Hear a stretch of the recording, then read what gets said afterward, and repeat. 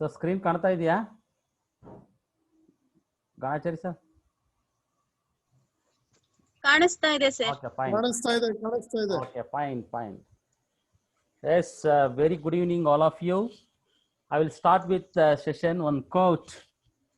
Yada yada hi dharmasya glanirбhavati bharata abhyuttanam adharmasya tadatmanam srujamaham paritranaya sadunam vinashaya cha dushkrutam dharma samsthapanarthaya sambhavami yuge yuge. ಅರ್ಥ, ಯಾವಾಗ ಧರ್ಮದ ಗ್ಲಾನಿ ಆಗ್ತದೆ, ಯಾವಾಗ ಧರ್ಮದ ಅಧರ್ಮ ತಾಂಡವವಾಡ್ತದೆ, ಆವಾಗ ಭಗವಂತ ಈ ಒಂದು ಜಗತ್ತಿಗೆ ಬರ್ತಾರೆ. ಅದು ಎಲ್ಲಿ ಬರ್ತಾರೆ ಅಂತಂದ್ರೆ ಅದು ಭಾರತ ದೇಶದಲ್ಲಿ ಬರ್ತಾರೆ.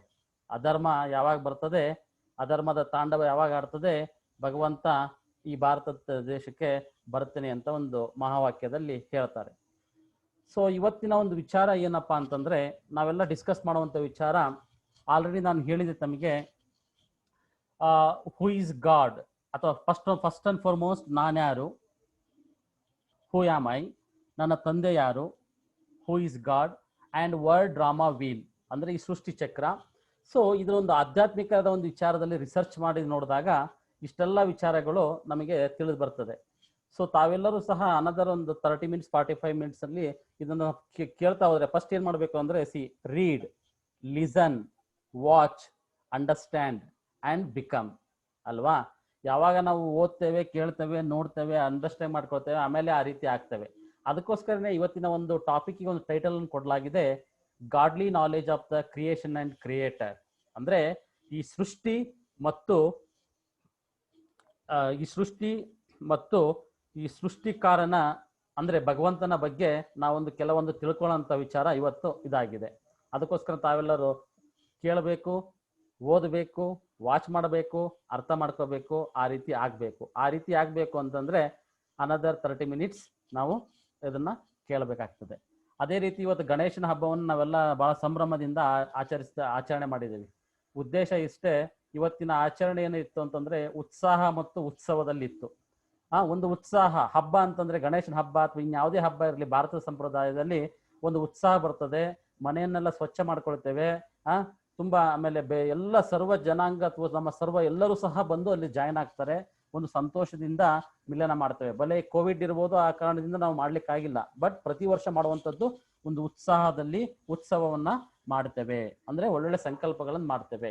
ಸೊ ಗಣೇಶನಿಗೆ ನೋಡಿ ಅನೇಕ ರೀತಿಯಲ್ಲಿ ಹೇಳ್ತಾರೆ. ಗಣೇಶನಿಗೆ ಕಿವಿ ದೊಡ್ಡದಿರ್ತದೆ. ಯಾಕೆ ಕಿವಿ ದೊಡ್ಡದಿರ್ತದೆ ಅಂತಂದ್ರೆ, ಜ್ಞಾನದ ಒಂದು ಹನಿಗಳನ್ನ ಕೇಳಲಿ ಅಂತ ಹೇಳ್ಬಿಟ್ಟು ಕಿವಿ ದೊಡ್ಡದಿರ್ತದೆ. ಅದೇ ರೀತಿ ಗಣೇಶನಿಗೆ ಇಲಿಯನ್ನ ತೋರಿಸ್ತಾರೆ. ಆ ಇಲಿ ಯಾಕೆ ತೋರಿಸ್ತಾರೆ ಅಂತಂದ್ರೆ, ಇಲಿ ನೋಡಿ ಚಂಚಲತೆ, ಅಂದ್ರೆ ಮನಸ್ಸು ತುಂಬಾ ಚಂಚಲತೆಯಲ್ಲಿ ಹೋದಾಗ ಏನೆಲ್ಲ ಆಗ್ತದೆ ಅಂತ ಹೇಳ್ಬಿಟ್ಟು. ಅದೇ ರೀತಿ ಗಣೇಶನಿಗೆ ದೊಡ್ಡ ಹೊಟ್ಟೆ ಅಂತ ತೋರಿಸ್ತಾರೆ. ಕಡುಬು ಉಂಡಿ ಎಲ್ಲ ತಿನ್ಬಿಟ್ಟು ಹೊಟ್ಟೆ ಒಡೆದೋಗ್ಬಿಡ್ತು ಅಂತ. ಅದಕ್ಕೆ ಅವನು ಸರ್ಪವನ್ನ ಹಾವನ್ನ ಸುತ್ಕೊಂಡ ಅಂತ. ಅಂದ್ರೆ ಅರ್ಥ ಏನು ಅಂತಂದ್ರೆ, ಸರ್ಪ ಅಥವಾ ಹಾವು ಅಂತಂದ್ರೆ ಅದು ಪಂಚವಿಕಾರಗಳಿಗೆ ಸಂಬಂಧಪಟ್ಟಿದ್ದು. ಅಂದ್ರೆ ನಮ್ಮಲ್ಲಿರುವ ವಿಕಾರಗಳು ಜಾಸ್ತಿ ಆದಾಗ ಹೇಗೆ ಅದು ಎಕ್ಸ್ಪ್ಲೋರ್ ಆಗುತ್ತೆ ಅನ್ನೋ ವಿಚಾರವನ್ನು ಹೇಳುವಂಥದ್ದು. ಅದೇ ರೀತಿ ಗಣೇಶನಿಗೆ ಕಣ್ಣು ಸಣ್ಣದಿರ್ತದೆ. ಅಂದ್ರೆ ಕಣ್ಣು ಯಾಕೆ ಸಣ್ಣದಿರುತ್ತೆ ಅಂತಂದ್ರೆ, ಸೂಕ್ಷ್ಮವಾಗಿ ಎಲ್ಲದನ್ನು ನೋಡ್ಲಿ, ಒಳ್ಳೆದನ್ನ ನೋಡ್ಲಿ ಅನ್ನೋಂಥ ವಿಚಾರವನ್ನು ಅನೇಕ ರೀತಿಯಲ್ಲಿ ನಾವು ಗಣೇಶನ ಬಗ್ಗೆ ಡಿಸ್ಕ್ರೈಬ್ ಮಾಡ್ತಾ ಹೋಗ್ತೇವೆ. ಹಾಗಾಗಿ ಇವತ್ತಿನ ವಿಚಾರ ಜಸ್ಟ್ ಗಣೇಶ ಚತುರ್ಥಿಯ ದಿನವಾಗಿ ನಾನು ಹೇಳಿದ್ದು ಅಷ್ಟೇ. ಆದ್ರೆ ಇವತ್ತಿನ ವಿಚಾರ ನಾವು ಮಾತಾಡುವಂಥದ್ದು godly knowledge of the creation and the creator. ಅಂದ್ರೆ ಈ ಭಗವಂತನ ಸೃಷ್ಟಿ ಮತ್ತು ರಚನೆಕಾರನ ಬಗ್ಗೆ ತಿಳ್ಕೊಳ್ಳುವಂಥದ್ದು. ಫಸ್ಟ್ ಅಂಡ್ ಫಾರ್ಮೋಸ್ಟ್ ನಾನು ಇವಾಗ ಒಂದು ಕ್ವಶನ್ಸ್ ಅನ್ನ ಕೇಳ್ತಾ ಹೋಗ್ತೇನೆ ತಮಗೆ. ಇವತ್ತಿನ ವಿಚಾರ ಏನಂದ್ರೆ, ಹೂ ಆಮ್ ಐ. ಮೊದಲನೇ ವಿಚಾರ ಆಗಿದೆ, ನಾನು ಯಾರಾಗಿದ್ದೇನೆ ಅಂತ ಹೇಳ್ಬಿಟ್ಟು. ಸೊ ನಾನು ಕೇಳ್ತೇನೆ ಯಾರಿಗೊಬ್ಬರಿಗೆ, ಹೂ ಆರ್ ಯು ಅಂತ ಹೇಳ್ಬಿಟ್ಟು. ಯಾರೋ ಈಗ ಗಣಾಚಾರಿ ಸರ್ಗೆ ಕೇಳ್ತೇನೆ, ಹೂ ಆರ್ ಯು ಅಂತೇಳಿ. ಗಣಾಚಾರಿ ಸರ್ ಏನ್ ಹೇಳ್ಬೋದು ಅಂತಂದ್ರೆ, ಮ್ಯಾಕ್ಸಿಮಮ್ ಆಗಿ ಐ ಆಮ್ ಶಿವಕುಮಾರ್ ಗಣಾಚಾರಿ ಅಂತ ಹೇಳ್ಬೋದು, ಅಥವಾ I am a professor of Soundarya institute of management studies ಅಂತ ಹೇಳ್ಬೋದು, ಅಥವಾ ನಾನು I am a son of Ganachari ಅಂತೇಳಿ ಅವ್ರ ತಂದೆ ಹೆಸರು ಹೇಳ್ಬೋದು, ಅಥವಾ I belongs to the so place ಅಂತ ಹೇಳ್ಬೋದು. Really who am I? ನಾನು ನಿಜವಾಗ್ಲೂ ಯಾರು ಅಲ್ವಾ? Main and me. ಓಕೆ, ಅದನ್ನ ತಿಳ್ಕೊಳ್ಳೋಣ ಇವಾಗ. So the only thing you really need is to know yourself. ಅಂದ್ರೆ ಮೊದಲು ನಾನು ನನ್ನನ್ನ ತಿಳ್ಕೊಬೇಕಾಗಿದೆ. ಸೊ ಅದಕ್ಕೆ ನಾನು ಈ ದೇಹನ ಅಥವಾ ನಾನು ಈ ಮೈಂಡ, ನನ್ನ ಮನಸ್ಸ ಅಥವಾ ನಿಜವಾಗ್ಲೂ ನಾವ್ ಯಾರು ಅಂತ ಕ್ವಶನ್ಸ್ ನಮಗೆ ನಾವು ಮಾಡ್ಕೊಂಡಾಗ ಹೂ ಆರ್ ಯು ಅನ್ನೋದನ್ನ ನಾವು ಕ್ವಶನ್ ಮಾಡ್ಕೋಬೇಕು. ಸೊ ಅದಕ್ಕೆ ಹೂ ಆಮ್ ಐ, ಈಗ ನನ್ನ ಬಗ್ಗೆ ನಾನೇ ಯೋಚನೆ ಮಾಡ್ತೀನಿ, ನಾನು ಯಾರು?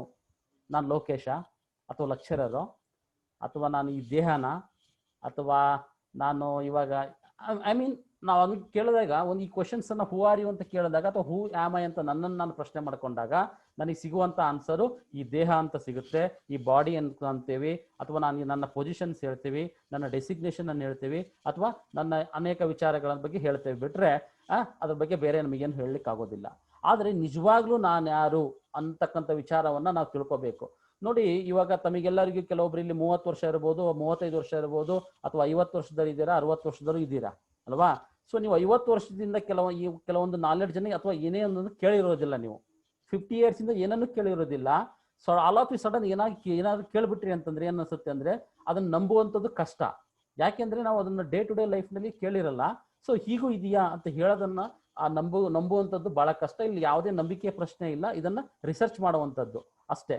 ಸೊ ಹಾಗಾಗಿ ಇಲ್ಲಿ ಯಾವುದ್ರ ಬಗ್ಗೆನೂ ನಾವು ಯಾರು ಸರಿ ಯಾರು ತಪ್ಪು ಅನ್ನೋದ್ರ ಬಗ್ಗೆ ಏನು ಮಾತಾಡ್ತಾ ಇಲ್ಲ. ಇದು ಪ್ಯೂರ್ ಆಗಿ ರಿಸರ್ಚ್ ಓರಿಯೆಂಟೆಡ್ ಅಂತದ್ದು ವಿಚಾರವನ್ನ ನಾನು ವ್ಯಕ್ತಪಡಿಸ್ತಾ ಇದ್ದೇನೆ.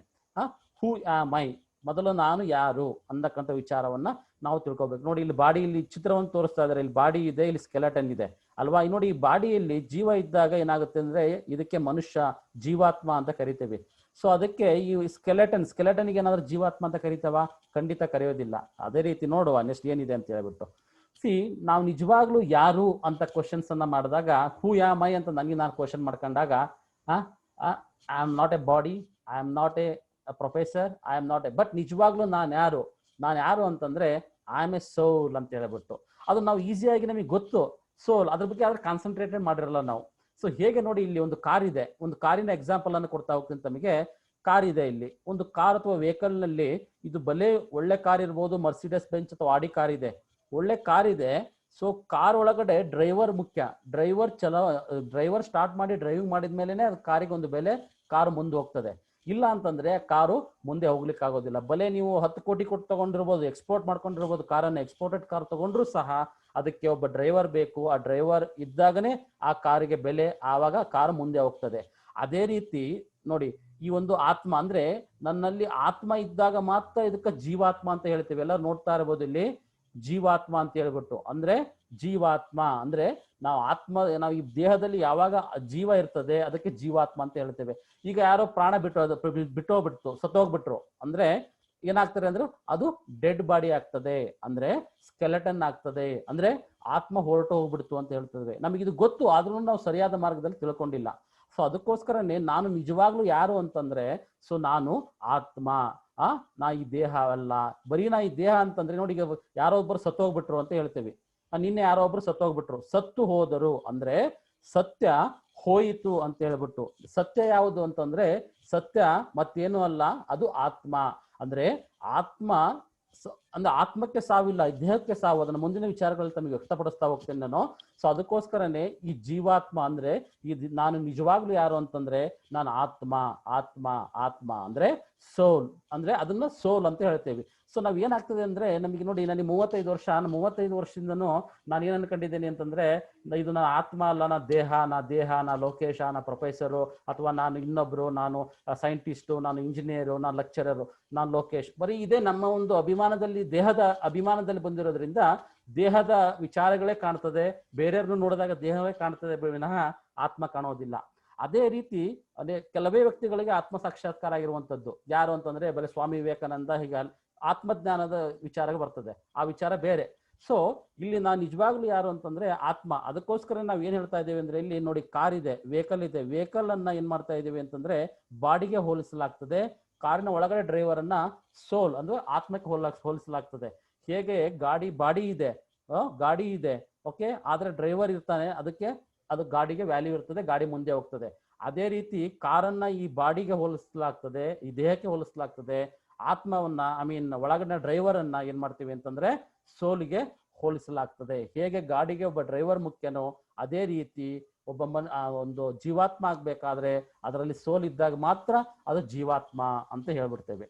ಸೊ ಅದಕ್ಕೋಸ್ಕರನೇ ಸತ್ ಹೋದ್ರು ಅಂತ ಹೇಳ್ಬಿಟ್ಟು ಸತ್ ಹೋದ ತಕ್ಷಣ ಅವ್ರು ಏನೇ ಪ್ರೈಮ್ ಮಿನಿಸ್ಟರ್ ಆಗಿರ್ಬೋದು, ಚೀಫ್ ಮಿನಿಸ್ಟರ್ ಆಗಿರ್ಬೋದು, ಅಥವಾ ಇನ್ನೊಬ್ಬ ಧರ್ಮಗುರು ಆಗಿರ್ಬೋದು, ಸಾಮಾನ್ಯ ಮನುಷ್ಯ ಯಾರೇ ಇರಲಿ, ಸತ್ತು ಹೋದ್ಮೇಲೆ ಭಾಳ ಅಂದ್ರೆ ಒಂದು 5 ದಿನ 6 ದಿನ ಇಡ್ತಾರೆ.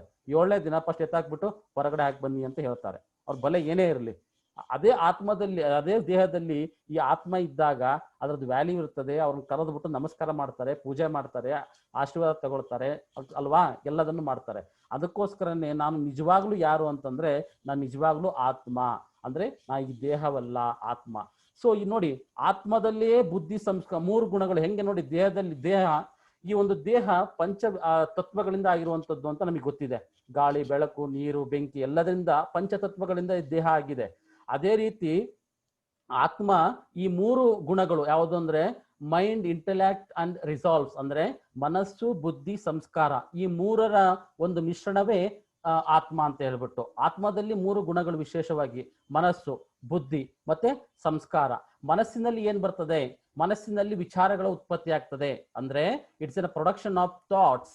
ನಮ್ಮ ಪ್ರೊಡಕ್ಷನ್ ಆಫ್ ಥಾಟ್ಸ್ ಅಂದ್ರೆ ಸಂಕಲ್ಪಗಳ ಒಂದು ಉತ್ಪಾದನೆ ಆಗುವಂಥದ್ದು ಮನಸ್ಸಿನಲ್ಲಿ. ನೋಡಿ, ಯಾವುದೇ ವಿಚಾರ ಬರ್ಬೇಕು, ಈಗ ನಾವು ಕ್ಲಾಸ್ ಮಾಡ್ಬೇಕು ಅಂತ ಅನ್ಕೊಂಡಿದ್ದೀನಿ. ಸೊ ಈ ಕ್ಲಾಸ್ ಮಾಡ್ಬೇಕು ಅನ್ನೋ ವಿಚಾರ ಮನಸ್ಸಿನಲ್ಲಿ ಬಂತು, ಅದನ್ನ ಬುದ್ಧಿಗೆ ಹಾಕ್ತೇನೆ, ಬುದ್ಧಿ ಡಿಸಿಷನ್ ತಗೊಳ್ತದೆ. ಸೊ ಬುದ್ಧಿ ಡಿಸಿಷನ್ ತಗೊಳ್ತದೆ. ಬುದ್ಧಿ ಡಿಸಿಷನ್ ತಗೊಂಡಾಗ ಇಂಟೆಲೆಕ್ಟ್ ಅಂದ್ರೆ ಬುದ್ಧಿ ಅದನ್ನ ಏನ್ ಮಾಡ್ತದೆ ಅಂತಂದ್ರೆ ನಿರ್ಣಯ ಮಾಡ್ತದೆ, ಮಾಡ್ಬೇಕೋ ಬೇಡವೋ, ಸರಿನೋ ತಪ್ಪೋ, ಬಲೆ ಮಾಡಿದ್ರು ಒಳ್ಳೇದೆ, ಮಾಡದೇ ಇದ್ರು ಒಳ್ಳೇದೆ ಅಂತಕ್ಕಂಥ ವಿಚಾರ, ಅದು ಬುದ್ಧಿ. ಇದು ನಂತರ ಏನಾಗುತ್ತೆ ಅಂದ್ರೆ ರಿಸಾಲ್ವ್, ಸಂಸ್ಕಾರ ಅಂದ್ರೆ ನಾವು ಮಾಡಿದಂತಹ ಸಂಸ್ಕಾರಗಳು ನಮ್ಮಲ್ಲಿ ರೆಕಾರ್ಡ್ ಆಗ್ತದೆ. ಆ ರೆಕಾರ್ಡ್ ಆಗಿರುವಂತದ್ದು ನಮ್ಮ ಕರ್ಮದ ರೂಪದಲ್ಲಿ ಬರ್ತದೆ. ಇವಾಗ ನಾನು ಕ್ಲಾಸ್ ಮಾಡಬೇಕು ಅಂತ ಅನ್ಕೊಂಡಿದ್ದೇನೆ, ಸಂಕಲ್ಪ ಮಾಡಿದ್ದೆ ನಿನ್ನೆ ಸಾಯಂಕಾಲ, ಇವತ್ತನ್ನು ಕ್ಲಾಸ್ ಮಾಡ್ತಾ ಇದ್ದೇನೆ. ಸೊ ಆ ಒಂದು ರೆಕಾರ್ಡ್ ಆಗ್ತಾ ಇದೆ. ಆ ಸಂಕಲ್ಪದ ಮೂಲಕ, ಬುದ್ಧಿಯ ಮೂಲಕ ಸ್ಟಾರ್ಟ್ ಮಾಡಿದೆ, ಈಗ ಅದು ರೆಕಾರ್ಡ್ ಆಗ್ತಾ ಇದೆ. ಅದು ಏನಾಗ್ತಿದೆ ಅಂದ್ರೆ ಕರ್ಮದ ರೂಪದಲ್ಲಿ ಹೊರಗಡೆ ಬರ್ತಾ ಇದೆ.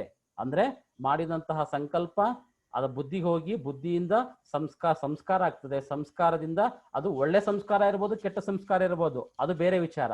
ಆದ್ರೆ ಸಂಸ್ಕಾರದ ರೂಪದಲ್ಲಿ ಇರುವಂತದ್ದು. ಕೆಲವೊಮ್ಮೆ ಸಂಸ್ಕಾರಗಳು ಹುಟ್ಟುತ್ತಾನೆ ಬಂದಿರ್ತದೆ, ಕೆಲವೊಮ್ಮೆ ಅನೇಕ ಜನ್ಮಾಂತರಗಳ ಸಂಸ್ಕಾರ ಬಂದಿರ್ತದೆ.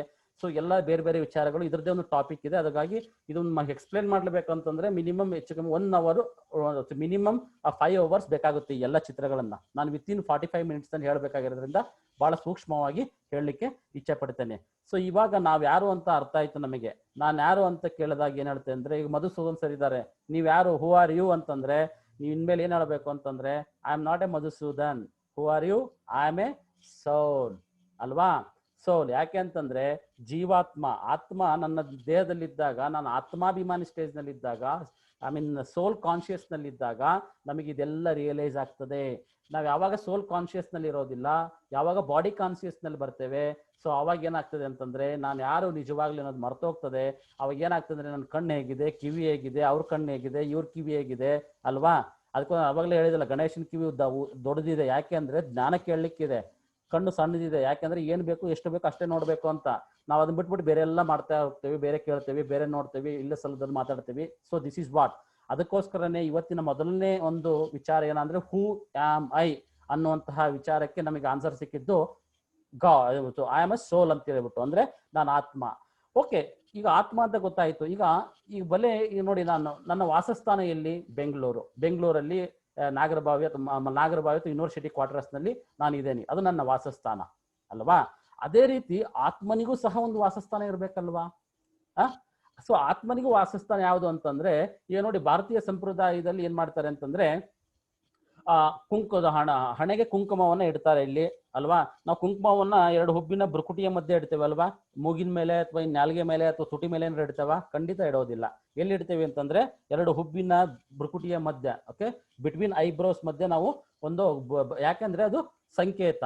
ಸೊ ಅದಕ್ಕೋಸ್ಕರ ನೋಡಿ, ಕಾರಿನ ಡ್ರೈವರ್ ಕಾರ್ನಲ್ಲಿ ಕುತ್ಕೊಂಡಾಗ ಎಲ್ಲಿ ಕುತ್ಕೊಳ್ತಾನೆ ಅಂದ್ರೆ ರೈಟ್ ಸೈಡ್ ನಲ್ಲಿ ಕುತ್ಕೊಂಡು ಡ್ರೈವಿಂಗ್ ಮಾಡ್ತಾನೆ. ಏನೋ ಡಿಕ್ಕಿಯಲ್ಲಿ ಕುತ್ಕೊಂಡು ಡ್ರೈವಿಂಗ್ ಮಾಡಕ್ಕಾಗುತ್ತಾ?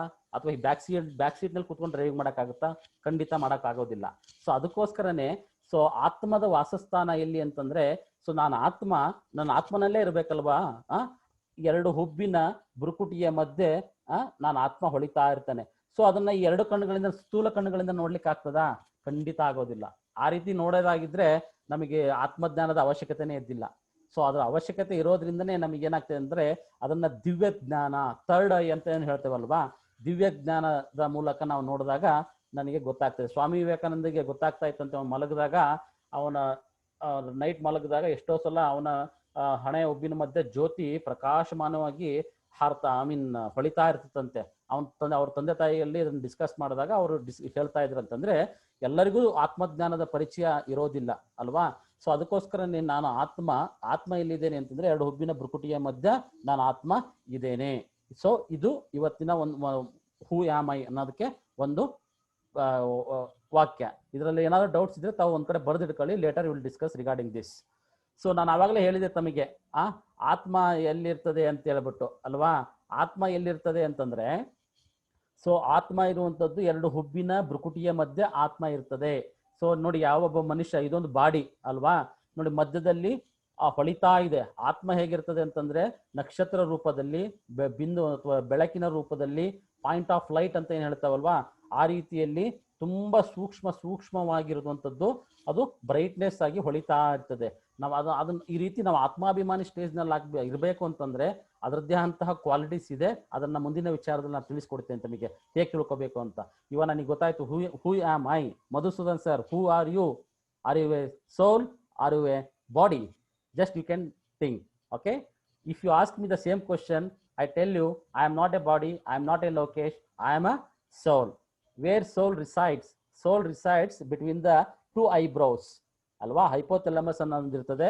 ಸೊ ಇದರಲ್ಲಿ ಮಧ್ಯ ಬರ್ತದೆ, 2 ಹುಬ್ಬಿನ ಭ್ರುಕುಟಿಯ ಮಧ್ಯದಲ್ಲಿ ಆತ್ಮ ಇರ್ತದೆ, ಅದು ನಕ್ಷತ್ರ ರೂಪದಲ್ಲಿ ಹೊಳಿತಾ ಇರ್ತದೆ ಅಂತಕ್ಕಂಥ ವಿಚಾರವನ್ನ ತಿಳ್ಕೋಬೇಕು. ನಂತರದಲ್ಲಿ ನಾವು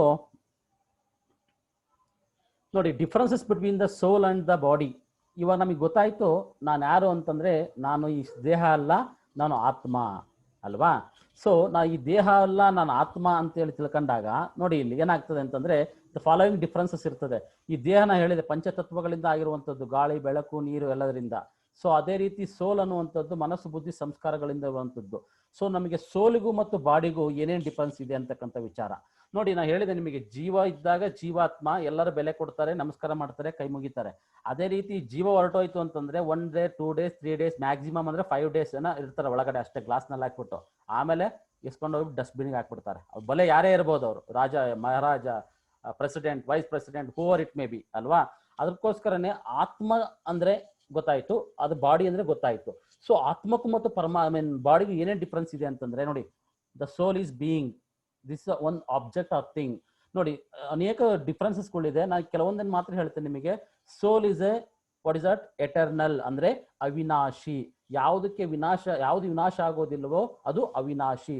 ಸೋಲ್ ಇಸ್ ಎ ಎಟರ್ನಲ್. ಅದೇ ನೀವು body is a temporary. Body temporary ಹೇಗೆ ಅಂತಂದ್ರೆ, ಸತ್ತೋಯ್ತು ಅಂತಂದ್ರೆ ಬಾಡಿನ ಹೋಗ್ಬಿಟ್ಟು ಇವಾಗ ಹರಿಶ್ಚಂದ್ರ ಘಾಟ ಇನ್ಯಾವ್ದ್ರಲ್ಲೋ ಸುಡ್ತಾರೆ. ಈ ಕೊರೋನಾ ಬಂದ ಟೈಮ್ನಲ್ಲಿ ಸುಡ್ಲಿಕ್ಕೂ ಸಹ ಕ್ಯೂ ನಿಂತ್ಕೊಂಡಿದ್ರು, ಅದಕ್ಕೂ ಸಹ ಟೈಮ್ ಇಲ್ಲ, ಹಂಗಾಗ್ಬಿಟ್ಟಿದೆ ಈ ಒಂದು ಕಲಿಯುಗದ ಇದು ವಿಚಾರ. ಅದಿರ್ಲಿ, ನೆಕ್ಸ್ಟ್ ವಿಚಾರ ಮಾಡೋಣ ಅಂತದ್ನ.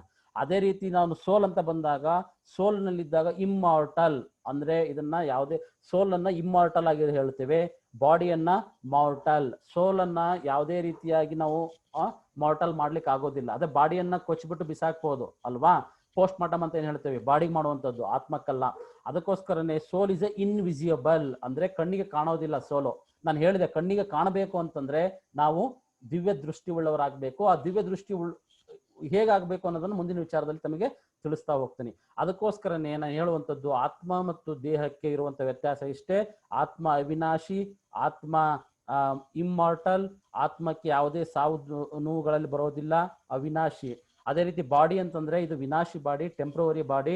ಓಕೆ, ಯಾವಾಗ ಬೇಕಾದ್ರೂ ತಗೋಬಹುದು, ಯಾವಾಗ ಬೇಕಾದ್ರೂ ಬಿಸಾಕ್ ಬಿಡಬಹುದು. ಸೊ ಇದು ಅಂದ್ರೆ ಇದ್ರದ್ದು ಡಿಫ್ರೆನ್ಸ್ ಅಂತ ಹೇಳಲಿಕ್ಕೆ ಇಷ್ಟಪಡ್ತೀನಿ. ಸೊ ಇಷ್ಟೊತ್ತು ನಮಗೆ ಗೊತ್ತಾಯ್ತು who am I. I tell you very clearly, am I a who am I am a soul. Where I reside? The soul is reside between the eyebrow, right? Then the differences between soul and body ಅಂತ ಗೊತ್ತಾಗ್ಬಿಡುತ್ತೆ ನಿಮಗೆ. ಇವಾಗ ನಮಗೆ ಗೊತ್ತಾಯ್ತು, ನಾನು ಸೋಲ್, ನಾನು ಆತ್ಮ, ನಾನೇ ಅವಿನಾಶಿ ಅಲ್ವಾ. ಸೊ ಅನ್ನೋದು ಈ ದೇಹ ನಾನಲ್ಲ ಅಂತಕ್ಕಂಥ ವಿಚಾರ. ಇದನ್ನ ನಾವು ಯೋಚನೆ ಮಾಡೋಂಥದ್ದು ಬಹಳ ಕಷ್ಟ. ಅಫ್ಕೋರ್ಸ್ ನನಗೆ ಗೊತ್ತಾಗುತ್ತೆ ಇದ್ರ ಬಗ್ಗೆ, ಆದ್ರೆ ತಾವೆಲ್ಲರೂ ಸ್ವಲ್ಪ ತಮ್ಮಲ್ಲಿರುವಂತಹ ಎಲ್ಲ ಬುದ್ಧಿ ಜ್ಞಾನಗಳನ್ನ ಒಂದು ಹೊರಗಡೆ ತೆಗೆದಾಕ್ಬಿಟ್ಟು just you can concentrate another 30 minutes. ಅವಾಗ ಕಾನ್ಸಂಟ್ರೇಟ್ ಮಾಡಿದಾಗ ನಿಮಗೆ ಕ್ಲಾರಿಟಿ ಸಿಗುತ್ತೆ. ಈಗೂ ಉಂಟಾ ಅಂತ ಹೇಳ್ಬಿಟ್ಟು ನಿಮ್ಗೆ ಹೊಸ ಒಂದು ಪರಿವರ್ತನೆ ಆಗುವಂತಹ ಇದು ಬರ್ತದೆ. ಬುದ್ಧನಿಗೆ ಎಲ್ಲೋ 1 second ಜ್ಞಾನೋದಯ ಆಯ್ತಂತೆ, ಆ ರೀತಿ ನಾನು ನಿಮ್ಗೆ ಹೇಳೋದಿಲ್ಲ, ಬಟ್ ಕೆಲವೊಂದು ಟೈಮು ಆಗುವಂಥದ್ದು ಇರ್ತದೆ. ಅದಕ್ಕೋಸ್ಕರನೇ ದಯಮಾಡಿ ತಾವೆಲ್ಲರೂ ಇದನ್ನು ಕೇಳಬೇಕು ಅಂತ ವಿನಂತಿ. ಸೊ ಹೂ ಈಸ್ ಗಾಡ್ ಅಂತ ಹೇಳ್ಬಿಟ್ಟು ನೆಕ್ಸ್ಟ್ ಹೋಗ್ತೀವಿ. ಇವಾಗ ಹೂ ಈಸ್ ಗಾಡ್, ಈ ಇಷ್ಟೊತ್ತು ನಮಗೆ ಗೊತ್ತಾಯಿತು who am I am a soul. Very nice. ನಾವು ಈಗ ನೋಡಿ, ಈಗ ನಾನು ಯಾರು, ನಾನು ಲೋಕೇಶ್ ಅಂತ ಫಸ್ಟ್ ನನಗೆ ಗೊತ್ತಿದ್ದು. ನನ್ನ ತಂದೆ ಯಾರು, ಗದಿಗೆಪ್ಪ ಅಂಗಡಿ ಅಂತ ಹೇಳ್ತಾ ಇದ್ದೆ. ಯಾಕೆ, ಹುಟ್ಟಿಸಿದ ತಂದೆ ಇದ್ದೇ ಇರ್ತಾರೆ, ನಾವು ಹೇಳ್ತೇವೆ, ಕರೆಕ್ಟ್ ಅಲ್ವಾ? ಅದಕ್ಕೋಸ್ಕರನೇ ನಾನು ನಿಜವಾಗ್ಲೂ ಯಾರು ಅಂತ ವಿಚಾರಕ್ಕೆ ಬಂದಾಗ am I a body, am I a soul, I am a soul ಅಂತ ಗೊತ್ತಾಯ್ತು. ಹೂ ಈಸ್ ಗಾಡ್, ಈ ದೇಹಕ್ಕೆ ಹಲೋ ಹಲೋ ಶ್ರೀಗಳಿ ಸರ್ ಸ್ವಲ್ಪ ಮ್ಯೂಟ್ ಮಾಡಿಬಿಡಿ. Hello, okay sir, thank you.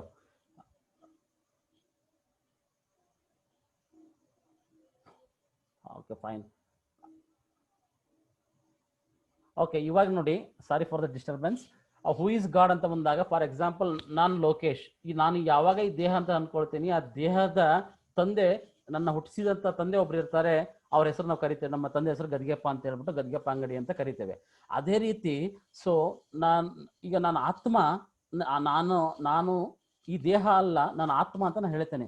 ನಾನು ಆತ್ಮ ಅಂತ ನಾನು ತಿಳ್ಕೊಂಡಾಗ ಆತ್ಮಕ್ಕೊಬ್ಬ ತಂದೆ ಇರ್ತಾನಲ್ವಾ? ಆತ್ಮ ಅವಿನಾಶಿ ಅಂತಂದಾಗ ಜೈಸಾ ಬಾಪ್, ಜೈಸಾ ಬಾಪ್ ವೈಸಾ ಬಚ್ಚ, ಅಂದ್ರೆ ಯಾವ ರೀತಿ ತಂದೆ ಇರ್ತಾನೆ ಆ ರೀತಿ ಮಕ್ಳು ಇರ್ತಾರೆ, ಅದು ಕಾಮನ್ನ ಕೇಳಿರುವಂಥದ್ದು. ಸೊ ಈಗ ಆತ್ಮ ಅವಿನಾಶಿ ಅಂತ ಗೊತ್ತಾದ್ಮೇಲೆ ತಂದೆನೂ ಸಹ ಅವಿನಾಶಿ ಆಗಿರ್ಬೇಕಲ್ವಾ? ಸೊ ಅದಕ್ಕೋಸ್ಕರ ನೋಡಿ, ಫಾರ್ ಎಕ್ಸಾಂಪಲ್ ನಾನು ನೋಡಿದ್ರೆ, ನಮ್ಮ ತಂದೆ ನೋಡಿದ್ರೆ ಆಲ್ಮೋಸ್ಟ್ ಸೇಮ್ ಇದ್ದೇವೆ. ಸೊ ತಂದೆ ಮಕ್ಕಳು ಒಂದೇ ತರ ಇದಿರಲ್ಲ ಅಂತ ಹೇಳ್ತಾರೆ. ಸೊ ಅದೇ ರೀತಿ ಆತ್ಮ ಹೇಗಿದ್ದೇನೆ ಅಂತಂದ್ರೆ, ನಕ್ಷತ್ರ ರೂಪದಲ್ಲಿ ಎರಡು ಹುಬ್ಬಿನ ಬೃಕುಟಿಯ ಮಧ್ಯದಲ್ಲಿ ಆತ್ಮ ಇದ್ದೇನೆ, ಆತ್ಮ ಅವಿನಾಶಿ, that is okay, I can understand. But ಅದೇ ರೀತಿ ನಾನು ಹೂ ಇಸ್ ಗಾಡ್ ಅಂತ ವಿಚಾರಕ್ಕೆ ಬಂದಾಗ, ಸೊ ಈ ದೇಹದ ಒಂದು ತಂದೆನೇ ಬೇರೆ, ಆದ್ರೆ ಈ ಆತ್ಮದ ತಂದೆ ಯಾರು? ಆತ್ಮದ ತಂದೆ ಮತ್ತಾರು ಅಲ್ಲ, ಅವರಿಗೆ ಪರಮಾತ್ಮ ಅಂತ ಹೇಳ್ತೇವೆ. ಸೊ ಸೋಲ್ ಅಂದ್ರೆ ಪರಮಾತ್ಮ, ಸೋಲ್ ಇಸ್ ಎ ಪರಮಾತ್ಮ, ಐ ಮೀನ್ ಸೋಲ್ ಅಂದ್ರೆ ಆತ್ಮ, ಸುಪ್ರೀಂ ಸೋಲ್ ಅಂದ್ರೆ ಸೊ ಪರಮಾತ್ಮ. ಅಂದ್ರೆ ಅರ್ಥ ಏನು ಅಂತಂದ್ರೆ, ಸೊ ನಾವೆಲ್ಲರೂ ಸಹ ಆತ್ಮಗಳು, ನಮ್ಮೆಲ್ಲರ ತಂದೆ ಒಬ್ಬರೇ, ಅವರು ಪರಮಪಿತ ಪರಮಾತ್ಮ ಅಂತ ಹೇಳ್ಬಿಟ್ಟು. ಸೊ ಹೇಗೆ ಹೇಳ್ತೀರಾ? ಈಗ ಆತ್ಮ ಬಿಂದು ರೂಪದಲ್ಲಿ, ನಕ್ಷತ್ರ ರೂಪದಲ್ಲಿ ಇದೆ, ತಂದೆನೂ ಸಹ ಅದೇ ರೀತಿನೇ ಇರಬೇಕು, ಅದೇ ರೀತಿನೇ ಇದ್ದಾರೆ, ಅಂದ್ರೆ ಅವರಿಗೆ ಪರಮಾತ್ಮ. ಪರಮ ಅಂದ್ರೆ ಶ್ರೇಷ್ಠ, ಶ್ರೇಷ್ಠ ಆತ್ಮ, ನಾವೆಲ್ಲರೂ ಆತ್ಮ, ಸೊ ಅವರು ಪರಮಾತ್ಮ. ಪರಮಾತ್ಮನೂ ಸಹ ಮಕ್ಕಳಂತೆ ಇರ್ತಾರೆ. ಈಗ ಜೈಸಾ ಬಾಬ್ ವೈಸಾ ಬಚ್ಚ ಅಂತ ಹೇಳಿದೆ, ಅಥವಾ ಜೈಸಾ ಬಚ್ಚೆ ವೈಸಾ ಬಾಪ್ ಅಂತ ಹೇಳ್ಬಿಟ್ಟು ಯಾವ ರೀತಿ ಮಕ್ಳು ಇರ್ತಾರೆ ಅದೇ ರೀತಿ ತಂದೆ ಇರ್ತಾರೆ, ತಂದೆ ಇದ್ದಂಗೆ ಮಕ್ಳು ಇರ್ತಾರೆ. ಅಂದ್ರೆ ರೂಪದಲ್ಲಿ, ಗುಣದಲ್ಲಿ ಎಲ್ಲವೂ ಅದೇ ರೀತಿ ಬಂದಿರ್ತದೆ ಕೆಲವೊಂದು. ಹಾಗಾಗಿ ಆತ್ಮನು ಬಿಂದು ರೂಪ, ಪರಮಾತ್ಮನು ಬಿಂದು ರೂಪ. ಆತ್ಮ ಇಲ್ಲಿರ್ತಾನೆ, ಎರಡು ಹುಬ್ಬಿನ ಬೃಕುಟಿಯ ಮಧ್ಯದಲ್ಲಿ ಆತ್ಮ ಇರ್ತಾನೆ. ಆತ್ಮ ಪಾತ್ರಗಳನ್ನು ಮಾಡ್ತಾ ಹೋಗ್ತೇವೆ. ಒಂದು ನಾಟಕದಲ್ಲಿ ಒಂದು ಪಾತ್ರಧಾರಿಯಾಗಿ ನಾವು ಪಾತ್ರವನ್ನು ಮಾಡ್ತೇವೆ, ಒಬ್ರು ವಿಲನ್ ಪಾತ್ರ ಮಾಡ್ತೇವೆ, ಒಬ್ರು ಹೀರೋ ಪಾತ್ರ ಮಾಡ್ತೇವೆ, ಇನ್ನೊಂದಿನ ಮಾಡ್ತಾ ಹೋಗ್ತೇವೆ. ಸೊ ಅದೇ ರೀತಿ ಪರಮಾತ್ಮ ಏನ್ ಮಾಡ್ತಾನೆ ಅಂತಂದ್ರೆ, ಪರಮಾತ್ಮ ಯಾವುದೇ ಪಾತ್ರ ಮಾಡೋದಿಲ್ಲ, ಅವ್ನು ಹೇಳ್ತೇನೆ ಅಂತೆ.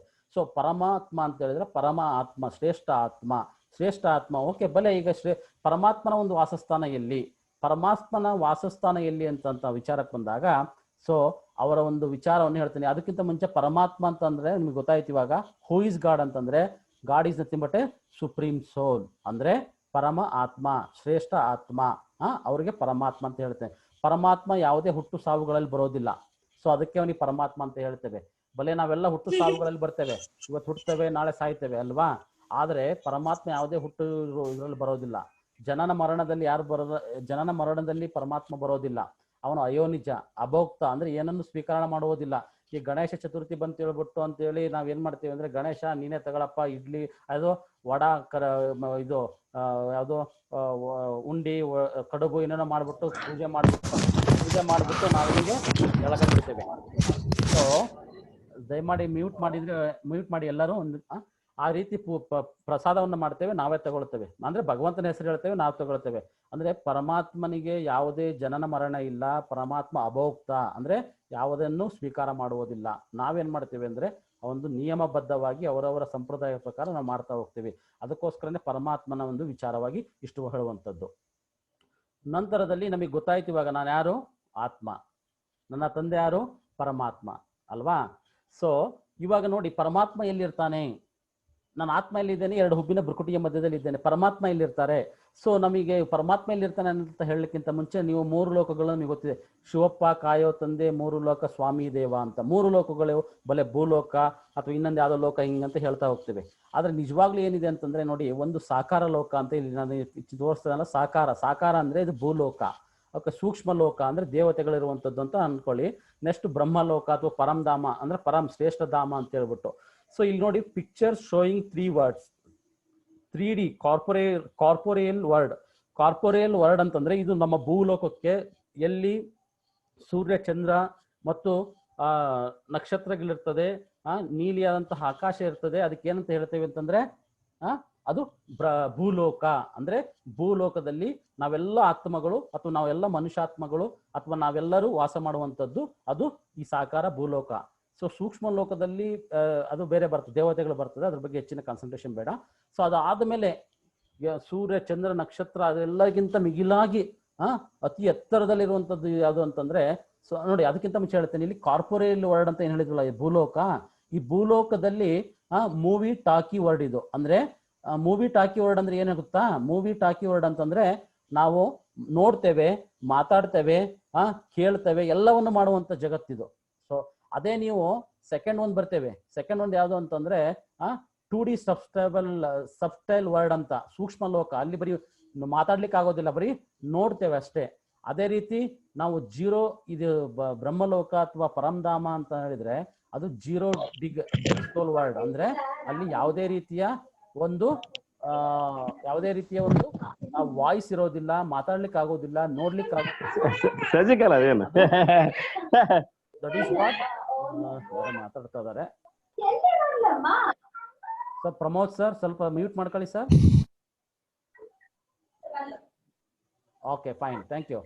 ಸೊ ಜೀರೋ ಡಿ ಸೋಲ್ ಅಂತಂದ್ರೆ ಇದು, ಇಲ್ಲಿ ಯಾವುದೇ ರೀತಿಯ ಮಾತುಗಳಿರೋದಿಲ್ಲ, ದೃಶ್ಯಗಳಿರೋದಿಲ್ಲ, ಯಾವುದಿರೋದಿಲ್ಲ. ಸೊ ಅದಕ್ಕೆ ಪರಂಧಾಮ ಅಂತ ಹೇಳ್ತೀವಿ. ಅಂದ್ರೆ ಪರಂಧಾಮ ಅಂತಂದ್ರೆ ಪರಮಾತ್ಮನ ವಾಸಸ್ಥಾನ ಮತ್ತು ನಾವೆಲ್ಲರ ಆತ್ಮಗಳ ವಾಸಸ್ಥಾನ ಅದು ಆಗಿದೆ ಅಂತಕ್ಕಂಥ ವಿಚಾರವನ್ನ ನಾವು ಹೇಳುವಂಥದ್ದು. ಅಂದ್ರೆ ಇಲ್ಲಿ ಪರಮಾತ್ಮ ಎಲ್ಲಿದ್ದಾನೆ ಅಂತಂದ್ರೆ, ಪರಮಾತ್ಮ ಪರಂಧಾಮದಲ್ಲಿ ಇದ್ದಾನೆ. ಪರಂಧಾಮ ಎಲ್ಲಿದೆ ಅಂತಂದ್ರೆ, ಸೊ ಅದು ನಮ್ಮ ಸೂರ್ಯ ಚಂದ್ರ ನಕ್ಷತ್ರಗಳಿಗಿಂತ ಮೇಲೆ ಇರುವಂತದ್ದು ಪರಮಾತ್ಮನ ಜಾಗ. ಓಕೆ, ನಾವೆಲ್ಲ ಆತ್ಮಗಳು ಅಲ್ಲೇ ಇದ್ವಿ. ಫಸ್ಟ್ ಪಾತ್ರ ಮಾಡ್ಬೇಕಾದ್ರೆ ಇದು ಕೇಳ್ಬೇಕಾದ್ರೆ ಏನಪ್ಪಾ ಇದು ಇವನೇನೋ ಸುಮ್ಮನೆ ಏನೋ ಇಲ್ಲದೆಲ್ಲ ರಿಸರ್ಚ್ ಮಾಡಿದಾನೆ, ಇಲ್ಲದೆಲ್ಲ ಏನು ಹೇಳ್ತದಾನೆ, ಯಾವ್ದೋ ಒಂದು ನಾಲೆಡ್ಜ್ ಹೇಳ್ತದಾನೆ ಯಾರ್ದೊಬ್ರದ್ದು ಅಂತ ತಿಳ್ಕೊಬೇಡಿ. ಅದನ್ನ ಸ್ವಲ್ಪ ಹೇಳಿದ್ದು. ಕೆಲವೊಮ್ಮೆ ನಾವು ಎಷ್ಟೋ ವರ್ಷಗಳ ನಂತರ ಇದನ್ನು ಕೇಳಿದಾಗ ಸ್ವಲ್ಪ ಡಿಫ್ರೆನ್ಸ್ ನಮಗೆ ಕನ್ಫ್ಯೂಷನ್ ಆದ್ರೂ ಸ್ವಲ್ಪ ಟಾಲರೇಟ್ ಮಾಡಿ ಕೇಳಿದಾಗ ಅದ್ರ ಬಗ್ಗೆ ನಾಲೆಡ್ಜ್ ಸಿಗ್ತದೆ.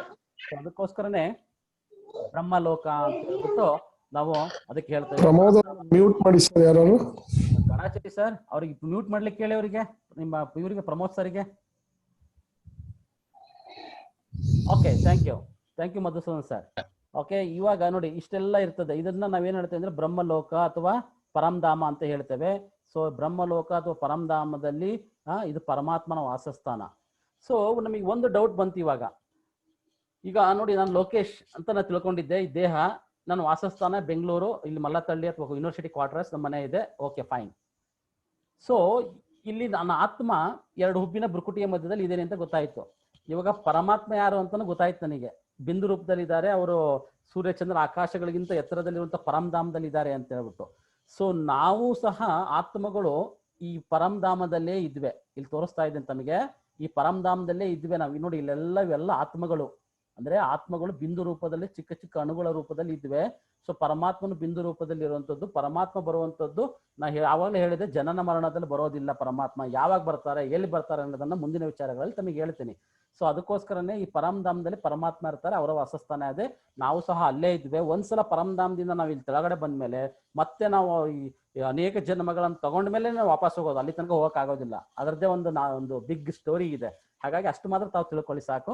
ಮುಂದಿನ ವಿಚಾರಗಳನ್ನು ತಿಳ್ಕೊಳ್ಳೋಣಂತೆ. ಓಕೆ, ಪರಂಧಾಮ ಇದು ಪರಮಾತ್ಮನ ವಾಸಸ್ಥಾನ ಅಥವಾ ಬ್ರಹ್ಮಲೋಕ ಅಂತ ಅದಕ್ಕೆ ಹೇಳ್ತೇವೆ. ಸೊ ಇದು ನಾನು ಭಗವಂತ ಯಾರು, ಭಗವಂತನ ವಾಸಸ್ಥಾನ ಎಲ್ಲಿ ಅಂತ ಹೇಳ್ಬಿಟ್ಟು ತಮಗೆಲ್ಲರಿಗೂ ಸಹ ಗೊತ್ತಾಯ್ತು. ಸೊ ಇವಾಗ ನಾನು ಇನ್ನೊಂದು ಡಿಫ್ರೆನ್ಸಸ್ ಹೇಳ್ತೇವೆ. ಇವಾಗ I coming to the one very important concept. ನಾವೇನ್ ಮಾಡ್ತೇವೆ ಅಂತಂದ್ರೆ, ಶಿವರಾತ್ರಿ ದಿನ ಪೂಜೆ ಮಾಡ್ತೇವೆ, ಶಿವ ಶಂಕರ ಅಂತ ಹೇಳ್ಬಿಟ್ಟು.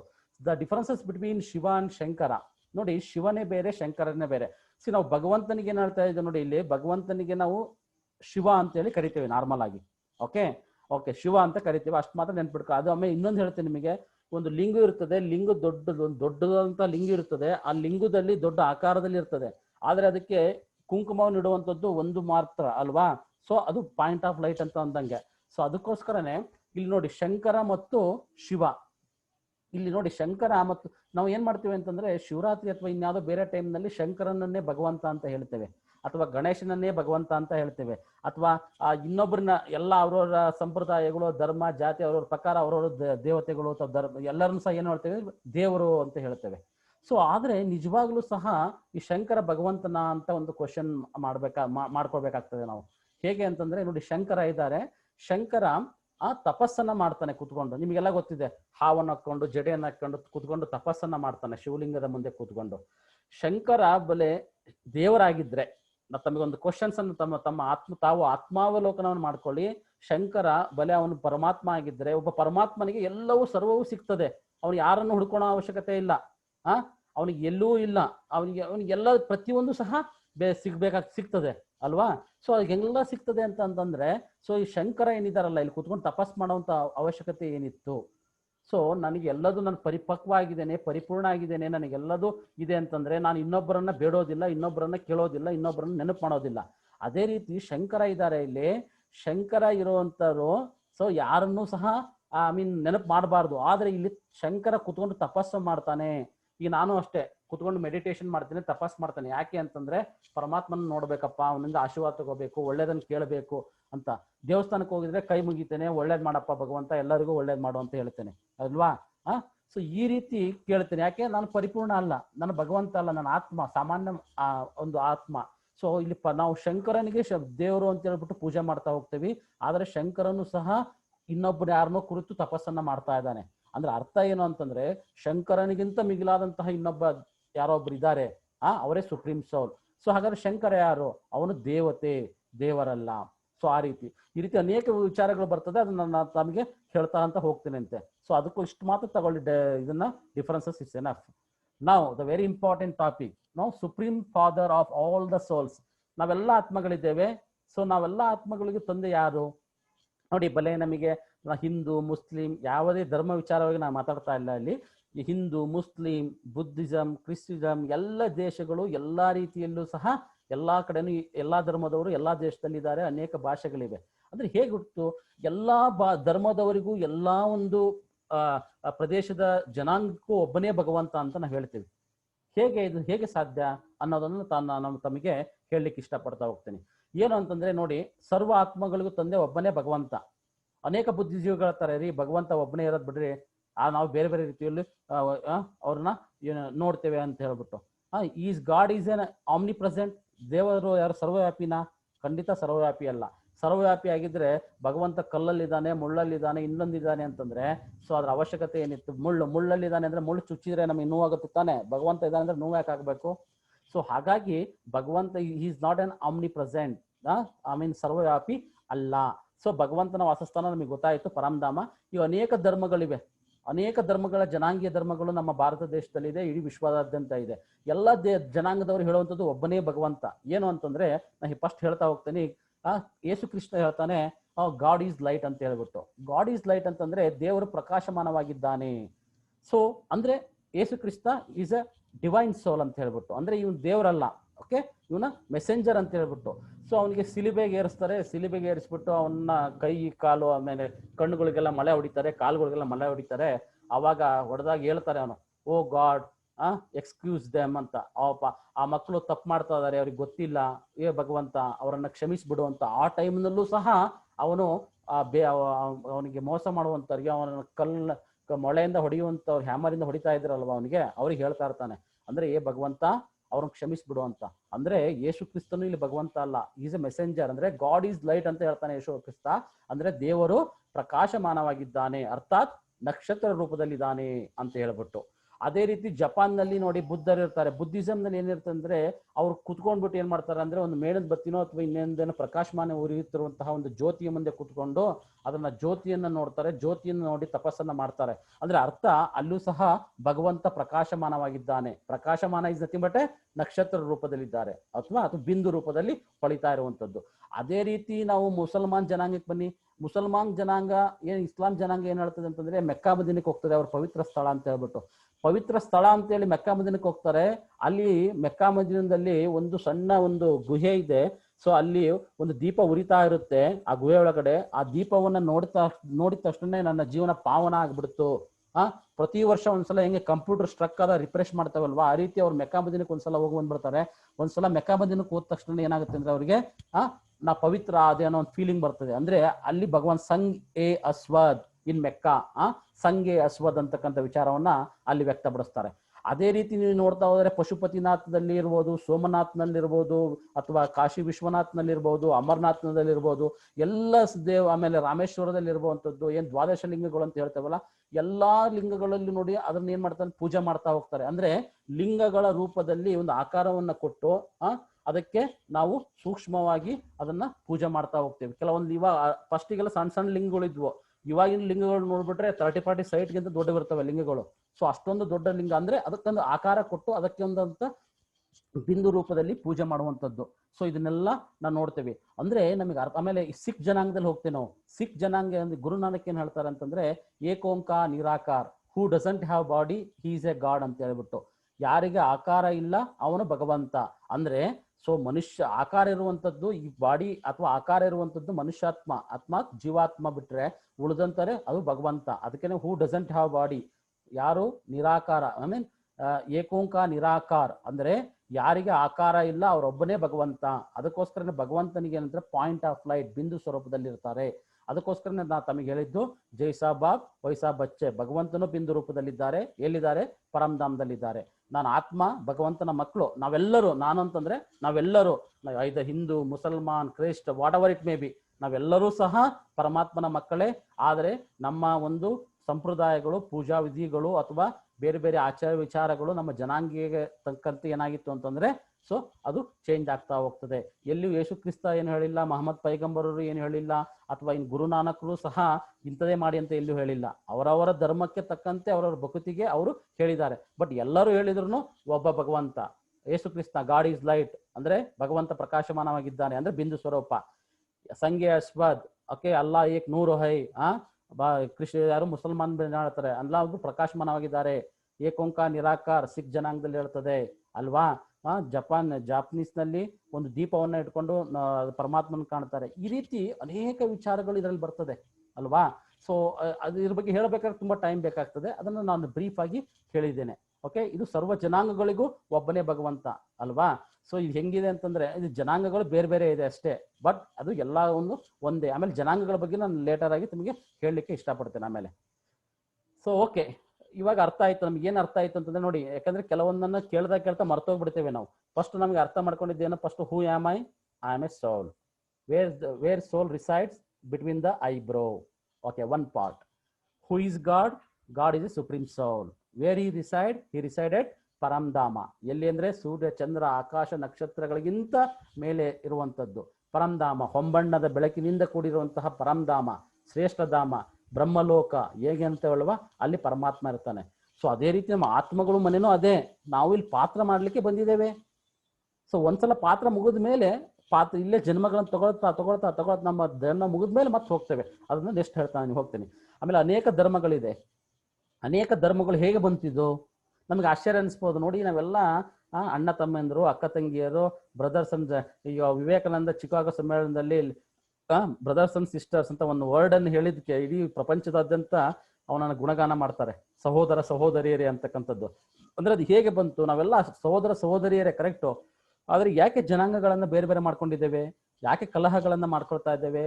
ನೀನು ಹಿಂದೂ, ನೀ ಮುಸ್ಲಿಂ, ನೀ ಕ್ರಿಶ್ಚಿಯನ್, ನಾನೇ ದೊಡ್ಡನು, ನಂದೇ ದೊಡ್ಡ ಧರ್ಮ. ಅನೇಕ ರಾಜಕೀಯದಲ್ಲಿ ಧರ್ಮ, ಸಾಮಾಜಿಕತೆಯಲ್ಲಿ ಧರ್ಮ, ಎಲ್ಲದರಲ್ಲೂ ಧರ್ಮ. ಯಾಕೆ? ತಮಗೆ ತಕ್ಕಂತೆ ತಮ್ಮ ಅಂಬೇಡ್ಕರ್ ಹೇಳ್ತಾರೆ, ಅವ್ರೇನು ಅಂಬೇಡ್ಕರ್ ಅದಕ್ಕೆ ರಿಸರ್ವೇಶನ್ ಕೊಡಬೇಕು ಅಂತ ಹೇಳ್ತಾರೆ? ಖಂಡಿತ ಹೇಳಿಲ್ಲ. ಸ್ವಲ್ಪ ದಿನಗಳ ತನಕ ಕೊಡಿ, ಆಮೇಲೆ ಆಟೋಮೆಟಿಕ್ ಚೇಂಜ್ ಆಗುತ್ತೆ ಅಂತ ಹೇಳ್ತಾ ಹೋಗ್ತಾರೆ. ಅಂದ್ರೆ ಯಾರೂ ಸಹ ತಪ್ಪಲ್ಲ ಇಲ್ಲಿ ಹೇಳುವಂಥದ್ದು.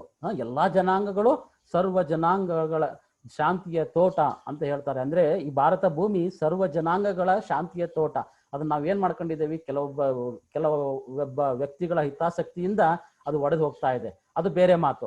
ಸೊ ಈಗ ನಾವೀಗ ಗೊತ್ತಾಗಿದ್ದೇನೆಂದ್ರೆ ಅನೇಕ ಧರ್ಮಗಳು, ಆ ಎಲ್ಲಾ ಧರ್ಮಗಳು ಡೈರೆಕ್ಟ್ ಆಗಿ ಇಂಡೈರೆಕ್ಟ್ ಆಗಿ ಒಬ್ಬ ಭಗವಂತನನ್ನೇ ನೆನಪು ಮಾಡ್ತಾರೆ, ಆದರೆ ಭಿನ್ನ ಭಿನ್ನ ವಿಧಾನಗಳು. ಈಗ ನೋಡಿ, ಅಕ್ಕಿ ಇರುತ್ತೆ, ಅಕ್ಕಿಗೆ ಇಂಗ್ಲಿಷ್ ನಲ್ಲಿ ರೈಸ್ ಅಂತ ಹೇಳ್ತಾರೆ, ಕನ್ನಡದಲ್ಲಿ ಅಕ್ಕಿ ಅಂತ ಹೇಳ್ತಾರೆ, ಹಿಂದಿಯಲ್ಲಿ ಚಾವಲ್ ಅಂತ ಹೇಳ್ತಾರೆ, ಅಥವಾ ಇನ್ಯಾವುದೋ ಭಾಷೆ ಬೇರೆ ಬೇರೆ ಮರಾಠಿ, ತೆಲುಗು, ತಮಿಳಿನಲ್ಲಿ ಬೇರೆ ಬೇರೆ ರೀತಿಯಲ್ಲಿ ಹೇಳ್ತಾರೆ. ಆದ್ರೆ ಅಕ್ಕಿ ಅಕ್ಕಿನೇ, ಅಕ್ಕಿಗೆ ಹೆಸರುಗಳು ಬೇರೆ. ಅದೇ ರೀತಿ ಪರಮಾತ್ಮ ಒಬ್ನೇ, ಅನೇಕ ಹೆಸರುಗಳಿಂದ ಅವನ್ನ ಕರೀತೇವೆ ಅಲ್ವಾ? ಸೊ ಅನೇಕ ಧರ್ಮಗಳು ಅನೇಕ ರೀತಿಯಲ್ಲಿ ಅವನ್ನ ಪೂಜೆ ಮಾಡ್ತಾ ಹೋಗ್ತಾರೆ. ಸೊ ಅಲ್ಟಿಮೇಟ್ ಒಬ್ಬ ಭಗವಂತನನ್ನೇ ಪೂಜೆ ಮಾಡ್ತಾರೆ. So this is what supreme father of all the souls. ನಮ್ಮೆಲ್ಲ ಆತ್ಮಗಳ ತಂದೆ ಅವರೊಬ್ಬರೇ ಪರಮಾತ್ಮ. Where he is, okay, this is what. ನಾವು let us move to the next one. So ನಮಗೆ ಇಲ್ಲಿ ಒಂದು ಇದು ಸೃಷ್ಟಿಕಾಲದ ಚಕ್ರ ಅಂತ ಹೇಳ್ಬಿಡ್ತೇವೆ. ಹೇಗೆ ಈ ಪ್ರಪಂಚ ಹೇಗಿದೆ, ಹೇಗಿತ್ತು? ನಾವು ಹೇಳ್ತೀವಿ ಮಹಾಭಾರತ ದ್ವಾಪರಯುಗದಲ್ಲಿ ನಡೀತು, ರಾಮಾಯಣ ಅಲ್ಲೆಲ್ಲ ತ್ರೇತಾಯುಗದಲ್ಲಿ ರಾಮ ಲಕ್ಷ್ಮಣರಿದ್ರು, ಆ ದೇವತೆಗಳಿದ್ರು, ಮಹಾಭಾರತ ಲಿಂಗಾಯ್ತು ಎಲ್ಲ ಹೇಳ್ತೇವೆ. ಸರಿ, ನಾವ್ ಯಾವ ನೋಡಿದೇವಾ? ನಾನು ನೋಡಿಲ್ಲ. ತಾವು ನೋಡಿದಿರಾ? ತಾವು ನೋಡಿಲ್ಲ. ಹೇಗೆ ಇದನ್ನೆಲ್ಲ ನಂಬುವಂಥದ್ದು ಹೇಗೆ? ಅದಕ್ಕೊಂದು ಕಥೆಯನ್ನು ಹೇಳ್ಬಿಡ್ತೇನೆ ತಮಗೆ. ಏನಾಗ್ತೇವೆ ಕೆಲವೊಮ್ಮೆ ಅಂತಂದ್ರೆ, ನೋಡಿ, ನಾವು ಜನರೇಷನ್ಗಳು ಆದಂಗೆ ಗ್ಯಾಪ್ ಆದಂಗೆ, ಈಗ ನೋಡಿ, ನನ್ನ ತಂದೆ ಇದ್ದಂತಹ ಒಂದು ವಾಸ್ತವ ಸ್ಥಿತಿ ಬೇರೆ, ನಾನಿರುವಂಥ ವಾಸ್ತವ ಸ್ಥಿತಿ ಬೇರೆ, ನಮ್ಮ ಅಜ್ಜ ಇರುವಂಥದ್ದು ಅವರ ಸಂಪ್ರದಾಯ ಆಚರಣೆಗಳೇ ಬೇರೆ, ನಮ್ಮ ಮುತ್ತಜ್ಜ ಗ್ರಾಂಡ್ ಫಾದರ್ ಅವರ ಆಚರಣೆ ವಿಚಾರಗಳೇ ಬೇರೆ, ನಂಬಿಕೆಗಳೇ ಬೇರೆ. ಸೊ ಒಂದು ಜನರೇಷನ್ ಇನ್ನೊಂದು ಜನರೇಷನ್ಗೆ ಚೇಂಜ್ ಆಗ್ತಾ ಹೋಗ್ತದೆ. ಸೊ ಏನ್ ಮಾಡಿದ ಅಂತಂದ್ರೆ, ಒಬ್ಬ ತಂದೆ ಏನ್ ಮಾಡ್ತಾ ಇದ್ದು ಅಂದ್ರೆ, ಮಗನನ್ನ ಮದುವೆ ಮಾಡ್ತಾ ಇರ್ತಾನಂತೆ. ಮಗನನ್ನ ಮದುವೆ ಮಾಡ್ಬೇಕಾದ್ರೆ ಏನ್ ಮಾಡ್ತಾನೆ, ಮಗಳ ಮದುವೆ ಮಾಡ್ತಾ ಇರ್ತಾನೆ, ಇನ್ನೇನು ತಾಳಿ ಕಟ್ಟಬೇಕು ಅವನ ಹೆಂಡತಿಗೆ. ಸೊ ತಾಳಿ ಕಟ್ಟಕ್ಕಿಂತ ಮುಂಚೆ ಅವ್ರ ಮನೇಲಿ ಒಂದು ಬೆಕ್ಕು ಸಾಕಿದ್ದಂತೆ. ಬೆಕ್ಕು ತುಂಬ ಓಡಾಡ್ತಾ ಇತ್ತಂತೆ, ಬೆಕ್ಕು ಡಿಸ್ಟರ್ಬ್ ಮಾಡ್ತಂತೆ ಹೋಗ್ಬೇಕಾದ್ರೆ. ಸೊ ಈ ತಾಳಿ ಕಟ್ಟಬೇಕು ಅನ್ನೋ ಟೈಮ್ನಲ್ಲಿ ಬೆಕ್ಕು ಏನಾದ್ರು ಡಿಸ್ಟರ್ಬ್ ಮಾಡುತ್ತೆ ಅಂತೇಳಿ ಅವ್ರ ಅಪ್ಪ ಏನ್ ಮಾಡಿದ್ರಂತೆ, ಅವ್ನ ಬೆಕ್ಕನ್ನ ಹಗ್ಗದಲ್ಲಿ ಕಟ್ಟಿಬಿಟ್ಟು ಪಕ್ಕದಲ್ಲಿರುವಂತ ಬಾಳೆಗರಿಗೋ ಅಥವಾ ಎದಗೋ ಕಟ್ಟಿದ ಅಂತೆ. ಅಂದ್ರೆ ಇದು ಡಿಸ್ಟರ್ಬ್ ಮಾಡಬಾರ್ದು, ಪ್ರೀತಿಯ ಬೆಕ್ಕು ಅವ್ನು ಆಕ್ಚುಲಿ. ಸೊ ಅದ್ರಾಗ ಏನಾಯ್ತು, ಅವನು ತಾಳಿ ಕಟ್ಟಬೇಕಾದ್ರೆ ಅದನ್ನ ಅವನು ನೋಡ್ತಾನೆ, ಅವ್ರ ಅಪ್ಪ ಮಾಡಿದ ಕೆಲಸವನ್ನ. ಸೊ ಇವನಿಗೆ ಮದುವೆ ಆಗ್ತದೆ, ಮಕ್ಕಳಾಗ್ತದೆ, ಮಕ್ಕಳಾದ್ಮೇಲೆ ಇವನ್ ಮಕ್ಕಳಿಗೆ ಮದುವೆ ಮಾಡ್ತಾ ಇರ್ತಾನೆ. ಸೊ ಇನ್ ಮಕ್ಳಿಗೆ ಮದುವೆ ಮಾಡ್ತಾ ಇರ್ತಾನೆ, ಮದುವೆ ಎಲ್ಲ ಸಂಭ್ರಮ ಮೇಲೆ ನಡೀತಾ ಇರ್ತದೆ. ಇನ್ನೇನು ತಾಳಿ ಕಟ್ಟಬೇಕು, ಅವಾಗ ನೀಚುಗಾಳಿ ಅಂತ ಸ್ಟಾಪ್ ಅಂತ ಹೇಳ್ಬಿಡ್ತಾನೆ ಅಂತೆ. ಯಾಕೆಂದ್ರೆ ಇವನಿಗೆ ನೆನಪು ಬಂದ್ಬಿಡುತ್ತೆ, ನಾನು ಮದುವೆ ಆಗ್ಬೇಕಾದ್ರೆ ತಾಳಿ ಕಟ್ಟಬೇಕಾದ್ರೆ ನಮ್ಮ ಅಪ್ಪ ಒಂದು ಬೆಕ್ಕನ್ನು ತಂದು ಕಟ್ಟಿಬಿಟ್ಟಿದ್ದ ಈ ಬಾಳೆ ಗಿಡಕ್ಕೆ, ಅದಕ್ಕೋಸ್ಕರನೇ ಅಂತ ಹೇಳ್ಬಿಟ್ಟು ನಿಲ್ಲಿಸಿ ಮೂರು ನಿಂಚೋದ್ರು ಚಿಂತೆ ಇಲ್ಲ ಅಂತೇಳಿ ಒಂದು ಬೆಕ್ಕನ್ನ ಮಾರ್ಕೆಟಿಂದ ತರಿಸ್ಬಿಟ್ಟು ಆ ಬೆಕ್ಕಿಗೆ ಹಗ್ಗ ಕಟ್ಟಿ ಬಾಳೆ ಗಿಡಕ್ಕೆ ಬೆಕ್ಕನ್ನ ಕಟ್ಟಿ ಆಮೇಲೆ ತಾಳಿಯನ್ನ ಕಟ್ಟಿಸಿದ ಅಂತ ಹೇಳ್ತಾರೆ. ಅಂದ್ರೆ ಅವನು ಯಾಕೆ ಬೆಕ್ಕನ್ನು ಕಟ್ಟಿದ ಅಂತಂದ್ರೆ, ಆ ಬೆಕ್ಕು ಡಿಸ್ಟರ್ಬ್ ಆಗುತ್ತೆ, ಏನಾದ್ರು ಮಾಡುತ್ತೆ ಅಂತ ಉದ್ದೇಶಕ್ಕೆ ಅವನು ಬೆಕ್ಕನ್ನ ಬಾಳೆಗರಿಗೆ ಕಟ್ಟಿ ಹಾಕಿದ. ಆದ್ರೆ ಇವ್ ಮಗ ಏನ್ ತಿಳ್ಕೊಂಡ, ಇದು ಸಂಪ್ರದಾಯನ, ಬೆಕ್ಕನ್ನು ತಂದು ಕಟ್ಕೊಂಡ್ರೆ ಒಳ್ಳೇದಾಗುತ್ತಾ, ನಮ್ಮಪ್ಪ ಮಾಡಿದ ನಾನು ಮಾಡ್ಬೇಕು ಅನ್ನೋ ಒಂದು ಸಂಪ್ರದಾಯ. ಅದನ್ನು ಅದೇ ರೀತಿ ಒಂದು ಕಮ್ಯುನಿಕೇಶನ್ ಗ್ಯಾಪ್ ಅಥವಾ ಜನರೇಷನ್ ಗ್ಯಾಪ್, ಈ ರೀತಿ ಗ್ಯಾಪ್ಗಳು ಆಗ್ತಾ ಆಗ್ತಾ ಹೋಗುವಂಥದ್ದು. ಅದಕ್ಕೋಸ್ಕರನೇ ಸೊ ಇದು ಒಂದು ನಿಮಗೆ ಕಥೆಯನ್ನು ಯಾಕೆ ಹೇಳಿದೆ ಅಂತಂದ್ರೆ, ಹೇಗೆ ವಿಚಾರಗಳು ಬದಲಾವಣೆ ಆಗ್ತವೆ ಅನ್ನೋದಕ್ಕೆ. ಈ ಸೃಷ್ಟಿ ಚಕ್ರದ ಬಗ್ಗೆ ನಾನು ತುಂಬಾ ಇದೆ, ಬಟ್ ನಾನು ಕ್ಲಿಯರ್ ಆಗಿ ಹೇಳ್ಬಿಡ್ತೇನೆ ನೋಡಿ. ಕೆಲವೊಮ್ಮೆ ಏನ್ ಮಾಡ್ತೇವೆ ಅಂದ್ರೆ, ಈ ಸೃಷ್ಟಿ ಚಕ್ರದ ಆಯಸ್ಸು ಎಷ್ಟು ವರ್ಷ? 5,000 ವರ್ಷಗಳು. ಹೇಗೆ ಹೇಳ್ತೀರಾ ಸರ್ 5,000 ವರ್ಷಗಳು ಅಂತ ಹೇಳ್ಬಿಟ್ಟು? ಕೆಲವೊಮ್ಮೆ ಅದು ಹೇಳುವಂಥದ್ದು ಕಷ್ಟ. ಅದನ್ನ ಹೇಳ್ತೇನೆ ನಿಮಗೆ. ಏನಂತಂದ್ರೆ, 5,000 ವರ್ಷಗಳಲ್ಲಿ ಮೊದಲು ನೋಡಿ, 5,000 ವರ್ಷ ಸೃಷ್ಟಿ ಚಕ್ರ, ಈ ಭೂಮಿ ದುಂಡಾಗಿದೆ ಅಂತ ಹೇಳ್ತಾರೆ ಅಲ್ವಾ? ಅದೇ ರೀತಿ ಸೃಷ್ಟಿ ಚಕ್ರದ ಒಂದು ಈ ಸೃಷ್ಟಿ ಚಕ್ರ ಹೇಗೆ ಬರ್ತದೆ ಅಂತಂದ್ರೆ, ಫಸ್ಟ್ 1250 ವರ್ಷ ಸತ್ಯಯುಗ ಇರ್ತದೆ. ಸ್ವಲ್ಪ ಎಲ್ಲ ದಯಮಾಡಿ ಕೇಳ್ಕೋಬೇಕು. 1250 ವರ್ಷ ಸತ್ಯಯುಗ ಬರ್ತದೆ. ಆ ಸತ್ಯಯುಗದಲ್ಲಿ ದೇವಿ ದೇವತೆಗಳ ರಾಜ್ಯ ಇರ್ತದೆ. ಸೊ ದೇವಿ ದೇವತೆಗಳು ಅಂತಂದ್ರೆ ಯಾರು ಬೇರೆ ಯಾರು ಅಲ್ಲ, ನಾವೇ ಪರಮಾತ್ಮನನ್ನು ಎಷ್ಟು ನೆನಪು ಮಾಡಿ ಹೋಗ್ತೇವೆ, ಅವಾಗ ನಾವು ಈ ದೇವಿ ದೇವತೆಗಳು ನಾವೇ ಆಗ್ತೇವೆ. ಅದ್ರ ಬಗ್ಗೆ ಈಗ ಕೇಳಿದ ತಕ್ಷಣ ಹೌದಾ ನಾವೇ ದೇವಿ ದೇವತೆಗಳು ಆಗ್ತೇವೆ ಅಂತಂದ್ರೆ ನಮಗೆ ನಗು ಬರ್ತದೆ. ಬಟ್ ಸತ್ಯ ಅದು ಸತ್ಯಯುಗದಲ್ಲಿ 1250 ವರ್ಷದಲ್ಲಿ ಇರುವಂತದ್ದು. ಅಂದ್ರೆ 1250 ವರ್ಷ ಅಲ್ಲಿ ಇರ್ತದೆ.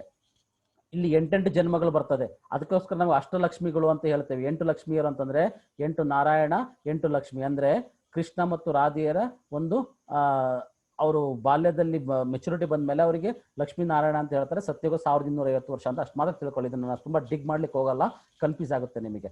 ಸೊ ಸತ್ಯಯುಗ ಅಂತೇಳಿ 1250 ವರ್ಷ. ಅದಾದ್ಮೇಲೆ ತ್ರೇತಾಯುಗ. ಅಂದ್ರೆ ಸ್ವಲ್ಪ ಕಲೆಗಳು ಕಡಿಮೆ ಆಗುತ್ತೆ. ಇದು ಗೋಲ್ಡನ್ ಏಜ್, ಇದು ಸಿಲ್ವರ್ ಅಂದ್ರೆ ಸ್ವಲ್ಪ ಗೋಲ್ಡ್ಗಿಂತ ಕಡಿಮೆ ವ್ಯಾಲ್ಯೂ. ತ್ರೇತಾಯುಗದಲ್ಲಿ ರಾಮ ಮತ್ತು ಸೀತೆಯರ ಒಂದು ರಾಜ್ಯಭಾರ ಇರ್ತದೆ. ಸೊ ನೋಡಿ, ಇದು 1250 ಎಷ್ಟು 2500 ವರ್ಷಗಳಾಯ್ತು. 2500 ವರ್ಷಗಳಲ್ಲಿ ದೈವಿಕ ರಾಜ್ಯ ಇರ್ತದೆ, ಪವಿತ್ರತೆ ಇರ್ತದೆ. ಇಲ್ಲಿ ಎಲ್ಲವೂ ಸಹ ಈ ಒಂದು ರಾಜ್ಯದಲ್ಲಿ ಹೇಗಿರುತ್ತೆ ಅಂತಂದ್ರೆ ಒಂದು ಸಿಂಹ ಮತ್ತು ಆಕಳು ಎರಡೂ ಸಹ ಒಟ್ಟೊಟ್ಟಿಗೆ ನೀರು ಕುಡಿಯುತ್ತೆ. ಅಂದ್ರೆ ನಾನು ಸಿಂಹ, ನನ್ನ ಕ್ರೂರ ಪ್ರಾಣಿ ಅಥವಾ ನಾನು ಇನ್ನೊಂದು ಅಂತ ಮ್ಯಾಟ್ರ್ ಅಲ್ಲ. ಸೊ ಎರಡು ಸಿಂಹ ಮತ್ತು ಗೋ ಅಥವಾ ಆಕಳುಗಳು ಒಂದೇ ಕಡೆ ಜೀವನ ಮಾಡ್ತವೆ, ಒಂದೇ ಕಡೆ ನೀರು ಕುಡಿತೇವೆ, ಒಂದೇ ಕಡೆ ಊಟ ಮಾಡ್ತೇವೆ ಅಂತ ಪ್ರಪಂಚ ಇದು. ಇಲ್ಲಿ ಯಾವುದೇ ರೀತಿಯ ಒಂದು ಇಲ್ಲಿ ನೋಡಿ ಪವಿತ್ರತೆ ಇಲ್ಲಿ ನಮ್ಮ ಕಲಿಯುಗದಲ್ಲಿ ಏನು ಅಂತಂದ್ರೆ ಒಬ್ಬ ಮನುಷ್ಯ ಇನ್ನೊಬ್ಬ ಮನುಷ್ಯನ ಒಂದು ಸಂಘರ್ಷದಿಂದ ಮಾತ್ರ ಮಕ್ಕಳು ಹುಡ್ತವೆ. ಆದ್ರೆ ಇಲ್ಲಿ ಹಂಗಲ್ಲ. ಇಲ್ಲಿ ಶ್ರೇಷ್ಠ ಸಂಕಲ್ಪಗಳ ಆಧಾರದ ಮೇಲೆ ಮಕ್ಕಳು ಹುಡ್ತವೆ. ಅಂದ್ರೆ ಎಲ್ಲದರಲ್ಲೂ ಸಹ ಪವಿತ್ರತೆ ಇಲ್ಲಿ ಸತ್ಯ ಮತ್ತು ತ್ರೇತಾಯುಗದಲ್ಲಿ. ಇವಾಗ ನೋಡಿ, ನಾವು ಬಲೆ ಹೆಲಿಕಾಪ್ಟರ್ ಓಡಾಡ್ತೇವೆ, ವಿಮಾನದಲ್ಲಿ ಓಡಾಡ್ತೇವೆ, ಎಲ್ಲ ಓಡಾಡ್ತಾವ, ದುಡ್ಡಿದ್ದವ್ರು ಮಾತ್ರ ಓಡಾಡ್ತಾರೆ. ಸೊ ಇಲ್ಲಿ ನಾವು ಸಂಕಲ್ಪ ಮಾಡಿದ್ರೆ ಸಾಕು. ಸತ್ಯ ತ್ರೇತಾದಲ್ಲಿ ಸಂಕಲ್ಪ ಮಾಡ್ತಾ ಇದ್ದಂಗೆ ನಾವು ಪುಷ್ಪಕ ವಿಮಾನದಲ್ಲಿ ಓಡಾಡ್ತೇವೆ. ಅದರ ಒಂದು ಪರಿಕಲ್ಪನೆಯೇ ಈ ಹೆಲಿಕಾಪ್ಟರ್ ಅನ್ನು ಕಂಡಿಡಿರುವಂಥದ್ದು. ಸೊ ಈ ರೀತಿ ಎಲ್ಲ ವಿಚಾರಗಳಿರುವಂಥದ್ದು ದೈವಿ ಲೋಕ ಅಂತ ಹೇಳ್ಬಿಟ್ಟು ಸ್ವರ್ಗ ಅಂತ ನಿಮಗೆ ಹೇಳ್ತೇವೆ. ನೀವು ಸ್ವರ್ಗವನ್ನ ನೋಡ್ಬೇಕಾದ್ರೆ ನಾನು ಕರ್ಕೊಂಡು ಹೋಗ್ತೇನೆ ಸ್ವರ್ಗಕ್ಕೆ, ಒಂದು ಸ್ವಲ್ಪ ನೀವು ವೇಟ್ ಮಾಡಿ. ಓಕೆ. ಸೊ ಸತ್ಯಯುಗ ಆಯ್ತು, ತ್ರೇತಾಯುಗ ಆಯ್ತು. ನೆಕ್ಸ್ಟ್ ತರ ದ್ವಾಪರ ಯುಗ, ಅದು ಸಹ 1250 ವರ್ಷ. ಇಲ್ಲಿ ನೋಡಿ, ಇದೇ ನಮಗೆ ಮೇನ್ ಚಾಲೆಂಜಿಂಗ್ ಅಂತ. ದ್ವಾಪರ ಯುಗದಲ್ಲಿ ಬರ್ತೇವಲ್ವಾ, ದ್ವಾಪರ ಯುಗದಿಂದನೇ ಭಕ್ತಿ ಸ್ಟಾರ್ಟ್ ಆಗುತ್ತೆ. ಸೊ ಇಲ್ಲಿ ಜ್ಞಾನ ಇರ್ತದೆ, ಇಲ್ಲಿ ಭಕ್ತಿ ಸ್ಟಾರ್ಟ್ ಆಗುತ್ತೆ ಅಂತಂದ್ರೆ ಮೊದಲನೇ ನಿಮಗೆ ಗೊತ್ತಿರಬಹುದು ವಿಕ್ರಮಾದಿತ್ಯ. ಸೊ ವಿಕ್ರಮಾದಿತ್ಯ ಏನ್ ಮಾಡ್ತಾನೆ ಅಂತಂದ್ರೆ ಅಲ್ಲಿಂದ, ಅದಕ್ಕಿಂತ ಮುಂಚೆ ಏನ್ ಹೇಳ್ಬೇಕು ಅಂತಂದ್ರೆ 2500 ವರ್ಷಗಳ ತನಕ ಯಾವ ಒಂದು ಧರ್ಮ ಸ್ಥಾಪನೆಗಳು ಇರೋದಿಲ್ಲ. 2500 ವರ್ಷಗಳ ನಂತರ ಅಂದ್ರೆ ದ್ವಾಪರ ಯುಗದ ಆದಿಯಲ್ಲಿ ಏನಾಗುತ್ತೆ ಅಂತಂದ್ರೆ ಮೊದಲು ಮಹಮ್ಮದ್ ಪೈಗಂಬರರು ಈ ಒಂದು ಇಸ್ಲಾಂ ಧರ್ಮವನ್ನ ಸ್ಥಾಪನೆ ಮಾಡ್ತಾರೆ. ಅವರು ಸ್ಥಾಪನೆ ಮಾಡಿದ 250 ವರ್ಷದ ನಂತರ ಬೌದ್ಧ ಧರ್ಮದ ಸ್ಥಾಪನೆ ಆಗ್ತದೆ. ಬುದ್ಧ ಬಂದು ಬೌದ್ಧ ಧರ್ಮ ಸ್ಥಾಪನೆ ಆಗುತ್ತೆ. ಅಂದ್ರೆ 1250 ವರ್ಷ ಸತ್ಯಯುಗ, 1250 ತ್ರೇತಾಯುಗ, ಅದಾದ್ಮೇಲೆ 500 ವರ್ಷ ಅಂದ್ರೆ 250 ವರ್ಷ ಬುದ್ಧ ಬರ್ತಾನೆ. ಬುದ್ಧ ಬಂದ ಮೇಲೆ, ಬುದ್ಧ ಬರೋದ್ರಲ್ಲಿ 3000 ವರ್ಷ ಆಗುತ್ತೆ. ಬುದ್ಧ ಬಂದ ಮೇಲೆ ನೆಕ್ಸ್ಟ್ ಕ್ರಿಸ್ತ ಬರ್ತಾನೆ. ಇವಾಗ ವೆರಿ ವೆರಿ ಇಂಟ್ರೆಸ್ಟಿಂಗ್. ಕ್ರಿಸ್ತ ಯಾವಾಗ ಬರ್ತಾನೆ ಅಂತಂದ್ರೆ ಬುದ್ಧ ಬಂದ ಅಂದ್ರೆ 3000 ವರ್ಷಗಳ ನಂತರ ಕ್ರಿಸ್ತ ಬರ್ತಾನೆ. ನಮಗೆ ಗೊತ್ತಿದೆ ಕ್ರಿಸ್ತ ಹುಟ್ಟುವ 3 ವರ್ಷಗಳ ಮುಂಚೆ ಸ್ವರ್ಗ ಇತ್ತು ಅಂತ ಅವನು ಉಲ್ಲೇಖನ ಮಾಡ್ತಾನೆ. ಅಂದ್ರೆ ಕ್ರಿಸ್ತ ಹುಟ್ಟುವಕ್ಕಿಂತ ಮುಂಚೆದ್ದು ಕ್ರಿಸ್ತ ಪೂರ್ವ, ಕ್ರಿಸ್ತ ಹುಟ್ಟಿದ ನಂತರ ಬರುವಂತದ್ದು ಕ್ರಿಸ್ತ ಶಕ.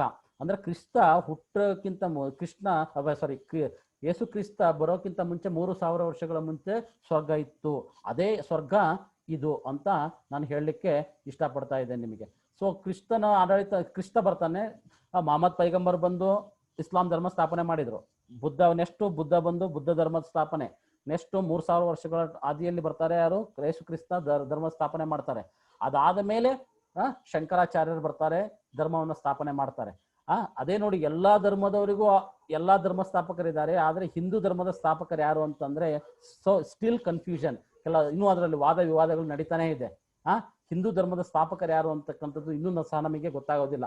ಶಂಕರಾಚಾರ್ಯರು ಬರ್ತಾರೆ. ಶಂಕರಾಚಾರ್ಯರು ಬಂದ್ಬಿಟ್ಟು ಅದೊಂದು ಯಾವುದು ಧರ್ಮದ ಸ್ಥಾಪನೆ ಮಾಡ್ತಾರೆ. ಅದಾದ್ಮೇಲೆ ಅನೇಕ ಬೇರೆ ಬೇರೆ ಬಸವಣ್ಣ, ಬುದ್ಧ ಎಲ್ಲ ಬರ್ತಾ ಹೋಗ್ತಾರೆ. 500 ವರ್ಷಗಳ ಹಿಂದೆ 4.5 ವರ್ಷಗಳಾದ್ಮೇಲೆ ಗುರುನಾನಕ್ ಸಿಖ್ ಜನಾಂಗ ಬರ್ತದೆ. ಸೊ ಸಿಖ್ ಜನಾಂಗ ನೋಡಿ, ಒಂದು ಎಕ್ಸಾಂಪಲ್ ನಾನು ಕೊಡ್ತೇನೆ ನಿಮಗೆ, ಕೇಳಿದ್ರೆ ತುಂಬಾ ಆಶ್ಚರ್ಯ ಅನಿಸ್ತದೆ. ಸಿಖ್ ಜನಾಂಗ ನೋಡಿ, ಇದು ನಮ್ಗೆ ಏನ್ ಅನಿಸ್ತು ಅಂದ್ರೆ 5000 ವರ್ಷಗಳ ಡ್ರಾಮಾ ಅಂದ್ರೆ ನಾಟಕ ಅಂತ ಹೇಳ್ಬಿಟ್ಟು, 5000 ವರ್ಷಗಳ ಸೃಷ್ಟಿಯ ಚಕ್ರ. ಅಂದ್ರೆ ಗುರುನಾನಕ್ ಸಿಖ್ ಜನಾಂಗ ಬರುವಂತದ್ದು 500 ವರ್ಷಗಳ ಹಿಂದೆ. ಸೊ ಈಗ ಒಂದು 500 ವರ್ಷಗಳ ಹಿಂದೆ ಮಾತ್ರ ಸಿಖ್ ಜನಾಂಗ ಬರ್ತಾರೆ. ಅದಕ್ಕೋಸ್ಕರನೇ ಅವರು ಬಹಳ ಪವರ್ಫುಲ್ ಇರ್ತಾರೆ. ಅಂದ್ರೆ ಸೊ ನಾವೆಲ್ಲ ಕೆಲವೊಬ್ರು ಏನ್ ಮಾಡ್ತೀವಿ ಅಂತಂದ್ರೆ, ಸತ್ಯಯುಗದಲ್ಲಿ ನಾವೆಲ್ಲ ಬರ್ತೇವಾ, ಸ್ವರ್ಗದಲ್ಲಿ ನಾವೆಲ್ಲ ಬರ್ತೇವಾ ಅನ್ನೋದು ಒಂದು ಕ್ವಶನ್. ಈಗ ಭಾರತದ ಒಂದೇ ತಗೊಳ್ತಾ ಇಲ್ಲ. ಭಾರತದಲ್ಲಿ 130 ಕೋಟಿ, ಪ್ರಪಂಚದಲ್ಲಿ ಎಲ್ಲ ಸೇರಿ ಒಂದು 700 ಕೋಟಿ ಜನಸಂಖ್ಯೆ ಇದೆ. ಸ್ವರ್ಗದಲ್ಲಿ ಬರುವಂತದ್ದು 700 ಕೋಟಿನ? ಖಂಡಿತ ಇಲ್ಲ. ಸ್ಟಾರ್ಟಿಂಗ್ ಬರುವಂತದ್ದು 9 ಲಕ್ಷ ಜನ ಮಾತ್ರ. ಅದು ಹೇಗೆ ಹೇಳ್ತೀರಾ ಸರ್? ಅದೆಲ್ಲ ಅದ್ರ ಬೇರೆ ವಿಚಾರ, ಅದ್ರ ಬಗ್ಗೆ ಡಿಸ್ಕಷನ್ ಬೇರೆ ಇರ್ತದೆ. ಸೊ ಇದಿಷ್ಟು ಮಾತ್ರ ಹೇಳುವಂಥದ್ದು. ಸೊ ಹಾಗಾಗಿ ನಾವು ವೆರಿ ಫ್ಯೂ, ಕೋಟಿಯಲ್ಲಿ ಕೋಟಿ, ಕೆಲವರು ಮಾತ್ರ ಸತ್ಯವಾಗಿ ಬರ್ತಾರೆ. ನೋಡಿ, ಒಂದು ರಾಜ್ಯದಲ್ಲಿ ರಾಜ ಎಲ್ಲರೂ ಆಗ್ಲಿಕ್ಕೆ ಆಗ್ತದ? ಕೇಳಿದ್ರೆ ಎಲ್ಲರಿಗೂ ಆಸೆ ಇರ್ತದೆ. ಆದರೆ ರಾಜ ಆಗ್ಬೇಕಾದ್ರೆ ಅದರದಂತ ಅರ್ಹತೆಗಳು ಇರ್ತದೆ, ಎಲಿಜಿಬಿಲಿಟಿ ಕ್ರೈಟೀರಿಯಾ ಇರ್ತದೆ. ಒಂದು ರಾಜ್ಯಕ್ಕೆ ಒಬ್ಬನೇ ರಾಜ್ಯ, ಒಂದು ದೇಶಕ್ಕೆ ಒಬ್ಬನೇ ಪ್ರಧಾನಿ, ಒಂದು ರಾಜ್ಯಕ್ಕೆ ಒಬ್ಬನೇ ಚೀಫ್ ಮಿನಿಸ್ಟರ್, ಇಬ್ಬಿಬ್ರು ಆಗ್ಲಿಕ್ಕೆ ಆಗೋದಿಲ್ಲ. ಆ ರೀತಿ ಅವರ ಅರ್ಹತೆಗಳ ಅದರ ಮೇಲೆ ಅದು ಆಗುವಂಥದ್ದು, ಅದು ಬೇರೆ ವಿಚಾರ. ಓಕೆ, ಸೊ ಈ ರೀತಿ ನಾವು ವಿಚಾರ ನೋಡಿದಾಗ ಸೊ ನಾವೇ ಸತ್ಯಯುಗ, ತ್ರೇತ, ದ್ವಾಪರ ಮುಗಿದೋಯ್ತು. ದ್ವಾಪರದ ಇದರಲ್ಲಿ ಬಂದಾಗ ನೆಕ್ಸ್ಟ್ ಕಲಿಯುಗ ಬರ್ತವೆ. ಇವಾಗ ಇರುವಂಥದ್ದು ಕಲಿಯುಗ. ಅಂದ್ರೆ ನಾನು ಸಿಖ್ ಜನಾಂಗದ ಬಗ್ಗೆ ನಿಮ್ಗೆ ಹೇಳ್ತಾ ಇದ್ದೆ. ಸಿಖ್ ಜನಾಂಗ ಬಹಳ ಪವರ್ಫುಲ್ ಆಗಿರ್ತಾರೆ. ಪಂಜಾಬ್ನಲ್ಲಿ ಹೋಗಿ ನೋಡಿ ಭಿಕ್ಷುಕರು ಇರೋದಿಲ್ಲ, ಮಿಲಿಟರಿಯಲ್ಲಿ ನೋಡಿ ಸಿಖ್ರು ಬಹಳ ಪವರ್ಫುಲ್ ಆಗಿರ್ತಾರೆ. ಆ ಸಿಖ್ ಜನಾಂಗ ಏನ್ ಹೇಳ್ತಾರಲ್ಲ, ಏನ್ ಶಪಥ ಮಾಡ್ತಾರೆ ಅದನ್ನ 100% ಮಾಡ್ತಾರೆ, ಯಾವುದಕ್ಕೂ ಹೆದರೋದಿಲ್ಲ. ನಿಮಗೆ ಗೊತ್ತಿರಬಹುದು, ಬಲೆ ಇಂದಿರಾ ಗಾಂಧಿ ಕೇಸ್ ಆದಾಗ ಅಮೃತ್ಸರದಲ್ಲಿ ಏನಾಯ್ತು ಅಂತ, ಇಂದಿರಾ ಗಾಂಧಿಯನ್ನು ಗುಂಡಿಕ್ಕಿ ಕೊಲ್ಲಬೇಕಾದ್ರೆ ಯಾರು ಕಾರಣರು ಅಂತ, ಅಥವಾ ನಮ್ಮ ಸೈನ್ಯದಲ್ಲಿ ಒಂದು ಒಳ್ಳೊಳ್ಳೆ ಪೊಸಿಷನ್ ತಗೊಬೇಕು ಅಂತ ಹೇಳಿ ಯಾರ್ಯಾರೆಲ್ಲ ಇದ್ದಾರೆ. ಬಲೆ ನೀವು ಮನಮೋಹನ್ ಸಿಂಗ್ ಅಂತ ಇರಬಹುದು, ಮನಮೋಹನ್ ಸಿಂಗ್ ಬಲೆ ಒಳ್ಳೆ ಆರ್ಥಿಕ ತಜ್ಞ ಇರಬಹುದು, ಆದರೆ ಅವನ ಕನಸಿನಲ್ಲೂ ಸಹ ಅವನು ಪ್ರಧಾನಿ ಮಂತ್ರಿ ಆಗ್ತೀನಿ ಅಂತ ಖಂಡಿತ ಅನ್ಕೊಂಡಿಲ್ಲ. ಇವನ್ ಎಂಪಿನೂ ಸಹ ಅದನ್ನಲ್ಲ, ರಾಜ್ಯಸಭಾದಲ್ಲಿ ಎಲೆಕ್ಟ್ ಮಾಡ್ಬಿಟ್ಟು ಅವನ್ನ ಪ್ರಧಾನಮಂತ್ರಿಗಳಾಗಿ ಮಾಡ್ತಾರೆ, ಇಡೀ ದೇಶದ ಚುಕ್ಕಾಣಿಯನ್ನು ಕೊಡ್ತಾರೆ. So because of Singh. ಅಂದ್ರೆ ಇದೊಂದು ಎಕ್ಸಾಂಪಲ್. ಸಿಖ್ ಜನಾಂಗ ಎಲ್ಲಿ ಯಾಕೆ ಅಷ್ಟು ಪವರ್ಫುಲ್ ಅಂತಂದ್ರೆ, ಆ ಜನಾಂಗ ಬಂದಿರುವಂತದ್ದು ಈ ಲೇಟೆಸ್ಟ್ ಬಂದಿದೆ. ಸೊ ನಾವೆಲ್ಲ ಕೆಲವೊಂದು ಏನಾಗಿದೆ ಅಂತಂದ್ರೆ, ತುಂಬಾ 84 ಇದು ಸೃಷ್ಟಿ ಚಕ್ರ 84 ವರ್ಷ ಅಂತ ಆಯಸ್ಸಿರ್ತದೆ. ಸೊ 84 ಜನ್ಮಗಳು ಅಂತ, 84 ಬರ್ತ್ಸ್ ಅಂತ.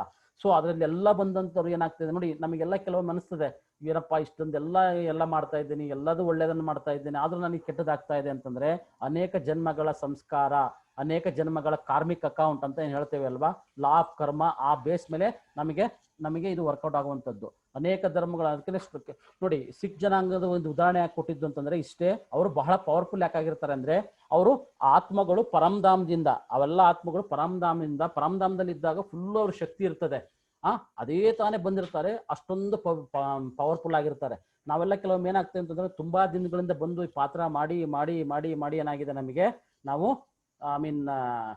ವೈರಾಗ್ಯ ಬಂದ್ಬಿಟ್ಟಿದೆ. ನೋಡಿ, ಒಂದು ಪಾತ್ರ ಫಾರ್ ಎಕ್ಸಾಂಪಲ್, ನಾನು ಬಿಗಿನಿಂಗ್ ಆಗಿ ಲೆಕ್ಚರಿಂಗ್ ಸೇರ್ಕೊಂಡಾಗ ನನ್ನಲ್ಲಿರುವಂತಹ ಎಂತೂಸಿಯಾಸಮ್, ನನ್ನಲ್ಲಿರುವಂತಹ ಒಂದು ಡೆಡಿಕೇಶನ್, ಅದೇ ಒಂದು 10 years ಆದ್ಮೇಲೆ ಏನಿರ್ತದೆ, ಸ್ವಲ್ಪ ಡೇ ಬೈ ಡೇ ಕಡಿಮೆ ಆಗ್ತಾ ಹೋಗ್ತದೆ. ಆ ಉತ್ಸಾಹ ಕಡಿಮೆ ಆಗ್ತದೆ, ಆ ಫ್ಯಾಷನ್ ಕಡಿಮೆ ಆಗ್ತದೆ. ಸೊ ಯಾಕೆ ಅಂತಂದ್ರೆ, ಸೊ ನಾವು ಏನ್ ನೋಡಿ, ಒಬ್ಬ ಅಗಸ ಬಟ್ಟೆಯನ್ನು ಒಗಿತಾ ಇರ್ತಾನೆ. ಸ್ಟಾರ್ಟಿಂಗ್ ಒಗಿಬೇಕಾದ್ರೆ ತುಂಬಾ ಸ್ಪೀಡಾಗಿ ಒಗಿತಾನೆ. ಲಾಸ್ಟ್ ಬರ್ತಾ ಬರ್ತಾ ಬರ್ತಾ ಏನಾಗುತ್ತೆ ಅಂದ್ರೆ, ಇಷ್ಟೇನಾ ಇದು ಅಂತ ಅನಿಸುತ್ತೆ. ಅಂದ್ರೆ ಅರ್ಥ ಏನಂತಂದ್ರೆ, ಅರ್ಥ ಇಷ್ಟೇ ಅಂದ್ರೆ, ಜನಾಂಗದಲ್ಲಿ ಬಂದಾಗ ಯಾಕೆ ಪವರ್ಫುಲ್ ಅಂದ್ರೆ ಬಹಳ ಶಕ್ತಿಶಾಲಿಯಾಗಿರ್ತಾರೆ, ಅದೇ ತಾನೇ ಫ್ರೆಶ್ ಆಗಿ ಬಂದಿರ್ತಾರೆ, ಒಳ್ಳೆ ರೀತಿಯ ಪಾತ್ರವನ್ನು ಮಾಡ್ತಾ ಹೋಗ್ತಾರೆ. ಅದಕ್ಕೋಸ್ಕರ ಈ ಸೃಷ್ಟಿಯ ಚಕ್ರ ಟೋಟಲಿ 5000 ವರ್ಷಗಳು. 5000 ವರ್ಷಗಳಲ್ಲಿ 2500 ವರ್ಷಗಳು ದೇವಿ ದೇವತೆಗಳ ರಾಜ್ಯ ಇರ್ತದೆ. ಆಫ್ಟರ್ ದಟ್ ಏನಾಗುತ್ತೆ ಅಂತಂದ್ರೆ ದ್ವಾಪರಯುಗದಲ್ಲಿ ವಿಕ್ರಮಾದಿತ್ಯ ಬರ್ತಾನೆ, ಒಂದು ಲಿಂಗ ರೂಪದಲ್ಲಿ ಏನ್ ಮಾಡ್ತಾನೆ ಅಂತಂದ್ರೆ ಅವನು ಒಂದು ಸ್ಥಾಪನೆ ಮಾಡ್ತಾ ಹೋಗ್ತಾನೆ. ಅದೆಲ್ಲ ಹೇಳ್ತಾ ಹೋಗ್ತೇನೆ ನಿಮಗೆ. ಓಕೆ, ಇದೆಲ್ಲ ಒಂದು ಸೃಷ್ಟಿ ಚಕ್ರದ ಒಂದು ಇದನ್ನ ಹೇಳಬೇಕಾದ್ರೆ, ಈ ಬರೀ ಸೃಷ್ಟಿ ಚಕ್ರದ ಒಂದೇ ಕಾನ್ಸೆಪ್ಟ್ ಮಾಡ್ಬೇಕಾದ್ರೆ 1 hour ಬೇಕಾಗ್ತದೆ ಆತ್ಮೀಯರೇ. ಅದಕ್ಕೋಸ್ಕರ ನನ್ನ ಕೆಲವೊಂದು ವಿಚಾರಗಳನ್ನು ಮಾತ್ರ ನಿಮಗೆ ಹೇಳುವಂಥದ್ದು. ಸತ್ಯಯುಗ 1250 ವರ್ಷ, ತ್ರೇತಾಯುಗ 1250 ವರ್ಷ, ಅಲ್ಲಿ ದೇವಿ ದೇವತೆಗಳು ಇರ್ತಾರೆ. ಆಮೇಲೆ ರಾಮಲಕ್ಷ್ಮಣರು ತ್ರೇತ, ದ್ವಾಪರದಲ್ಲಿ ಬಂದಾಗ ಎಲ್ಲ ಧರ್ಮಗಳ ಸ್ಥಾಪನೆ ಆಗ್ತದೆ. ಕಲಿಯುಗ, ಅರ್ಥಾತ್ ನಾವಿರುವಂಥದ್ದು ಇವಾಗ ಕಲಿಯುಗ. ಸೊ ಎಲ್ಲದಕ್ಕಿಂತ ಮುಖ್ಯವಾಗಿ ನಾವಿರುವಂಥದ್ದು ಯಾವುದು ಇದು ಅಂತಂದ್ರೆ, ಈಗ ಯಾರಿಗೊಬ್ರಿಗೆ ಕೇಳಿದೆ ಅಂತ ಹೇಳ್ತೀರಾ ಅಂದ್ರೆ, ನಿಮ್ದು ಯಾವ ಯುಗ ಅಂತಂದ್ರೆ, ನಮ್ದು ಕಲಿಯುಗದಲ್ಲಿ ಇದೇವ್ರಿ ನಾವು ಅಂತ ಹೇಳ್ತೀವಿ. ಆದ್ರೆ ನಿಜವಾಗ್ಲೂ ನಾವು ಕಲಿಯುಗದಲ್ಲಿ ಇರ್ಬೋದು ಬಲೆ, ಆದ್ರೆ ನಿಜವಾಗ್ಲೂ ಯಾವ ಯುಗದಲ್ಲಿ ಇದ್ದೇವೆ ಅಂತಂದ್ರೆ, ನಾವಿರುವಂಥದ್ದು ಸಂಗಮ ಯುಗ. ಸಂಗಮ, ಕಾನ್ಫ್ಲುಯೆನ್ಸ್ ಏಜ್ ಅಂತ ಹೇಳ್ತೇವೆ. ಸಂಗಮ ಯುಗ ಅಂದ್ರೆ ಏನು? ಸಂಗಮ ಅಂತಂದ್ರೆ 3 ನದಿಗಳು ಒಟ್ಟಿಗೆ ಸೇರಿದಾಗ ಕೂಡಲ ಸಂಗಮ ಅಂತ ನಾವೇನ್ ಹೇಳ್ತೇವಲ್ವಾ, 3 ನದಿಗಳು ಸೇರ್ತವೆ ಒಂದ್ ಕಡೆ, ಸಂಗಮ, ಕೂಡಲ ಸಂಗಮ ಅಂತ ಹೇಳ್ತೀವಿ. ಅದಕ್ಕೋಸ್ಕರನೇ ಯಾವಾಗ connecting between soul and supreme soul, ಯಾವಾಗ ನಾವು ಆತ್ಮ ಮತ್ತು ಪರಮಾತ್ಮನ ಮಿಲನ ಆಗ್ತದೆ, ಅದಕ್ಕೆ ಸಂಗಮ ಅಂತ ಹೇಳ್ತೇವೆ. ಯಾವಾಗ 2-3 ನದಿಗಳು ಜೋಡಣೆ ಆಗ್ತದೆ, ಅದಕ್ಕೆ ಸಂಗಮ ಅಂತ ಹೇಳ್ತದೆ ಅಲ್ವಾ.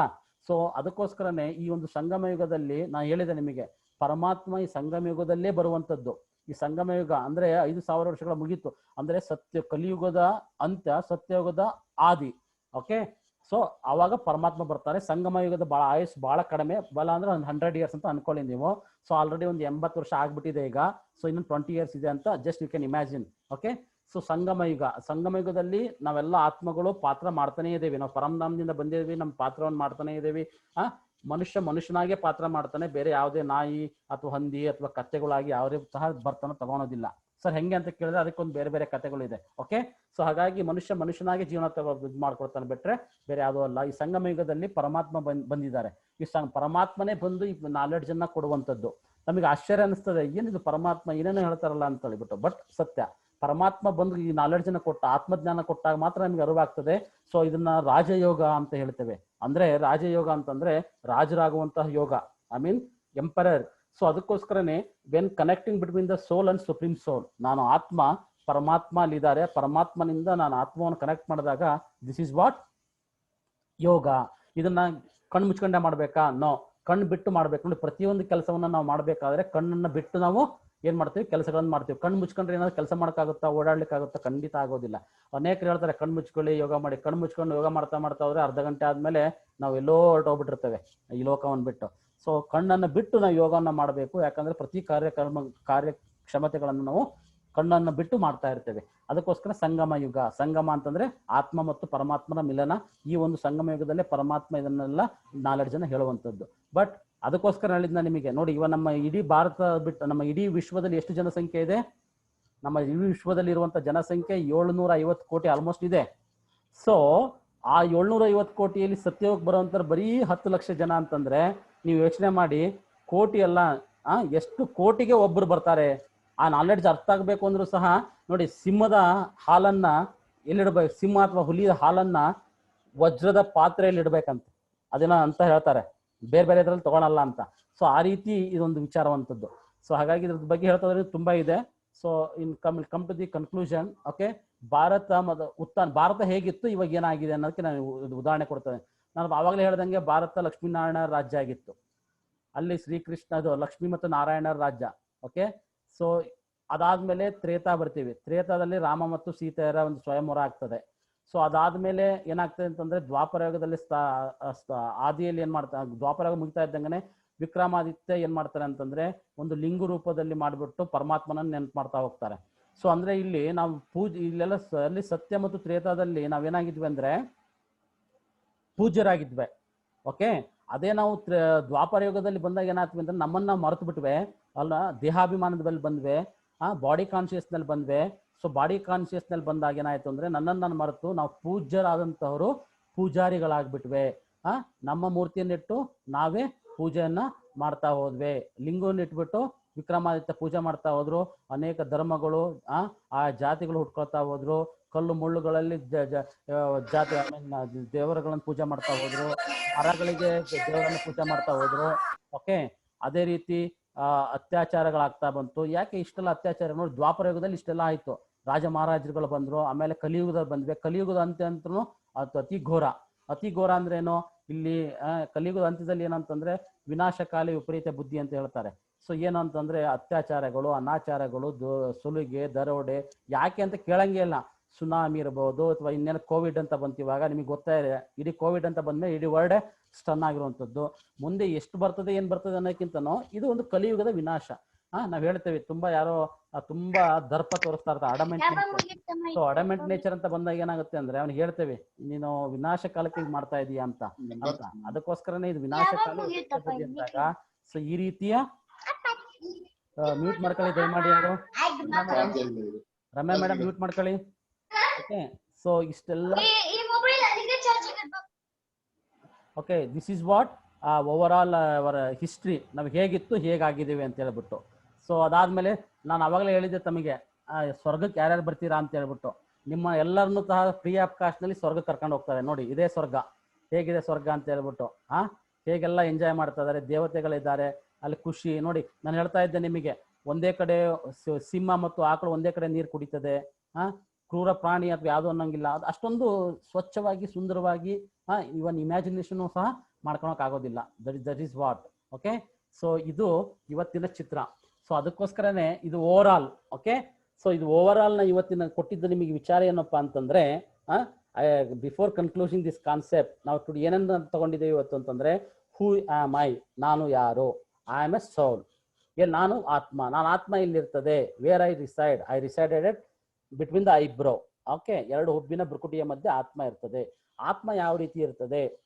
ಆತ್ಮ ಬಿಂದು ರೂಪದಲ್ಲಿ ಅಥವಾ ನಕ್ಷತ್ರ ರೂಪದಲ್ಲಿ ಹೊಳಿತಾ ಇರುವಂತ ಆತ್ಮ, ಎರಡು ಹುಬ್ಬಿನ ಭ್ರುಕುಟಿಯ ಮಧ್ಯೆ ಆತ್ಮ ಇರ್ತದೆ.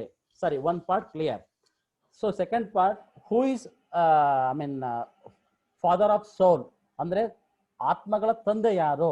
ಆತ್ಮಗಳ ತಂದೆ ಯಾರು ಅಂತ ಬಂದಾಗ, ಸೊ ಪರಮಾತ್ಮ ಅಂದ್ರೆ ಸುಪ್ರೀಂ ಸೋಲ್ ಅವರು ಹೇಗಿದ್ದಾರೆ, ಅವರು ಬಿಂದು ರೂಪ ಅಥವಾ ನಕ್ಷತ್ರ ರೂಪದಲ್ಲಿದ್ದಾರೆ. ಸೊ ಅವ್ರು ಎಲ್ಲಿದ್ದಾರೆ? ಸೊ ಅವ್ರು ಇರುವಂತದ್ದು ಪರಂಧಾಮ, ಸೂರ್ಯ ಚಂದ್ರ ಆಕಾಶಗಳಿಗಿಂತ ಎತ್ತರವಾಗಿರುವಂತಹ ಒಂದು ಪರಂಧಾಮ ಅಥವಾ ಬ್ರಹ್ಮಲೋಕ ಅಂತ ಏನ್ ಹೇಳ್ತೇವಲ್ವಾ, ಅಲ್ಲಿ ಇದ್ದಾರೆ. ಸೊ ಇವಾಗ ಅದು ಮುಗ್ದೋಯ್ತು. ಥರ್ಡ್ ಕಾನ್ಸೆಪ್ಟ್ ಏನ್ ಬಂತು ಅಂತಂದ್ರೆ, ಅನೇಕ ಧರ್ಮಗಳು ಸಹ ಪ್ರತಿ ಒಬ್ಬನ ಭಗವಂತನೇ ನೆನಪು ಮಾಡ್ತಾರೆ. ಅದಕ್ಕೋಸ್ಕರ ನಾನು ತಮಗೆ ಹೇಳಿದೆ, ಎಲ್ಲ ಧರ್ಮಗಳದ್ದು ಹೇಳಿದೆ ನಾನು ನಿಮಗೆ. ಹಿಂದೂ, ಮುಸ್ಲಿಂ, ಕ್ರೈಸ್ತ, ಬುದ್ಧ ಎಲ್ಲರದ್ದು ಹೇಳಿದೆ. ಎಲ್ಲ ಧರ್ಮದವರು ಸಹ ಪ್ರತಿಯೊಬ್ಬರು ಸಹ ಡೈರೆಕ್ಟ್ ಆಗೋ ಇಂಡೈರೆಕ್ಟ್ ಆಗೋ ಒಬ್ಬ ಭಗವಂತನನ್ನ ಪೂಜೆ ಮಾಡ್ತಾ ಹೋಗ್ತಾರೆ. ಅವರೇ ಗಾಡ್ ಈಸ್ ಲೈಟ್, ಅವರೇ ದೇವರು ಬಿಂದು ಸ್ವರೂಪ ಅಂತ ಹೇಳಿದೆ. ಅದು ಡ್ರಾಮಾ ವೀಲ್ ಅಂತ ಬಂದೋಯ್ತು. ಸೊ ಅದಾದ ಮೇಲೆ ನಮಗೆ ತಿಳ್ಕೊಂಡಿದ್ದು ಭಗವಂತ ಎಲ್ಲಿದ್ದಾರೆ ಅದು ಗೊತ್ತಾಯ್ತು. ವರ್ಲ್ಡ್ ಡ್ರಾಮಾ ವೀಲ್, ಸೃಷ್ಟಿ ನಾಟಕ ಚಕ್ರ ಗೊತ್ತಾಯ್ತು. ಸೊ ನಾವೆಲ್ಲ ಹೇಗಿದ್ವಿ, ಸತ್ಯಯುಗ ಹೇಗಿತ್ತು, ತ್ರೇತಾ ಹೇಗಿತ್ತು, ದ್ವಾಪರ ಹೇಗಿತ್ತು, ಕಲಿಯುಗ, I mean golden age, silver age, copper age and what is that iron age. Okay, but ನಾವು ಇವಾಗ ಯಾವ ಏಜ್ ನಲ್ಲಿ ಇದ್ದೇವೆ? ಯುಗ ಇರುವಂತದ್ದು ಸಂಗಮ, ಕಲಿಯುಗ ಅಂತ ಅನ್ಕೊಂಡಿರ್ತೇವೆ. ಬಟ್ ಕಲಿಯುಗದ ಅಂತ್ಯ, ಸತ್ಯಯುಗದ ಆದಿ. ಮತ್ತೆ ನಾವು ಅದೇ ದೇವಿ ದೇವತೆಗಳಾಗುವಂತಹ ಒಂದು ಭಾಗ್ಯವನ್ನು ತಗೋಬಹುದು. ಸೊ ಇದನ್ನ ನಾನು ನನ್ನ ಒಂದು ಎಕ್ಸ್ಪೀರಿಯನ್ಸ್ ಬೇಸ್ ಮೇಲೆ ಒಂದು ರಿಸರ್ಚ್ ಓರಿಯೆಂಟೆಡ್ ಆಗಿ ಹೇಳ್ತೇನೆ ವಿನಃ ಯಾವುದೇ ಒಂದು ಧರ್ಮದ ಇದಕ್ಕಾಗ್ಲಿ ಇನ್ನೊಂದು ಯಾವುದು ಹೇಳ್ತಾ ಇಲ್ಲ. ಬಟ್ ದಿಸ್ ದ ವೆರಿ, ನಾನು ಅದಕ್ಕೋಸ್ಕರ ಹೇಳಿದ್ದು ಸತ್ಯಯುಗದಲ್ಲಿ ಬರುವಂಥದ್ದು ಎಷ್ಟು ಅಂದ್ರೆ ಕೋಟಿ, 750 ಕೋಟಿಲಿ 10 ಲಕ್ಷ ಜನ ಮಾತ್ರ ಬರುವಂಥದ್ದು ಇಡೀ ವರ್ಲ್ಡ್ ನಲ್ಲಿ. ಆ 10 ಲಕ್ಷ ಜನದಲ್ಲಿ ಯಾರೊಬ್ರು ಬರ್ತಾರೆ ಅಂತಂದ್ರೆ ಆ ನಾಲೆಡ್ಜು. ಸೊ ಹಂಗೆ ಚಿನ್ನದ ಪಾತ್ರೆಯಲ್ಲಿ ನಾವು ಹುಲಿಯ ಹಾಲನ್ನು ಇಡಬೇಕು, ವಿನಃ ಬೇರೆ ಕಡೆ ಇಡಕ್ ಆಗೋದಿಲ್ಲ ಅಂತ ಹೇಳ್ತಾರೆ. ಅದಕ್ಕೋಸ್ಕರನೇ ಇದೆಲ್ಲ ಒಂಥರ ಬಹಳ ಸೃಷ್ಟಿ ಚಕ್ರದ ವಿಚಾರ ನೋಡ್ತಾ ಹೋದಾಗ ಇದ್ರದ್ದೇ ಅಂತಹ ಒಂದು ಓಕೆ. ಇವಾಗ ನಮಗೆ ಅನಿಸ್ತದೆ, ನಾವು ಸೆಷನ್ ಎಂಡ್ ಮಾಡೋಕ್ಕಿಂತ ಮುಂಚೆ ನಮಗೆ ಅನಿಸ್ತದೆ, ಓಕೆ ಈಗ ಆತ್ಮದ ಬಗ್ಗೆ ಗೊತ್ತಾಯ್ತು, ಪರಮಾತ್ಮನ ಬಗ್ಗೆ ಗೊತ್ತಾಯ್ತು, ಈ ಸೃಷ್ಟಿ ಚಕ್ರ ಸೃಷ್ಟಿ ಹೇಗಿತ್ತು, ಹೇಗಾಗ್ತಾ ಇದೆ, ಪರಮಾತ್ಮ ಏನ್ ಮಾಡ್ತಾ ಇದ್ದಾರೆ, ಯಾಕೆಲ್ಲ ಆಗ್ತಾ ಇದೆ, ಸರಿ. ಸೊ ನಾವು ಈಗ ನಾನು ಆತ್ಮ ಅನ್ಕೊಳೋದು ಹೇಗೆ, ನಾನು ಪರಮಾತ್ಮನ ನೋಡಿ, ಈಗ ನಾನು ಲೋಕೇಶ್ ಅಂತ ಅನ್ಕೊಂಡ್ರೆ ನಮ್ಮ ತಂದೆ ಗದಿಗೆಪ್ಪ ಅಂಗಡಿ ಅಂತ ನಂಗೆ ಗೊತ್ತಾಗ್ಬಿಡುತ್ತೆ. ನನ್ನ ಹೆಸರು ಲೋಕೇಶ್ ಅಂಗಡಿ, ನಮ್ಮ ತಂದೆ ಹೆಸರು ಗದಿಗೆಪ್ಪ ಅಂಗಡಿ ಅಂತ. ಸೊ ನನ್ನ ತಂದೆ ನೆನಪು ಮಾಡ್ಕೊಂಡ್ರೆ ನನ್ನ ಬುದ್ಧಿಯಿಂದ ನನ್ನ ತಂದೆ ಪಿಕ್ಚರೇ ಬಂದ್ಬಿಡುತ್ತೆ ನನ್ನ ಮುಂದೆ. ನಮ್ಮ ತಂದೆ ಹೇಗಿದ್ದಾರೆ, ಕಿವಿ ಹೇಗಿದೆ, ಕಣ್ಣಿದೆ ಹೇಗಿದ್ದಾರೆ ಎಲ್ಲ ಗೊತ್ತಾಗ್ಬಿಡ್ತದೆ. ಸೊ ಅದೇ ರೀತಿ ನಿಮ್ಮ ತಂದೆ ತಾಯಿಗಳು ನೆನಪು ಮಾಡ್ಕೊಂಡ್ರೆ ನಿಮ್ಗೆ ಗೊತ್ತಾಗುತ್ತೆ. ಅದೇ ರೀತಿ ನಾನು ಯಾವಾಗ ಆತ್ಮಾಭಿಮಾನಿ ಸ್ಟೇಜ್ನಲ್ಲಿ ಬರ್ತೇನೆ, ಐ ಮೀನ್ ಸೋಲ್ ಕಾನ್ಶಿಯಸ್ನಲ್ಲೇ ಬರ್ತೇನೆ, ಆವಾಗ ಆತ್ಮಕ್ಕೆ ಗೊತ್ತಿರುತ್ತೆ ಆತ್ಮದ ತಂದೆ ಯಾರು ಅಂತ. ಅದಕ್ಕೆ ಹೇಳೋ ಅವಶ್ಯಕತೆನೇ ಇರೋದಿಲ್ಲ ಅಲ್ವಾ, ಹೇಳೋ ಅವಶ್ಯಕತೆನೇ ಇರೋದಿಲ್ಲ. ಅದಕ್ಕೋಸ್ಕರನೇ ಮೊದಲು ನಾನು ಆತ್ಮಾಭಿಮಾನಿ ಆಗಬೇಕು, ನಾನು ಆತ್ಮ ಅಂತ ತಿಳ್ಕೋಬೇಕು, ಆತ್ಮಾಭಿಮಾನಿ ಆಗಬೇಕು, ಸೋಲ್ ಕಾನ್ಶಿಯಸ್ನಲ್ಲಿ ಬರಬೇಕು. ಆ ಸೋಲ್ ಕಾನ್ಶಿಯಸ್ನಲ್ಲಿ ಬಂದ್ಬಿಟ್ಟು ನಾನು ಪರಮಾತ್ಮನ ಒಂದು ಆಟೋಮೆಟಿಕ್ ಆತ್ಮಕ್ಕೆ ಗೊತ್ತಿರುತ್ತೆ ಯಾರು ಪರಮಾತ್ಮ ಅಂತ. ಮಕ್ಕಳಿಗೆ ಗೊತ್ತಿರುತ್ತೆ ನೋಡಿ, ಒಂದು 1000 ಜನ ನಿಲ್ಲಿಸಿರಿ ಒಂದು ಗುಂಪಿನಲ್ಲಿ, ಆ ಸಣ್ಣ ಮಗುನಿಗೆ ಮಗು ಅಥವಾ ಮಗಳು ಇರಲಿ, ಆ ಮಗಳು ಅಥವಾ ಮಗು ಸೀದಾ ಅವ್ರ ತಂದೆ ತಾಯಿ ಹತ್ರನೇ ಹೋಗ್ತದೆ, ವಿನಃ ಬೇರೆ ಯಾರ ಹತ್ರನೂ ಹೋಗೋದಿಲ್ಲ. ಅದೇ ರೀತಿ ನಾನು ಆತ್ಮ ಅಂತ ನಾನು ತಿಳ್ಕೊಂಡಿದ್ದೆ ಆದ್ರೆ ಸೊ ನಾನು ಪರಮಾತ್ಮನನ್ನ ನೆನಪು ಮಾಡ್ತೇವೆ. ಓಕೆ, ಆತ್ಮ ತಿಳ್ಕೊಳೋದು ಹೇಗೆ? ಈಗ ನಾನು ತಮಗೆ ಹೇಳಿದೆ, ಈ ಸಂಗಮ ಯುಗದಲ್ಲಿ ಭಗವಂತ ಬಂದಿದ್ದಾರೆ. ಸೊ ನಾನು ಆತ್ಮ, ನೀ ಪರಮಾತ್ಮನ ಬಗ್ಗೆ ಕೇಳ್ತಾ ಇದ್ದಾರೆ ಅಂತ ಹೇಳ್ಬಿಟ್ಟು ನಾ ಹೇಳಿದೆ. ಸೊ ನಾನು ಆತ್ಮ ಅಂತಂದ್ರೆ 2 ಹುಬ್ಬಿನ ಬೃಕುಟಿಯ ಮಧ್ಯೆ, ಇದನ್ನ ಹೇಗೆ ನೋಡ್ಬೋದು? ಈ ಕಣ್ಣಿಂದ ನೋಡ್ಬೋದಾ, ಅಥವಾ ಈ ಸ್ಪೆಕ್ಟಿಂದ ಹಾಕ್ಬೋದಾ, ಅಥವಾ ದುರ್ಬಿನ ನೋಡ್ಬೋದಾ? ನೋ, ಯಾವ್ದ್ರಿಂದ ನೋಡಕ್ಕಾಗಲ್ಲ. ಅದನ್ನ ನೋಡ್ಬೇಕು ಅಂತಂದ್ರೆ ನಾವು ದಿವ್ಯ ಗುಣಗಳು, ದೈವಿ ಗುಣಗಳು ಅಂತ ಏನ್ ಹೇಳ್ತಾವಲ್ವಾ, ಆ ದೈವಿ ಗುಣಗಳ ಆಧಾರದ ಮೇಲೆ, ಆ ದೈವಿತನದ ಆಧಾರದ ಮೇಲೆ ನಾವೇನ್ ಮಾಡ್ಬೇಕು ಅಂತಂದ್ರೆ ಇದನ್ನ ಆತ್ಮವನ್ನ ನೋಡ್ಬೇಕಾಗ್ತದೆ.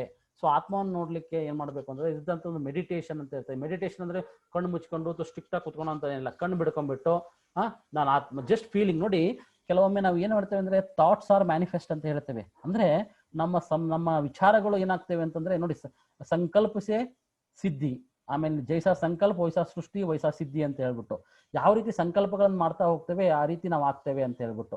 ನೋಡಿ, ನಾನು ಈಗ ದೇಹ ದೇಹ ದೇಹ ದೇಹ ಅಂದ್ರೆ ನಾನು ದೇಹನೇ ಅಂತ ಅನ್ಕೊಂಡಿರ್ತೇನೆ. ನಿಮ್ಗೆ ಯಾರಿಗೊಬ್ಬರಿಗೆ ಈಗ ಮಧುಸೂದನ್ ಸರ್ ಇದ್ದಾರೆ, ಅವ್ರಿಗೊಂದು 45 ವರ್ಷ ಅಂತ ಅನ್ಕೊಳ್ಳಿ. Okay okay, still is Young, 40 years ಅಂತ ಅನ್ಕೋಣ, ಏನ್ ತೊಂದರೆ ಇಲ್ಲ.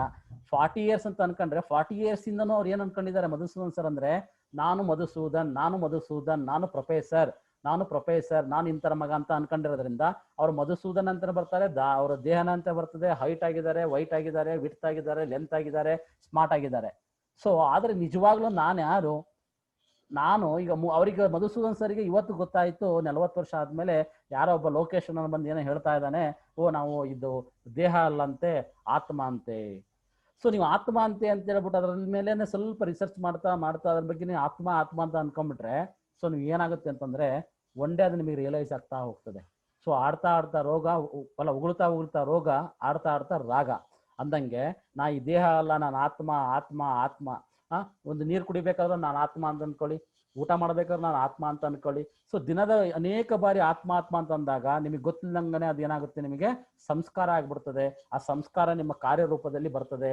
ಆ ಸೋಲ್ನ ಸಮೀನ್ನ ಆತ್ಮದಲ್ಲಿ ಒಳ್ಳೊಳ್ಳೆ ಸಂಸ್ಕಾರಗಳಿದೆ, ಆತ್ಮದಲ್ಲಿ ಒಳ್ಳೊಳ್ಳೆ ಗುಣಗಳಿದೆ. ಆತ್ಮದ ಗುಣಗಳು ಯಾವುದು ಅಂತಂದ್ರೆ ಒಳ್ಳೊಳ್ಳೆ ಗುಣಗಳು ಆತ್ಮದಲ್ಲಿ ಇರುವಂಥದ್ದು. ನಾವು ಅಂತೇವೆ ನೋಡಿ, ನಮಗೆ ದ್ವೇಷ, ಕೋಪ, ಅಸೂಯೆ ಎಲ್ಲ ಇದೆ. ಯಾಕೆ ಅಂತಂದ್ರೆ ಈ ನಾವು ದೇಹದಲ್ಲಿ ಬಂದ್ಬಿಟ್ಟಿದ್ದೇವೆ. ದೇಹದ ಒಂದು ಇದರಲ್ಲಿರೋದ್ರಿಂದ ನಮಗೆ ಯಾವುದನ್ನು ಕಂಟ್ರೋಲ್ ಮಾಡಕ್ ಆಗ್ತಾ ಇಲ್ಲ. ಸೊ ಯಾವುದನ್ನು ಸಹ ನಮ್ಮ ಹಿಡಿತಲ್ಲಿ ತಗೊಂಡ್ಬರಕ್ ಆಗ್ತಾ ಇಲ್ಲ. ಅದೇ ನೀವು ಸೋಲ್ ಕಾನ್ಶಿಯಸ್ನಲ್ಲಿ ಬನ್ನಿ. ಸೋಲ್ ಕಾನ್ಶಿಯಸ್ನಲ್ಲಿ ಬಂದ್ರೆ ಏನಾಗುತ್ತೆ ನಿಮಗೆ, ಐ ಆಮ್ ಎ ಸೋಲ್ ಅಂತ ಅನ್ಕೊಳ್ಳಿ. ಸೋಲ್ ಕಾನ್ಶಿಯಸ್ನಲ್ಲಿ ಬಂದಾಗ ಸೊ ಅದಕ್ಕೆ ಬರಬೇಕಾದ್ರೆ ಪ್ಯೂರಿಟಿ ಬೇಕು. ನಿಮ್ಗೆ ಗೊತ್ತಿರಬೇಕು, purity is the first virtue and the mother of piece and happiness. ನಮ್ಮಲ್ಲಿ ಎಷ್ಟು ಪ್ಯೂರಿಟಿ ಇರ್ತದೆ ಅಷ್ಟು ಹ್ಯಾಪಿನೆಸ್ ಬರ್ತದೆ, ಪೀಸ್ ಬರ್ತದೆ. ಅದಕ್ಕೆ ಆಧಾರ ಯಾರು ಅಂತಂದ್ರೆ ಪ್ಯೂರಿಟಿ. ಓಕೆ, ಪ್ಯೂರಿಟಿ ಅಂದ್ರೆ ಬರೀ ಬ್ರಹ್ಮಚರ್ಯ ಮಾಡಿದ ತಕ್ಷಣ, ಸೆಲೆಬಸಿ ಮಾಡಿದ ತಕ್ಷಣ ಅಂತ ಅಲ್ಲ. ಸೊ ಅದರಲ್ಲೂ ಬೇರೆ ಬೇರೆ ಒಳ್ಳೆ ವಿಚಾರಗಳು, ಆಚಾರಗಳು ಮಾಡುವಂಥದ್ದು. ಅದೇ ಮತ್ತೆ ಸೋಲ್ನ ಕ್ವಾಲಿಟೀಸ್ ಯಾವುದು, ಮತ್ತೆ ಪೀಸ್ ಇರ್ಬೋದು, ಲವ್ ಇರ್ಬೋದು, ಜಾಯ್ನೆಸ್ ಇರ್ಬೋದು, ಬ್ಲಿಸ್ ಇರ್ಬೋದು, ನಾಲೆಡ್ಜ್ ಇರ್ಬೋದು. Okay, knowledge is the source of all the virtues ಅಂತ ಹೇಳ್ತಾರೆ. ಈ ನಾಲೆಡ್ಜ್ ಅನ್ನು ನಾನು ನಿಮಗೆ ಕೊಟ್ಟಿದ್ದೇನೆ ಇವತ್ತು. ತಾವೆಲ್ಲ ಆಲ್ಮೋಸ್ಟ್ 1.5 ಅವರಿಂದ ಕೇಳ್ತಾನೆ ಇದ್ದೀರಾ. ಸೊ ನಿಮಗೆ ಅನೇಕ ವಿಚಾರಗಳು ಮೈಂಡಲ್ಲಿ ಬರ್ತಾನೆ ಇದೆ. ಯಾಕೆ 40 ವರ್ಷ 50 ವರ್ಷಗಳಾದ್ಮೇಲೆ ಕೇಳ್ತಾ ಇದ್ದೀರಾ, ಹೊಸದನ್ನು ಅನಿಸುತ್ತೆ. ಆಟೋಮೆಟಿಕ್ ಆಗಿ ಇದೇನಪ್ಪ ಇದು ನಂಬ್ಲಿಕ್ಕೆ ಆಗೋದಿಲ್ಲ ಅಂತ ಅನಿಸುತ್ತೆ, ಇದೇನೋ ಹೇಳ್ತಿದಾರಲ್ಲ ಅಂತ. ಬಟ್ ಆದ್ರೂ ಅದ್ರ ಬಗ್ಗೆ ರಿಸರ್ಚ್ ಮಾಡಿದಾಗ ತಾನೇ ಗೊತ್ತಾಗೋದು. ಸೊ ಅದಕ್ಕೋಸ್ಕರನೇ knowledge is the source of all the virtues ಅಂತ ಹೇಳ್ತೇವೆ. ಆತ್ಮದಲ್ಲಿ ಇವೆಲ್ಲ ಗುಣಗಳಿರ್ತದೆ. ಆತ್ಮದ ಗುಣವೇ ಶಾಂತಿ. ನಾವು ಶಾಂತವಾಗಿ ಇರೋಕ್ಕಾಗ್ತದ? ಏನೋ ಸ್ವಲ್ಪ ಏನಾದ್ರು ಹೆಚ್ಚು ಕಮ್ಮಿ ಆದ್ರೆ ರೋಡ್ನಲ್ಲಿ ಹೋಗ್ಬೇಕಾದ್ರೆ ಯಾರೋ ಒಬ್ಬ ಸಡನ್ ನಮ್ಮನ್ನು ಓವರ್ಟೇಕ್ ಮಾಡಿದ್ರೆ ನಮಗೆ ಟೆಂಪ್ಟ್ ಆಗ್ಬಿಟ್ಟು ಅವ್ನು ಓವರ್ಟೇಕ್ ಮಾಡ್ತೇವೆ. ಯಾರೋ ಒಬ್ರು ಏನೋ ಇದ್ರು ಬಂದ್ರು ಏನೋ ಒಂದು ಅಂದ್ರು ಅಂತ ಹೇಳ್ಬಿಟ್ಟು ಅವ್ರಿಗೆ 2 ವರ್ಷ ನಾವು ಮಾತಾಡ್ತೇವೆ. ಅಸೂಯೆ, ದ್ವೇಷ, ಸ್ವಾರ್ಥ ಎಲ್ಲ ಇದೆ. ಯಾಕೆ? ನಮ್ಮಲ್ಲಿ 5 ವಿಕಾರಗಳು. ಹೆಂಗೆ ದೇಹ 5 ವಿಕಾರಗಳಿಂದ ಬಂದಿರುವಂಥದ್ದಲ್ವಾ? ಅದೇ ರೀತಿ ಈ ದೇಹದ 5 ವಿಕಾರಗಳಾಗಿ, ದೇಹದಲ್ಲಿ 5 ವಿಕಾರಗಳು ಯಾವುದು? ಪಂಚೇಂದ್ರಿಯಗಳು, ಕಾಮ, ಕ್ರೋಧ, ಮೋಹ, ಲೋಭ, ಅಹಂಕಾರ. ಎಲ್ಲರಿಗೂ ಇರ್ತದೆ ನೋಡಿ. ಎಲ್ಲ ಋಷಿಮನಿಗಳು, ವಿಶ್ವಾಮಿತ್ರ ಎಲ್ಲವನ್ನು ಗೆದ್ದ, ಲಾಸ್ಟಿಗೆ ಮೇನಕೆಯನ್ನು ನೋಡ್ಬಿಟ್ಟು ಸೋತ್ಬಿಟ್ಟ. ಜಮದಗ್ನಿ ಎಲ್ಲವನ್ನು ಗೆದ್ದ, ಕ್ರೋಧದ ವಶ ಆಗಿ ಏನಾದ ಅಂತ ತಮಗೆಲ್ಲ ಗೊತ್ತಿದೆ. ಅದಕ್ಕೋಸ್ಕರನೇ 5 ವಿಕಾರಗಳನ್ನು ಗೆಲ್ಲಬೇಕಾದ್ರೆ ಅಷ್ಟೇ ಕಷ್ಟಪಡಬೇಕು. ಆ ರೀತಿಯ ಒಂದು ವಿಚಾರಗಳನ್ನ, ಒಳ್ಳೊಳ್ಳೆ ಥಾಟ್ಸ್ ಅನ್ನ ಮಾಡಿದಾಗ ನಮಗೆ ನಾನು ಯಾರು, ಆತ್ಮ ಪರಮಾತ್ಮ ಯಾರು, ಅವನ ಜೊತೆಗೆ how we are going to connect between the soul and supreme soul, ಅವಾಗ ಕನೆಕ್ಟ್ ಮಾಡಿದಾಗ ನಮಗೆ ಶಕ್ತಿಯ ವೃದ್ಧಿ ಆಗ್ತದೆ. ಶಕ್ತಿಯ ವೃದ್ಧಿ ಆದಂಗೆ ನನ್ನ ರಿಯಾಲಿಟಿ ನನಗೆ ಗೊತ್ತಾಗ್ತಾ ಹೋಗ್ತದೆ. ಬರೀ ನೀವು ಸ್ವಾಮಿ ವಿವೇಕಾನಂದ ಇವತ್ತು ವರ್ಲ್ಡ್ ಫೇಮಸ್ ಆಗಿದ್ದಾರೆ. ಅವನ 38-39 ವರ್ಷದಲ್ಲಿ ಸ್ವಾಮಿ ವಿವೇಕಾನಂದ ಅಂತಂದ್ರೆ ಇವನ್ US ಪ್ರೆಸಿಡೆಂಟ್ ಇಂದ ಹಿಡಿದು ಇಂಡಿಯನ್ ಪ್ರೆಸಿಡೆಂಟ್ ಇಂದ ಹಿಡಿದು ಎಲ್ಲರೂ ಸಲ್ಯೂಟ್ ಮಾಡ್ತಾರೆ, ಅವನಿಗೆ ನಮಸ್ಕಾರ ಮಾಡ್ತಾರೆ, ಅವ್ನ ಫೋಟೋ ಹಾಕ್ತಾರೆ. ಯಾಕೆ ಅಂತಂದ್ರೆ ಅವನಲ್ಲಿರುವಂತಹ ಒಂದು ಪ್ಯೂರಿಟಿ. ಓಕೆ, ಪ್ಯೂರಿಟಿ ಅನ್ನೋ ಒಂದು ವಿಚಾರ. ಆ ಒಂದು ವಿಚಾರದ ಮೇಲೆ ಯಾರು ಸ್ವಾಮಿ ವಿವೇಕಾನಂದನಿಗೆ ಬರೀ ಆತ್ಮಜ್ಞಾನ ಇತ್ತು, ಪರಮಾತ್ಮ ಜ್ಞಾನ ಇದ್ದಿಲ್ಲ ಅವಾಗ. ಸೊ ಅವನಿಗೆ ಆತ್ಮಜ್ಞಾನ ಇದ್ದೇ ಅಷ್ಟು ಅವನು ಶ್ರೇಷ್ಠನಾಗಿದ್ದಾನೆ. ಸೊ ನಮಗೆ ಈಗ ಭಗವಂತ ಈ ಸಂಗಮ ಯುಗದಲ್ಲಿ ಇನ್ ಕಾನ್ಫ್ಲುಯೆನ್ಸ್ ಏಜ್ ನಲ್ಲಿ ಭಗವಂತ ಹೇಳ್ತಾನೆ, god has descended on this earth in India only. ಅದನ್ನು ಮತ್ತೆ ಇನ್ನೊಂದು ಹೇಳ್ತಾನೆ ನಿಮಗೆ, ಭಾರತ ಪವಿತ್ರ ಭೂಮಿ, ಭಾರತದಲ್ಲಿಯೇ ಭಗವಂತನ ಅವತರಣೆ ಆಗುವಂಥದ್ದು, ಬೇರೆ ದೇಶದಲ್ಲಿ ಅಲ್ಲ. ಅದನ್ನ ಹೇಗೆ ಹೇಳ್ತಾರೆ ಅಂದ್ರೆ ಭಗವಂತನೇ ಸ್ಪಷ್ಟಪಡ್ತಾನೆ, God has descended on earth in India. ಯಾಕೆ ನೋಡಿ, ಸರ್ವ ಜನಾಂಗಗಳು ಸಹ ಭಾರತದಲ್ಲಿ ಇರುವಂಥದ್ದು, ಎಲ್ಲರೂ ಸಹ ಭಾರತದಲ್ಲೇ ಇರುವಂತಹವರು ಅಲ್ವಾ? ಅದಕ್ಕೋಸ್ಕರನೇ ನಾವು ಆತ್ಮ ಪರಮಾತ್ಮನ ಜ್ಞಾನ ಅಥವಾ ಇವತ್ತು ಏನು ನಾವು ಕನ್ಕ್ಲೂಷನ್ ತಗೊಂಡ್ವಿ ಅಂದ್ರೆ, ಹೂ am I, who is god, world drama wheel, ಈ ಸೃಷ್ಟಿಯ ಬಗ್ಗೆ ನಾವು ತಿಳ್ಕೊಂಡ್ವೆ. ಇದನ್ನ ತಿಳಿಸ್ಬೇಕಾದ್ರೆ ಮಿನಿಮಮ್ ಒಂದು 8 to 9 hours ಬೇಕೇ ಬೇಕು. ಇಷ್ಟೆಲ್ಲ ಚಿತ್ರಗಳನ್ನು ತಿಳಿಸ್ಬೇಕಾದ್ರೆ 8 to 9 hours ಬೇಕು. ಅದನ್ನು ನಾನು ನಿಮಗೆ ಆಲ್ಮೋಸ್ಟ್ 1.5 hour ನಲ್ಲಿ ತಿಳಿಸಿದ್ದೇನೆ. ಓಕೆ, ಸೊ ಅದಕ್ಕೋಸ್ಕರನೇ ಇದರಲ್ಲಿ ಎಷ್ಟು ಸತ್ಯ ಎಷ್ಟು ನಿಜ ಅನ್ನಲಿಕ್ಕಿಂತನೂ ನಾವು ಆತ್ಮ ವಿಮರ್ಶೆ, ನಾವು ಸೋಲ್ ಸರ್ಚಿಂಗ್ ಮಾಡಿದಾಗ ನಮಗೆ ಮಾತ್ರ ಗೊತ್ತಾಗ್ತದೆ. ಅಲ್ಲಿ ತನಕ ನಮಗೆ ಗೊತ್ತಾಗೋದಿಲ್ಲ. Okay, this is what.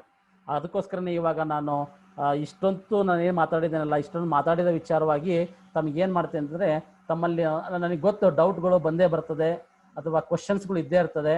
So ಅದನ್ನೇನಾದರೂ ಕ್ವಶನ್ಸನ್ನು ನೀವು ಕೇಳಿದ್ದಾದರೆ ಖಂಡಿತ ನನ್ನ ನಾಲೆಡ್ಜಿಗೆ ತಕ್ಕಂತೆ ನಾನು ಖಂಡಿತ ಅದಕ್ಕೆ ಅದನ್ನ ಸಾಲ್ವ್ ಮಾಡಲಿಕ್ಕೆ ಪ್ರಯತ್ನ ಮಾಡ್ತೇನೆ. ಯಾರಾದರೂ ಕ್ವಶನ್ಸ್ಗಳಿದ್ರೆ ದಯಮಾಡಿ ಕ್ವಶನ್ಸ್ ಅನ್ನ ಕೇಳಬೇಕು.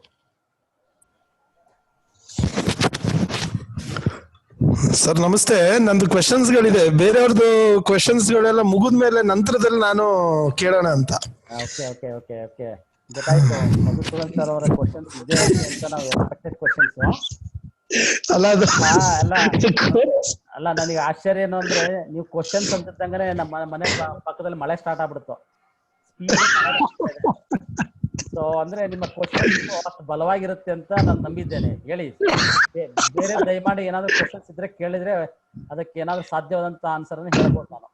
ಯಾಕಂದ್ರೆ ಆಮೇಲೆ ಇನ್ನೂ ಒಂದು ಹೆಚ್ಚಿನ ವಿಚಾರವಾಗಿ ಹೇಳ್ಬೇಕು ಅಂದ್ರೆ, ಒಂದು ಸಿಲೆಬಸ್ ಅನ್ನ ಮುಗಿಸ್ಲಿಕ್ಕೆ ಒಂದು ಅವರ್ಸ್ ಇರುತ್ತೆ, 60 ಅವರ್ಸ್. ಅವರ್ಸ್ ಆದ್ಮೇಲೆ ಎಕ್ಸಾಮ್ ಕೊಡ್ತಾರೆ, ಬರೀತೀರಾ. ಬಟ್ ಇಲ್ಲಿ ನಮ್ದು ಒಂದು 10 years 10 hours ಇದು ಸಿಲೆಬಸ್. 10 hours ಸಿಲೆಬಸ್ ನ ವಿತಿನ್ 1.5 hours ನಲ್ಲಿ ಸಾಧ್ಯವಾದಷ್ಟು ನಾನು ವ್ಯಕ್ತಪಡಿಸ್ಲಿಕ್ಕೆ ಇಷ್ಟಪಡ್ತೇನೆ.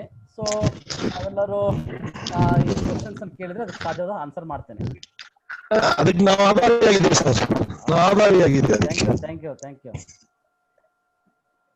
Hello sir, Lokesh sir, thank you so much.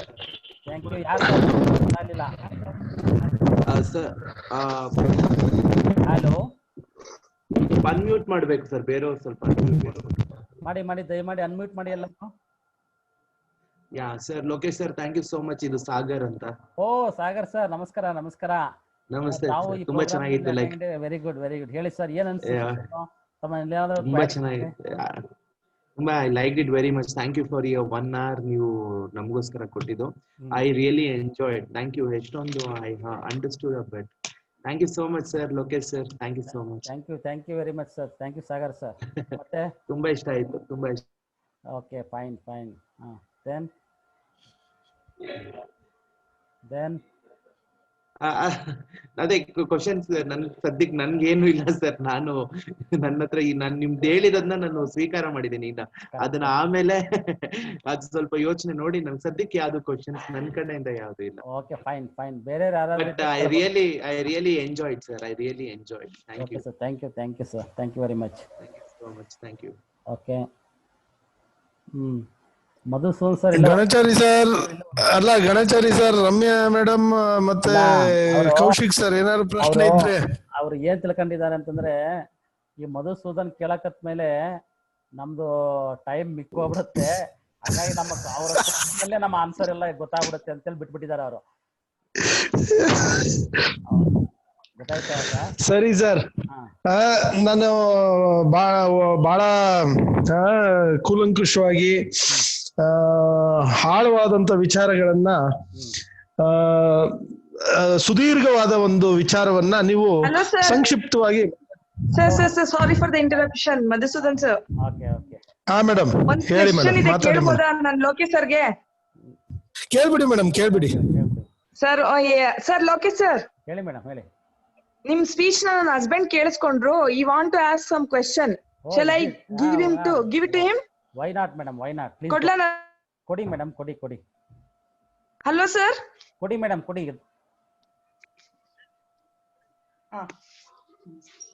Sir, good evening. Sir, good evening sir. How are you sir?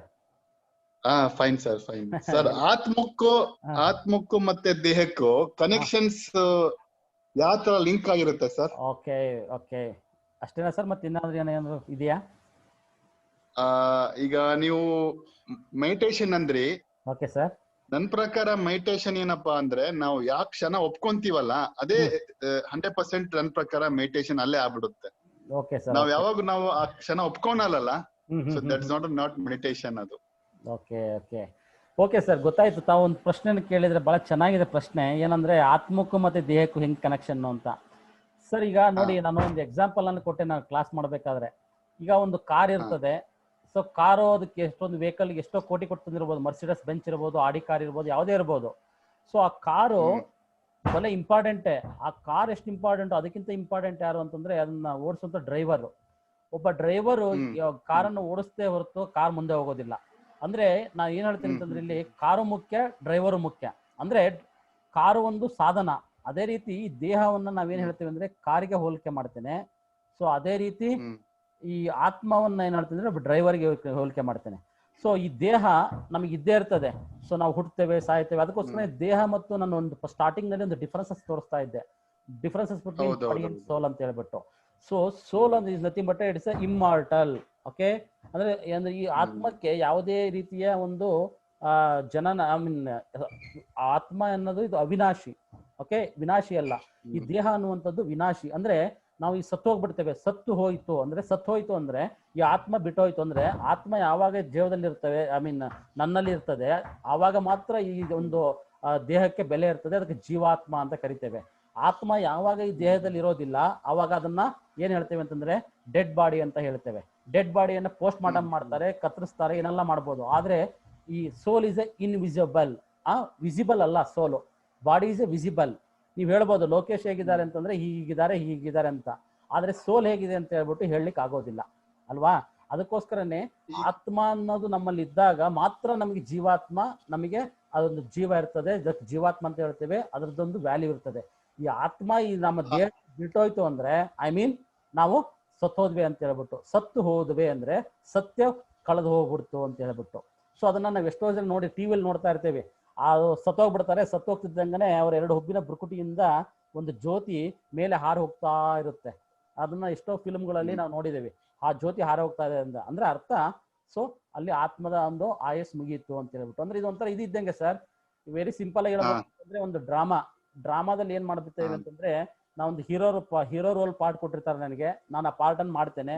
ಮಾಡಾದ್ಮೇಲೆ ಆ ಕಾಸ್ಟ್ಯೂಮ್ ಅನ್ನು ಬಿಚ್ಚಿಡ್ತೇನೆ. ಮತ್ತೆ ವಿಲನ್ ಪಾರ್ಟ್ ಕೊಡ್ತಾರೆ, ಆ ಪಾರ್ಟ್ ಅನ್ನು ಮಾಡ್ತೇನೆ, ಮತ್ತೆ ಬಿಚ್ಚೋಗ್ತೇನೆ, ಮತ್ತೆ ಇನ್ನೊಂದು ಯಾವ್ದು ಪಾರ್ಟ್ ಮಾಡ್ತೇನೆ. ಆ ರೀತಿ ಈ ದೇಹ ಬೇರೆ ಬೇರೆ ರೀತಿಯಲ್ಲಿ ಬೇರೆ ಬೇರೆ ಜನ್ಮಗಳಲ್ಲಿ ಬೇರೆ ಬೇರೆ ರೀತಿಯಲ್ಲಿ ತಗೊಳ್ತೇವೆ.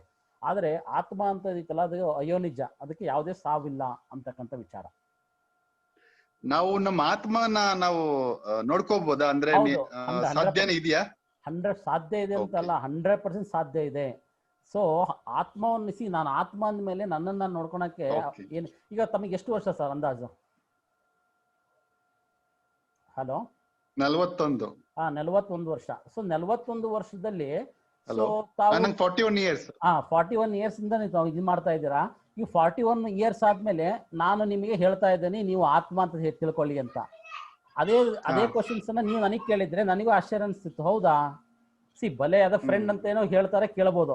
ಬಟ್ ಅದ್ರ ನಿಜವಾಗ್ಲೂ ನನ್ನ ಆತ್ಮ ಆ ಸೋಲ್ ಕಾನ್ಶಿಯಸ್ ನಲ್ಲೇ ನಾನು ಇರಬೇಕು ಅಂತಂದ್ರೆ, ಸೊ ಅದಕ್ಕೆ ಆಲ್ ಆಫ್ ಇ ಸಡನ್ ಕಷ್ಟ. ಈ ಫಾರ್ ಎಕ್ಸಾಂಪಲ್ ಯಾವ್ದೋ ಒಂದು ಫ್ರೆಂಚ್ ಲ್ಯಾಂಗ್ವೇಜ್ ನನ್ನ ಇಂಟ್ರೊಡ್ಯೂಸ್ ಮಾಡ್ತೀರಿ. ಫ್ರೆಂಚ್ ಲ್ಯಾಂಗ್ವೇಜ್ ಅನ್ನ ಇಮಿಡಿಯೇಟ್ ಆಗಿ ಹೇಳ್ತೇನೆ ನಾನು ನಿಮಗೆ. ಹೇಳಿದ ತಕ್ಷಣ ನಿಮಗೆ ಆನ್ಸರ್ ಫ್ರೆಂಚ್ ಲ್ಯಾಂಗ್ವೇಜ್ ಅನ್ನು ಕಲಿಯಕ್ ಆಗೋದಿಲ್ಲ.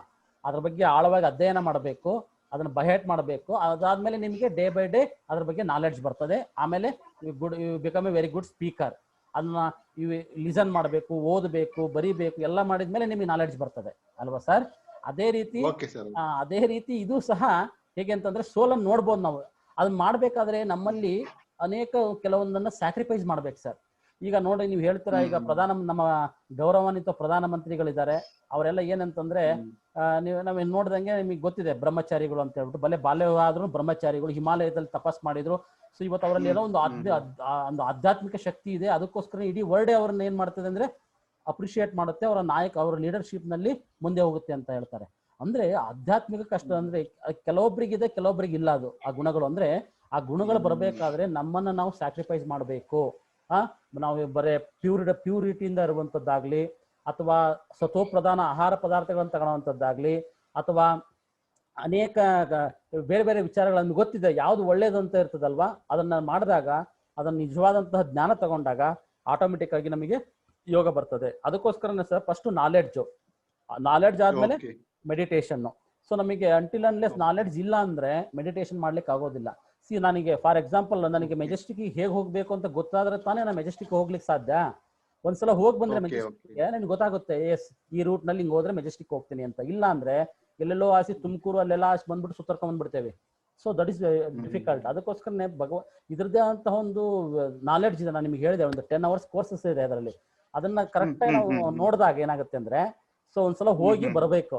ಹೋಗಿ ಬಂದಾಗ ನೆಕ್ಸ್ಟ್ ನಿಮಗೆ ಏನ್ ಅನ್ಸುತ್ತೆ ಅಂದ್ರೆ ಆ ಮೆಡಿಟೇಷನ್ ಮಾಡ್ಲಿಕ್ಕೆ ಈಸಿ ಆಗುತ್ತೆ.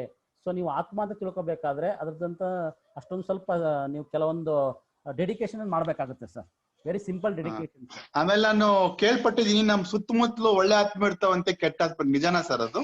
ಸರ್ ನಮ್ಮ ಸುತ್ತಮುತ್ತಲು ಒಳ್ಳೆ ಆತ್ಮ ಇರುತ್ತಂತೆ, ಕೆಟ್ಟ ಆತ್ಮ ಇರುತ್ತಂತೆ. ಒಂದೊಂದ್ಸತಿ ನಮ್ಗೆ ಅನುಭವ ಆಗಿದೆ, ಏನೋ ಒಂದು ಆಗ್ಬೇಕಾಗಿರುತ್ತೆ, ನಮ್ಗೆ ಏನೋ ಒಂದು ಬಚಾವ್ ಆಗಿರುತ್ತೆ, ಅದು ನಮ್ಗೆ ಅನುಭವ ಆಗಿದೆ. ಅದಕ್ಕೆ ಸತ್ಯನಾ ಅದು?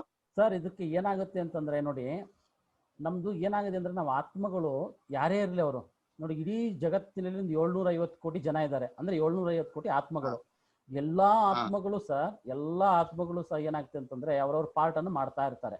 ಸೊ ಒಬ್ಬ ಮನುಷ್ಯನಾಗೆ ಹುಡ್ತಾನೆ, ಪಾತ್ರವನ್ನು ಮಾಡ್ತಾ ಇರ್ತಾನೆ. ನೋಡಿ, ಹಿಂದಿನ ಅನೇಕ ಜನ್ಮಗಳಲ್ಲಿ ನಾವು ಪಾತ್ರವನ್ನು ಮಾಡಿದ್ದೇನೆ. ಈ ಜನ್ಮದಲ್ಲಿ ನಾನು ಲೆಕ್ಚರರ್ ಆಗಿದ್ದೇನೆ, ಕ್ಲಾಸ್ ಮಾಡ್ತಾ ಇದ್ದೇನೆ. ಬೇರೆ ಬೇರೆ ಜನ್ಮದಲ್ಲಿ ನೀವೇ ನಮ್ಮ ಬ್ರದರ್ ಆಗಿರ್ಬೋದು ಅಥವಾ ಸಿಸ್ಟರ್ ಆಗಿ ಇನ್ನೊಂದು ಏನೋ ಆಗಿರ್ತೀರಾ. ನಿಮ್ಮ ನಡುವೆನೆ ವ್ಯವಹಾರಗಳಾಗಿರ್ತದೆ. ಆ ವ್ಯವಹಾರಗಳು ಕೆಲವೊಮ್ಮೆ ಒಳ್ಳೆ ರೀತಿಯಿಂದನೇ ಆಗಿರುತ್ತೆ, ಕೆಲವೊಮ್ಮೆ ಬೇರೆ ರೀತಿಯಿಂದನೇ ಆಗಿರುತ್ತೆ. ಅವು ಏನಾಗುತ್ತೆ ಅಂತಂದ್ರೆ ನಾವು ಮಾಡಿದ ಪಾಪ ಕರ್ಮಗಳು ಅಥವಾ ಪುಣ್ಯದ ಫಲ ಅವೇನ್ ಮಾಡುತ್ತೆ ಅಂದ್ರೆ ಈ ಟೈಮ್ನಲ್ಲಿ ನಮಗೆ ಅಷ್ಟು ಪುಣ್ಯವನ್ನು ಕೊಡ್ತದೆ, ಪಾಪನ ಕೊಡ್ತದೆ. ಕೆಲವೊಮ್ಮೆ ನೋಡಿ, ಈ ಜನ್ಮದಲ್ಲಿ ನಾವು ತುಂಬಾ ಒಳ್ಳೆಯರಾಗಿರ್ತೇವೆ, ಯಾರಿಗೂ ಒಂದು ಇರುವೆನೂ ಸಹ ಸಾಯಿಸಿರೋದಿಲ್ಲ, ಅಷ್ಟು ನಮ್ಮ ಲೈಫನ್ನು ನಾವು ನೋಡ್ಕೊಂಡಿರ್ತೇವೆ. ಆದ್ರೂ ಸಹ ನಮಗೆ ಕಷ್ಟಗಳು ಬಹಳ ಬರ್ತದೆ. ಅದು ಬೇರೆಯಿಂದ ಬರ್ಬೋದು, ನಮ್ಮ ಸರೌಂಡಿಂಗ್ ಇಂದ ಬರ್ಬೋದು, ರಿಲೇಷನ್ ಇಂದ ಬರ್ಬೋದು, ಬಲೆ ಅನ್ನೋನ್ ಪರ್ಸನ್ ಯಾರೋ ಬಂದ್ಬಿಟ್ಟು ತೊಂದರೆ ಕೊಡಬಹುದು ಅಲ್ವಾ. ಹಾಗೆಲ್ಲ ಬರ್ತದೆ. ಯಾಕೆ ಅಂತಂದ್ರೆ ಅವು ಆಮೇಲೆ ಕಾರ್ಮಿಕ್ ಅಕೌಂಟ್ ಅಂತ ಹೇಳ್ತೇವೆ. ಅನೇಕ ಜನ್ಮಗಳ ಒಂದು ಕೆಲಸ ಅಥವಾ ಕರ್ಮಗಳು, ಪಾಪ ಪುಣ್ಯದ ಫಲಗಳು ನಮ್ಗೆ ಏನ್ ಮಾಡ್ತೇವೆ ಅಂದ್ರೆ ಈ ಜನ್ಮದಲ್ಲಿ ಪ್ಲಸ್ ಆಗುತ್ತೆ, ಮೈನಸ್ ಆಗುತ್ತೆ. ನೋಡಿ, ಕೆಲವೊಬ್ರು ಏನೂ ಮಾಡಿರಲ್ಲ ಕೆಲಸ, 3 ಹೊತ್ತು ಓತ್ಲಾ ಹೊಡಿತಾ ಇರ್ತಾರೆ, ಏನೂ ಗೊತ್ತಿರಲ್ಲ, ಆದ್ರೂ ಸಹ ಅವ್ರಿಗೆಲ್ಲ ಸೌಕರ್ಯಗಳು ಇರ್ತದೆ. ಅವ್ರ ತಂದೆ ತಾಯಿಗಳು ಒಂದು ದೊಡ್ಡ ಎಜುಕೇಶನ್ ಇನ್ಸ್ಟಿಟ್ಯೂಷನ್ಸ್ ಇರ್ತದೆ, ಫ್ಯಾಕ್ಟ್ರಿಗಳು ಇರ್ತದೆ, ಇನ್ನೊಂದಿನೆಲ್ಲ ಇರ್ತದೆ, ಎಲ್ಲ ಇದ್ರೂ ಸಹ ಅವರಲ್ಲಿ ನಾಲೆಡ್ಜ್ ಇರೋದಿಲ್ಲ. ಅಂದ್ರೆ ಅರ್ಥ, ಅವರು ಹೋದ ಜನ್ಮದಲ್ಲಿ ಒಳ್ಳೆ ಶಿಕ್ಷಣವನ್ನು ಯಾರಿಗಾರು ಕೊಟ್ಟಿದ್ರೆ, ಎಜುಕೇಶನಲ್ ಇನ್ಸ್ಟಿಟ್ಯೂಷನ್ ಮಾಡಿ 4 ಜನಕ್ಕೆ ಶಿಕ್ಷಣ ಕೊಟ್ಟಿದ್ರೆ ಈ ಜನ್ಮದಲ್ಲಿ ಅವ್ರಿಗೆ ಒಳ್ಳೆ ವಿದ್ಯಾವಂತರಾಗ್ತಾರೆ. ಹೋದ ಜನ್ಮದಲ್ಲಿ ಏನಾದ್ರು ಹಾಸ್ಪಿಟಲ್ ಕಟ್ಬಿಟ್ಟು ಅವ್ರು ಒಳ್ಳೆತನ ಯಾರಿಗಾರು ಆರೋಗ್ಯದ ಭಾಗ್ಯವನ್ನು ಕೊಟ್ಟಿದ್ರೆ ಈ ಜನ್ಮದಲ್ಲಿ ಅವ್ರಿಗೆ ಆರೋಗ್ಯ ಸಿಗ್ತದೆ. ಹೀಗೆ ಜನ್ಮಾಂತರಗಳ ಒಂದು ಕರ್ಮ ಲೆಕ್ಕಾಚಾರ ನಮಗೆ ಕ್ಯಾರಿ ಫಾರ್ವರ್ಡ್ ಆಗುತ್ತೆ. ಇದು ಅಂತಿಮ ಜನ್ಮದಲ್ಲಿ ಈ ಜನ್ಮನೇದಲ್ಲೇ ನಾವೆಲ್ಲದನ್ನು ಇದನ್ನ ಇಲ್ಲೇ ಸಮಾಪ್ತಿ ಮಾಡಬೇಕು. ಯಾಕೆಂತಂದ್ರೆ ಆ ರೀತಿ ಇರುವಂತ ಯುಗ ಇದು. ಸೊ ಹಾಗಾಗಿ ಆತ್ಮ ಈ ಆತ್ಮನಕ್ಕಿಂತನೂ ನಮ್ಮ ಸರೌಂಡಿಂಗ್ ಇರೋ ಆತ್ಮಗಳು ಎಲ್ಲವೂ ಸಹ ಒಳ್ಳೆಯರೇ. ಆತ್ಮದಲ್ಲಿ ಎಲ್ಲ ಒಳ್ಳೆ ಕ್ವಾಲಿಟೀಸೇ, ಒರಿಜಿನಲ್ ಕ್ವಾಲಿಟೀಸೇ ಇರುತ್ತೆ ಸರ್. ಆದ್ರೆ ನಾನು ನಿಜವಾಗ್ಲೂ ನಾನು ಆತ್ಮ ಅಂತ ತಿಳ್ಕೊಂಡಾಗ ನಮ್ಮಲ್ಲಿ ಶಾಂತಿ, ಸಹನೆ, ಕರುಣೆ, ಪ್ರೀತಿ ಎಲ್ಲದೂ ಇರ್ತದೆ. ಬಟ್ ನಾನು ಆತ್ಮ ಅಂತ ಎಲ್ಲಿ ತಿಳ್ಕೊಳ್ತೀನಿ? ನಾನು ಆತ್ಮದಲ್ಲಿ ಅಂತ ತಿಳ್ಕೊಂಡಾಗ ಬೇರೆ ಕತೆ. ಸೊ ನಾನು ಬಾಡಿ ಕಾನ್ಶಿಯಸ್ನಲ್ಲಿ ಬಂದಾಗ ನಾನು ಬರೀ ಬಾಡಿನೇ ನೋಡ್ತೇನೆ ಹೊರತು ಆತ್ಮವನ್ನು ನೋಡಲ್ಲ. ಈ ಫಾರ್ ಎಕ್ಸಾಂಪಲ್ ನಾನೇ ಬಂದು ನಿಮ್ಮನ್ನು ಮೀಟ್ ಮಾಡಿದೆ ಅಂತಂದ್ರೆ ನನಗೆ ಆತ್ಮಜ್ಞಾನ ಇದೆ, ನಾನು ಆತ್ಮ ಅಂತ ಹೇಳ್ತೀನಿ ನಿಮಗೆ. ನನಗೆ ಆತ್ಮಜ್ಞಾನ ಇಲ್ಲ ಅಂದ್ರೆ ಸೊ ಈಗ ಹೇಗಿದ್ದಾರೆ ನೋಡ್ರಿ ಸರ್, ಅವ್ರ ಮೂಗು ಹೇಗಿದೆ, ಕಣ್ಣು ಹೇಗಿದೆ, ಅವ್ರು ಹೇಗೆ ಮಾತಾಡ್ತಾರೆ, ಅವ್ರು ಒಳ್ಳೆಯವರು ಕೆಟ್ಟವರು, ಇದೇ ಗಾಸಿಪ್ಪು, ಕರೆಕ್ಟಾ? ಸೊ ಅಂದ್ರೆ ಆತ್ಮ ಸೋಲ್ ಕಾನ್ಶಿಯಸ್ ನಲ್ಲಿ ಇದ್ದಾಗ ನಮ್ಮ ಒಂದು ವಿಚಾರಗಳೇ ಬೇರೆ ಬರ್ತದೆ. ಸೊ ನಾವು ಬಾಡಿ ಕಾನ್ಶಿಯಸ್ ನಲ್ಲಿ ಇದ್ದಾಗ ನಮ್ಮ ವಿಚಾರಗಳೇ ಬೇರೆ ಬರ್ತದೆ. ಸೊ ಅದಕ್ಕೋಸ್ಕರ ಸೋಲ್ ಕಾನ್ಶಿಯಸ್ ಆಗ್ಬೇಕಾದ್ರೆ ಅದರದ್ದೇ ಅಂತ ಡೆಡಿಕೇಶನ್ ಬೇಕಾಗ್ತದೆ. It is not A 1 day or 2 days sir. ಇದಕ್ಕೆ ಫಾಲೋ ಅಪ್ ಮಾಡ್ಲೇಬೇಕು. ಕೆಲವೊಮ್ಮೆ 40 ವರ್ಷದಿಂದ ಏನು ಮಾಡೋಕ್ಕಾಗಿರಲ್ಲ. ಸೊ ಒಂದಿನದಲ್ಲಿ ಮಾಡೋಕ್ಕಾಗಲ್ಲ. ದಿನ ಪ್ರಯತ್ನ ಮಾಡಿದ್ರೆ ಖಂಡಿತ ಲಾಸ್ಟ್ ಆಫ್ ಫಾಸ್ಟ್ ಅಂದ್ರೆ ಲಾಸ್ಟ್ಗಿದ್ದವರು ಫಾಸ್ಟ್ಗೆ ಹೋಗ್ಬೋದು ಅಂತ ಹೇಳುವಂಥದ್ದು. Okay sir, thank you. Welcome sir, welcome. Okay, Madhusudan sir. Sir, okay, ಬಹಳ ಖುಷಿ ಆಯ್ತು. ನಾನು ಅವಾಗ್ಲೇ ಅದನ್ನ ಹೇಳಿದಾಗೆ ಅದಕ್ಕೋಸ್ಕರನೇ ನಾನು ಫಸ್ಟ್ ತಮಗೆ ಕ್ವಶನ್ಸ್ ಕೇಳೋದು. ಹೂ ಆರ್ ಯು? ಸರ್, ಇವಾಗ ನೀವೇ ನನ್ನ ಹೆಸರು ಕರೆದು ಹೇಳ್ಬಿಟ್ಟು ತಿರ್ಗಾ ಹೂ ಆರ್ ಯು ಅಂದ್ರೆ ಅಲ್ಲ ನಿಮಗೆ ಯಾಕಂದ್ರೆ ಕೇಳ್ತಾ ಇದ್ದ ಈಗ ಸರ್ ಅದ್ರ ಮೇಲೆನೆ ನನಗೆ ಪ್ರಶ್ನೆ ಇದೆ. ಈಗ ಯಾಕಂದ್ರೆ ನನಗೆ ಬಹಳ ಖುಷಿ ಆಯ್ತು ನೀವು ಇಷ್ಟರ ಮಟ್ಟಿಗೆ. ಯಾಕಂದ್ರೆ ನೀವು ಪ್ರತಿ ಸಲ ನಾನು ಅದೇ ಆಶ್ರಮಕ್ಕೆ ಹೋಗ್ತೀನಿ, ಧ್ಯಾನ ಮಾಡ್ತೀನಿ ಅಂತ ಎಲ್ಲ ಹೇಳ್ತಾ ಇದ್ದಾಗ ನಾನು ನಿಮ್ಗೆ ತಮಾಷೆ ಮಾಡ್ತಾ ಇದ್ದೆ, ಕಾಲು ಎಳಿತಾ ಇದ್ದೆ. ಆದ್ರೆ ನೀವು ಈ ತರ ಸುದೀರ್ಘವಾದಂತ ವಿಚಾರಗಳನ್ನ ತಿಳ್ಕೊಂಡು ಈ ತರ ಬಹಳ ಸರಳ ರೂಪದಲ್ಲಿ ಹೇಳ್ತೀರಿ ಅಂದ್ರೆ ಬಹಳ ಖುಷಿ ಆಯ್ತು ನನ್ಗೆ. ಅದಕ್ಕೆ ನಾನು ನಿಮ್ಗೆ ಬಹಳ ಆಭಾರಿ ಆಗಿದ್ದೀನಿ. ಆದ್ರೆ ನನ್ನಲ್ಲೇ ಆದ ಗೊಂದಲ, ನೀವ್ ಹೇಳಿದ ವಿಚಾರಗಳಲ್ಲಿ ಗೊಂದಲ ಇದೆ ಅಂತ ನಾನು ಹೇಳ್ತಾ ಇಲ್ಲ.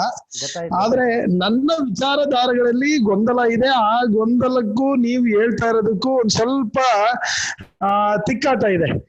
ನೀವ್ ಹೇಳಿದ್ರಲ್ಲ ಇದು ಬಂದ್ಬಿಟ್ಟು ಕಲಿಯುಗ ಅಲ್ಲ, ನೀವು ಒಂಥರ ಕಾನ್ಫಿಡೆನ್ಸ್ ಆಗ್ತಾ ಇದೆ ಅಂತ. ಸಂಗಮ ಯುಗ ಅಂತ ಹೇಳಿದ್ರಲ್ಲ, ಅದೇ ತರನೇ ಇನ್ನೂ ಕೆಲವು ವಿಚಾರಗಳು ಅದು ಸಂಗಮ ಆಗುತ್ತೋ ಇಲ್ಲ ಅನ್ನೋದು ನಮಗೆ ತಿಳ್ಕೊಬೇಕಾಗಿದೆ. ಸರ್ ಅದ್ರ ಬಗ್ಗೆ ನೀವು ಓಕೆ ಅದ್ರ ಬಗ್ಗೆ ಒಂದು ಕ್ಲಾರಿಟಿ ಅಲ್ಲ ಅದಲ್ಲ ಆಯ್ತು.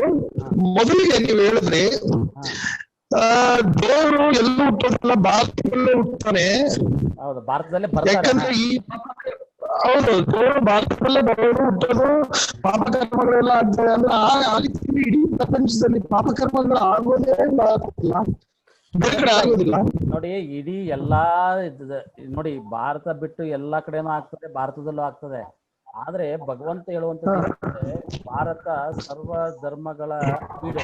ನೀವು ಬೇರೆ ದೇಶದಲ್ಲಿ ಎಲ್ಲ ಹೋಗಿ ಬರೀ ಒಂದು ಜನಾಂಗ ಯಾವ್ದು, ಬರೀ ನೀವು ಜಪಾನಿಗೆ ಹೋದ್ರೆ ಬುದ್ಧಿಸಮ್ ಇರ್ತಾರೆ, ಬೇರೆಯವರು ಇರ್ತಾರೆ ಬಹಳ ಕಡಿಮೆ. ಬೇರೆ ಬೇರೆ ದೇಶಕ್ಕೆ ಹೋದ್ರೆ ಒಂದೊಂದೇ ಆದಂತ ಕ್ರಿಶ್ಚಿಯನ್ ಇರ್ತಾರೆ, ಮುಸ್ಲಿಂ ಇರ್ತಾರೆ, ಇಲ್ಲೊಂದು ಬೇರೆ ಬೇರೆ ಜನ ಇರ್ತಾರೆ. ಆದ್ರೆ ನಮ್ಮ ಭಾರತದಲ್ಲಿ ನೋಡಿ ಅನೇಕ ಸರ್ವ ಧರ್ಮಗಳು ಇರುವಂತದ್ದು ಭಾರತ, ಸನ್ಯಾಸಿಗಳಿರುವಂತದ್ದು ಭಾರತ. ಸೊ ಹಾಗಾಗಿ ಭಾರತಕ್ಕೆ ಅದರದ್ದೇ ಆದಂತಹ ಪವಿತ್ರವಾದಂತಹ ಸ್ಥಾನಮಾನಗಳಿರುವಂತದ್ದು. ಆ ಒಂದು ಎಲ್ಲರ ಆಧಾರದ ಮೇಲೆ ಭಾರತದಲ್ಲಿ ಭಗವಂತ ಭಾರತನೇ ಸ್ವರ್ಗ ಆಗಿತ್ತು ಬರುತ್ತೆ ಅನ್ನೋವಂಥದ್ದು. ಹೌದು, ನೀವು ಆ ರೀತಿ ಹೇಳ್ತಂದ್ರೆ ಅವರವರಾದ ಪ್ರದೇಶದಲ್ಲಿ ಅವ್ರದ್ದೇ ಆದ ಒಂದು ಪಾವಿತ್ರತೆಯನ್ನು ಇದೆ. ಈಗ ಮೆಕ್ಕ ಮದೀನಾ ಹೇಳಿದ್ರಿ, ಅವ್ರು ಅದೇ ಪವಿತ್ರವಾದಂತ ಒಂದು ಸ್ಥಳ ಅಥವಾ ಧರ್ಮವನ್ನ ಪ್ರಚಾರ ಮಾಡೋದಕ್ಕೆ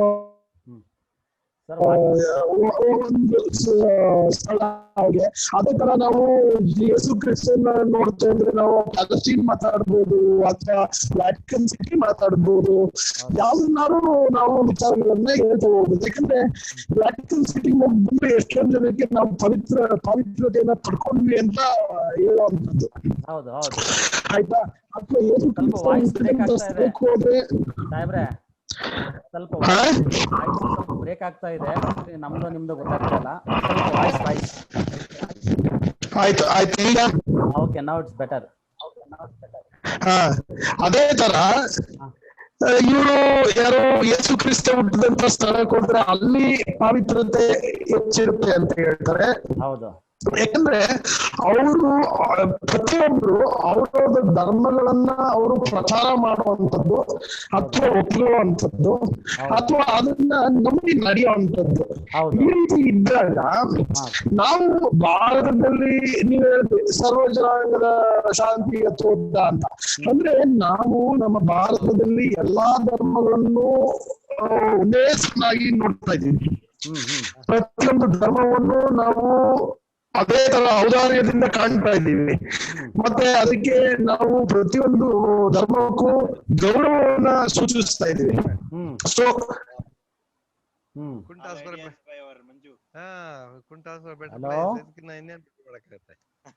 ಹಲೋ ಸರ್, ಕೇಳ್ತಾ ಇಲ್ವಲ್ಲ? ಕೇಳ್ತಾ ಇದೀಯಾ? ಹಲೋ, ಕೇಳ್ತಾ ಇಲ್ಲ. ವಾಯ್ಸ್ ಕೇಳಿಸ್ತಾ ಇಲ್ವಾ? ಅಷ್ಟು ಕ್ಲಾರಿಟಿ ಬರ್ತಾ ಇಲ್ಲ ಯಾಕೋ ಸ್ವಲ್ಪ. ಹಲೋ, ಈಗ ಈಗ ಓಕೆ ಸರ್, ಓಕೆ. ಈಗ ಡಿಜೆ ಹಳ್ಳಿ ಕೆಜೆ ಹಳ್ಳಿ ನೋಡಿದ್ವಿ. ಹೌದು, ಅಲ್ಲಿ ಧರ್ಮದ ಆಧಾರದ ಮೇಲೆನೆ ನಮ್ಗೆ ತಿಕ್ಕಾಟ ಜಗಳಗಳು ಆದಂತದ್ದು. ಯಾಕಂದ್ರೆ ನಾನು ಕುರಾನ್ ನಲ್ಲಿ ಓದಿರೋ ಹಾಗೆ ಮೊಹಮ್ಮದ್ ಪೈಗಂಬರರು ಎಲ್ಲೂ ಕೂಡ ಹೇಳಿಲ್ಲ ಯಾರು ಹೊಡೆದ್ರೆ ನೀನು ವಾಪಸ್ ಹೊಡಿ ಅಂತ ಹೇಳಿಲ್ಲ. ಹೌದು, ಅದೇ ತರ ನಮ್ಮ ಧರ್ಮಗಳಲ್ಲೂ ಹೇಳ್ಕೊಂಡ್ ಬಂದಿದ್ದಾರೆ. ಆಯ್ತಾ? ಆದ್ರೆ ನಾವು ಎಲ್ಲೋ ಒಂದು ಕಡೆ ಹೆಚ್ಚು ಹಿಂದುತ್ವವನ್ನ ನಾವು ಎಲ್ಲರ ಮೇಲೂ ಇಂಪೋಸ್ ಮಾಡ್ತಾ ಇದೀವಿ, ಅಥವಾ ಈ ಮುಸ್ಲಿಮ್ಸ್ ಅವರು ಅಥವಾ ಇಸ್ಲಾಮಿಕ್ ಅವರು ಅವರ ಒಂದು ಇಸ್ಲಾಂ ಧರ್ಮವನ್ನ ಇಂಪೋಸ್ ಮಾಡ್ತಾ ಇದಾರೆ, ಅಥವಾ ಕ್ರಿಶ್ಚಿಯನ್ ಅವರು ಕ್ರಿಶ್ಚಿಯನ್ ಧರ್ಮವನ್ನ ಇಂಪೋಸ್ ಮಾಡ್ತಾ ಇದಾರೆ ಅನ್ನೋದು ಪ್ರತಿಯೊಬ್ರು ಮನಸ್ಸಿನಲ್ಲೂ ಬಂದ್ಬಿಟ್ಟಿದೆ. ಈ ರೀತಿ ಇದ್ದಾಗ ನೀವು ಭಗವಂತ ಭಾರತದಲ್ಲೇ ಹುಟ್ಟುತ್ತಾನೆ ಅಥವಾ ಭಾರತದಲ್ಲೇ ಅವನು ಬರ್ತಾನೆ ಅಂತ ಹೇಳೋದು ತಪ್ಪಾಗೋದಿಲ್ವಾ? ಹೌದಾ? ಓಕೆ. ಸೊ ಇದು ಸರ್ ಅಲ್ಲಿ ಧರ್ಮದ ಒಂದು ಕಾನ್ಫ್ಲಿಕ್ಟ್ ಶುರು ಆಗೋದಿಲ್ವಾ? ಇಲ್ಲ, ಇಲ್ಲಿ ನಾನು ಅದಕ್ಕೋಸ್ಕರನೇ ಹೇಳಿದೆ.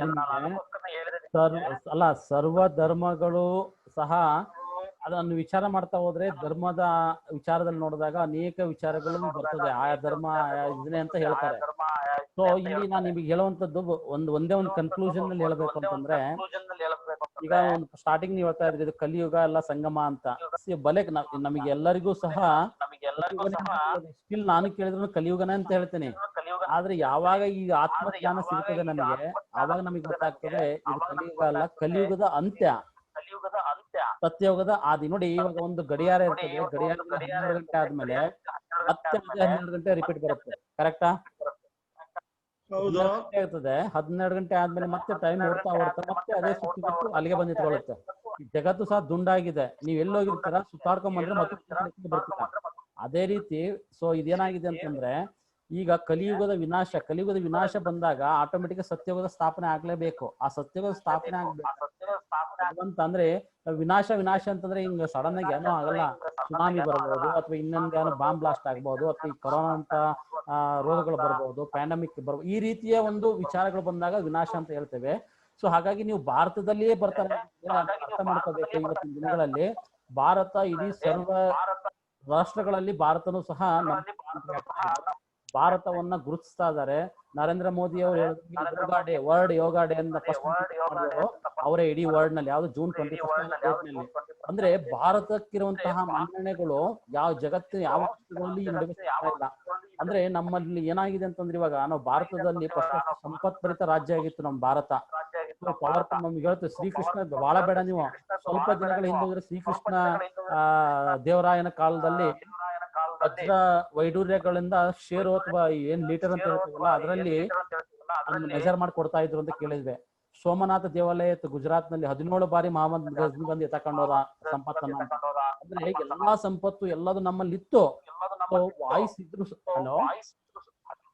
ಹೇಳಿ ಎಲ್ಲಾ ಸಂಪತ್ತು ನಮ್ಮಲ್ಲಿ ಇತ್ತು, ಸಂಪತ್ತು ಎಲ್ಲಾ ಇದ್ರು ಸಹ ಅದನ್ನ ಏನಾಗಿದೆ ಅಂದ್ರೆ, ನಾವು ಭಾರತ ಸಂಪತ್ಭರಿತವಾಗಿತ್ತು, ಅಷ್ಟೊಂದು ಕೂಡಿತ್ತು. ಅದನ್ನೆಲ್ಲದೂ ಸಹ ನಾವು ಕಳ್ಕೊಂಡಾಗ ಎಲ್ಲ ಕಳ್ಕೊಂಡ ಮೇಲೆ ಕಲಿಯುಗದ ಅಂಚಿನಲ್ಲಿದ್ದೇವೆ, ವಿನಾಶ ಆಗ್ತದೆ. ಎಲ್ಲ ನಾವು ಈಗ ಬೆಗ್ಗರ್ ಪಾರ್ಟ್, ಫಸ್ಟ್ ಪ್ರಿನ್ಸ್ ಆಗಿದ್ವಿ, ಕಿಂಗ್ ಆಗಿದ್ವಿ, ಇವಾಗ ಬೆಗ್ಗರ್ ಆಗ್ಬಿಟ್ಟಿದ್ದೇವೆ.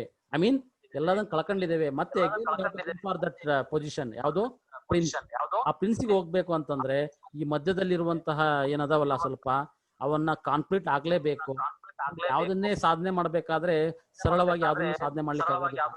ಅದರಲ್ಲಿ 7 ಬೀಳುಗಳನ್ನ ಕಂಡೇ ಮೇಲೆ ಇರಬೇಕು. ಅದೇ ರೀತಿನೇ ಮತ್ತೆ ಅಗೇನ್ ನಾವು ಆ ಕ್ವೀನ್ ಕಿಂಗ್ ಪ್ರಿನ್ಸ್ ಪೊಸಿಷನ್ ಸತ್ಯಯೋಗಕ್ಕೆ ಹೋಗ್ಬೇಕಾದ್ರೆ ಪರಮಾತ್ಮನ ಅವತರಣೆ, ನಾನು ಆತ್ಮ ಮತ್ತು ಪರಮಾತ್ಮನ ಜ್ಞಾನ ಈ ಸಂಗಮ ಯುಗದಲ್ಲೇ ಆಗ್ಬೇಕು. ಅರ್ಥಾತ್ ನಾವು ಕಲಿಯುಗನೇ ಅಂತ ಅನ್ಕೊಳ್ಳೋಣ, ಅದಕ್ಕೆ ಸಂಗಮ ಯುಗ ಅಂತ ಏನು ಹೇಳೋಂತ ಅವಶ್ಯಕತೆ ಇಲ್ಲ. ನಾನು ಯಾಕೆ ನಿಮ್ಗೆ ಸಂಗಮ ಅಂತಂತಂದ್ರೆ, ಎಲ್ಲಾದ್ರೂ ಕೂಡಿದಾಗ ಸಂಗಮ ಆಗುತ್ತೆ. 4 ಜನ ಕೂಡಿದಾಗ, 2 ಕೂಡಿದಾಗ ಅಲ್ವಾ.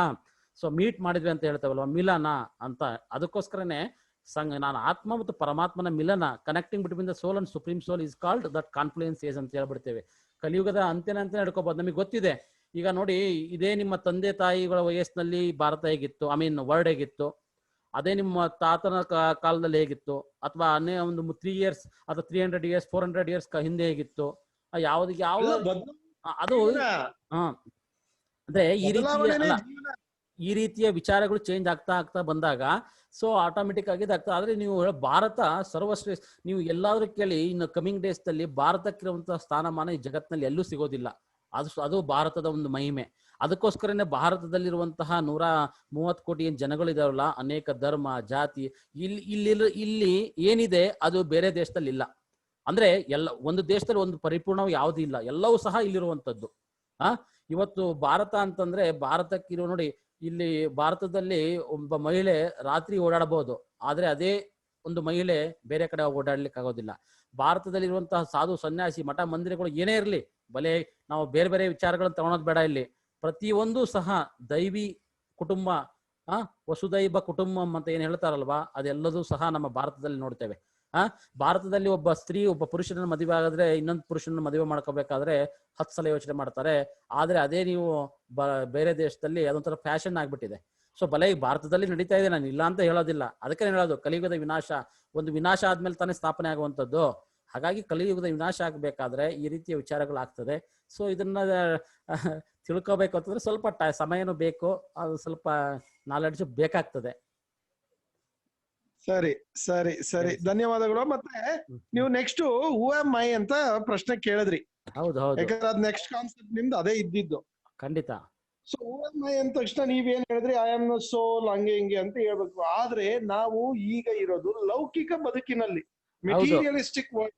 ಹೌದು ಯಾರಿಗಾರು, ಯಾಕಂದ್ರೆ ನಾವು ಸ್ಪಿರಿಚುವಲ್ ವರ್ಲ್ಡ್ ಅಲ್ಲಿ ಇಲ್ಲ. ಹೌದು, ಯಾಕಂದ್ರೆ ಒಂದು ನಾವು ಮೆಟೀರಿಯಲಿಸ್ಟಿಕ್ ವರ್ಲ್ಡ್ ಅಲ್ಲಿ ಇದ್ದಾಗ ಹೌದು, ಮೆಟೀರಿಯಲಿಸ್ಟಿಕ್ ಆಗಿ ಯೋಚನೆ ಮಾಡ್ತೀವಿ. ಮತ್ತೆ ಮೆಟೀರಿಯಲಿಸ್ಟಿಕ್ ಮತ್ತೆ ಥಿಂಗ್ಸ್ ಗಳಿಗೇನೆ ಅಥವಾ ವಸ್ತುಗಳಿಗೇನೆ ಬಹಳ ನಾವು ಆಕರ್ಷಣೆಗೆ ಒಳಗಾಗುವಂತವ್ರು. ಇದೆಲ್ಲ ಇದ್ದಾಗ ಹೌದು, ನಾವು ಏಕಾಏಕಿ ಯಾರ ಹತ್ರನೋ ಹೋಗ್ಬಿಟ್ಟು, ಇವಾಗ ನೀವ್ ಹೇಳಿದ್ರಿ 35 ವರ್ಷ ನನ್ಗೆ, 40 ವರ್ಷ ನಿಮ್ಗೆ, ಇನ್ನೊಬ್ರಿಗೆ 45 ವರ್ಷ, ಅವ್ರು ಹೋಗ್ಬಿಟ್ಟು ನನ್ಗೆ ಈಗ ಬಂತು ಜ್ಞಾನೋದಯ ಆಯ್ತು, ನಾನು ಯಾರು ಅಂತ ಹೇಳಿದ್ರೆ ನಾನು ಆತ್ಮ, ನಾನು ಸೋಲ್ ಅಂತ. ಆದ್ರೆ ನಾವ್ ಇದನ್ನ ಹೋಗಿ ಈ ಒಂದು ಸಮಾಜದಲ್ಲಿ ಆ ರೀತಿ ಹೇಳೋದಕ್ ಬರೋದಿಲ್ಲ. ಬರಲ್ಲ. ನಾನೇನಾರು ಲೌಕಿಕ ಬದುಕು ಅಥವಾ ಸ್ಪಿರಿಚುವಲ್ ವರ್ಲ್ಡ್ ಅಲ್ಲಿ ಇದ್ರೆ ನೀವ್ ಹೇಳ್ದಂಗೆ ನಾನು ಆತ್ಮ, ನೀನು ಆತ್ಮ, ಆತ್ಮಕ್ಕೆ ಯಾವುದೇ ತರದ ಒಂದು ಭೇದ ಭಾವ ಇಲ್ಲ ಅಂತ ಹೇಳ್ಕೊಂಡು ಓಡಾಡ್ಬೋದು. ಆದ್ರೆ ನಾವು ಲೌಕಿಕ ಬದುಕಿನಲ್ಲಿದ್ದಾಗ, ಮೆಟೀರಿಯಲಿಸ್ಟಿಕ್ ವರ್ಲ್ಡ್ ಅಲ್ಲಿ ಇದ್ದಾಗ, ನಾನು ಯಾರ ಹತ್ರನೂ ಹೋಗಿ ನಾನು ಆತ್ಮ ಅಂತ ಹೇಳಿದ್ರೆ ಅವನು ನನ್ನ ಹುಚ್ಚ ಅಂತಾನೆ ಕರೆಯೋದು. ಹೌದು, ಯಾರು ಕೂಡ ಹೌದಪ್ಪ ನಿನಗೆ ಜ್ಞಾನೋದಯ ಆಗಿದೆ, ಅಥವಾ ನೀನು ಬಹಳ ವಿಚಾರವಾದಿ ಇದೆಯಾ, ಅಥವಾ ನೀನು ಈ ಒಂದು ಸ್ಪಿರಿಚುವಲ್ ಆಧ್ಯಾತ್ಮಿಕವಾಗಿ ಬಹಳ ತಿಳ್ಕೊಂಡಿದ್ಯಾ ಅಂತ ಹೇಳಿ ಯಾರು ನನಗೆ ಕೈಯನ್ನು ಮುಗಿಯೋದಿಲ್ಲ. ಪ್ರತಿಯೊಬ್ಬರನ್ನು ನಾವು ಒಂದಲ್ಲ ಒಂದು ಹೆಸರಿಂದನೇ ಕರಿಬೇಕು. ಇವಾಗ ನಾನು ಉದಾಹರಣೆ ಕೊಡೋದಾದ್ರೆ, ಪ್ರಾಣಿಗಳನ್ನು ಕೂಡ ಅದ್ರದೇ ಆದ ನಾವು ಒಂದೊಂದು ಹೆಸರುಗಳು ಕೊಟ್ಕೊಂಡಿದೀವಿ. ಅಂದ್ರೆ ಈಗ ನಾಯಿ ಅಂದ್ರೆ ಏನು ಅಂದ್ರೆ ಅದ್ರದೇ ಆದ ಒಂದು ರೂಪ ಬರುತ್ತೆ, ಸಿಂಹ ಅಂದಾಗ ಅದ್ರದೇ ಆದ ರೂಪ ಬರುತ್ತೆ, ಹುಲಿ ಅಂದಾಗ ಅದ್ರದೇ ಆದ ರೂಪ ಬರುತ್ತೆ. ಅವಕ್ಕೂ ಆತ್ಮಗಳಿರ್ತವೆ, ಅದಕ್ಕೂ ಆತ್ಮ ಇರುತ್ತೆ. ಆದ್ರೆ ನಾವು ಅದಕ್ಕೆ ಆದ, ಯಾಕೆ ಅಂದ್ರೆ ಪ್ರತಿಯೊಬ್ಬರಿಗೂ ಅವ್ರದೇ ಆದ ಒಂದು ಐಡೆಂಟಿಟಿ ಅನ್ನೋದು ಬೇಕು, ರೆಕಗ್ನಿಷನ್ ಅನ್ನೋದು ಬೇಕು. ಯಾಕಂದ್ರೆ ನೀವ್ ಹೇಳಿದ್ರಿ ವೈಸಾ ಬಾಪ್ ವೈಸಾ ಬೇಟಾ ಅಂತ. ಈಗ ಇವಾಗ ನೀವ್ ಹೇಳಿದ್ರಿ, ಯಾಕಂದ್ರೆ ನೀವ್ ಹೇಳಿರೋ ವಿಚಾರಗಳಲ್ಲೇನೆ ಕಾನ್ಫ್ಲಿಕ್ಟ್ ಇದೆ. ಈಗ ಜಸ್ಟ್ ಏನ್ ಹೇಳಿದ್ರಿ, ನಿಮ್ ತಂದೆ ಕಾಲದಲ್ಲಿ ಹೇಗಿತ್ತು, ಈಗ ಹೇಗಿದೆ, ಬದಲಾವಣೆಗಳಿದೆ ಅಲ್ವಾ ಅಂತ ಹೇಳಿದ್ರಿ. ಅದೇ ತರನೇ ಜೈಸಾ ಬಾಪ್ ವೈಸಾ ಬೇಟಾ ಅಂತ ಹೇಳಿದ್ರೆ, ಹಿಂದಿನ ಕಾಲದಲ್ಲಿ ನಮ್ ತಂದೆ ಅಥವಾ ನಮ್ಮ ತಾತ ಮುತ್ತಾತಂದಿರು ಓದಿಲ್ಲ ಅಂತ ಹೇಳಿದ್ರೆ ನಾನು ಓದದೇ ಇರೋದಕ್ಕಾಗೋದಿಲ್ಲ. ನನ್ನ ಒಂದು ಯಾಕಂದ್ರೆ ನನ್ನ ರೂಪ ಆಗ್ಬೋದು, ಇವೆಲ್ಲ ಒಂದಲ್ಲ ಒಂದು ರೀತಿನಲ್ಲಿ ಅದು ಟ್ರಾನ್ಸ್ಫರ್ ಆಗಿರುತ್ತೆ, ವರ್ಗಾವಣೆ ಆಗಿರುತ್ತೆ ಅದು. ಆದ್ರೆ ಆ ಗುಣ ಅನ್ನೋದೇನಿದೆ, ಆ ಗುಣ ಎಲ್ಲವೂ ವರ್ಗಾವಣೆ ಆಗೋದಕ್ಕೆ ಸಾಧ್ಯ ಇಲ್ಲ. ಯಾಕಂದ್ರೆ ನಮ್ಮಲ್ಲಿ ಒಂದು ನುಡಿಗಟ್ಟು ಇದೆ, ಯಾವ ತರ ಅಂದ್ರೆ ನೂಲಿನಂತೆ ಸೀರೆ, ತಾಯಿಯಂತೆ ಮಗಳು ಅಂತ. ಆಯ್ತಾ? ಆ ವಿಚಾರ ನಾವು ನೋಡ್ತಾ ಹೋದಾಗ ಅಲ್ಲಿ ಅದನ್ನ ಒಪ್ಪಬಹುದಾದಂತ ವಿಚಾರಗಳು. ಯಾಕಂದ್ರೆ ತಾಯಂದಿರು ಯಾವ ತರ ಯೋಚನೆ ಮಾಡ್ತಾರೆ, ಹೆಣ್ಣು ಮಕ್ಕಳು ಅಂತ ಹೇಳಿದ್ಮೇಲೆ ಮಗಳಲ್ಲೂ ಕೂಡ ಅದೇ ತರ ಆಲೋಚನೆಗಳು, ಯೋಚನೆಗಳು ಬರ್ತಾ ಹೋಗ್ತವೆ. ಅದನ್ನ ಇಲ್ಲ ಅಂತ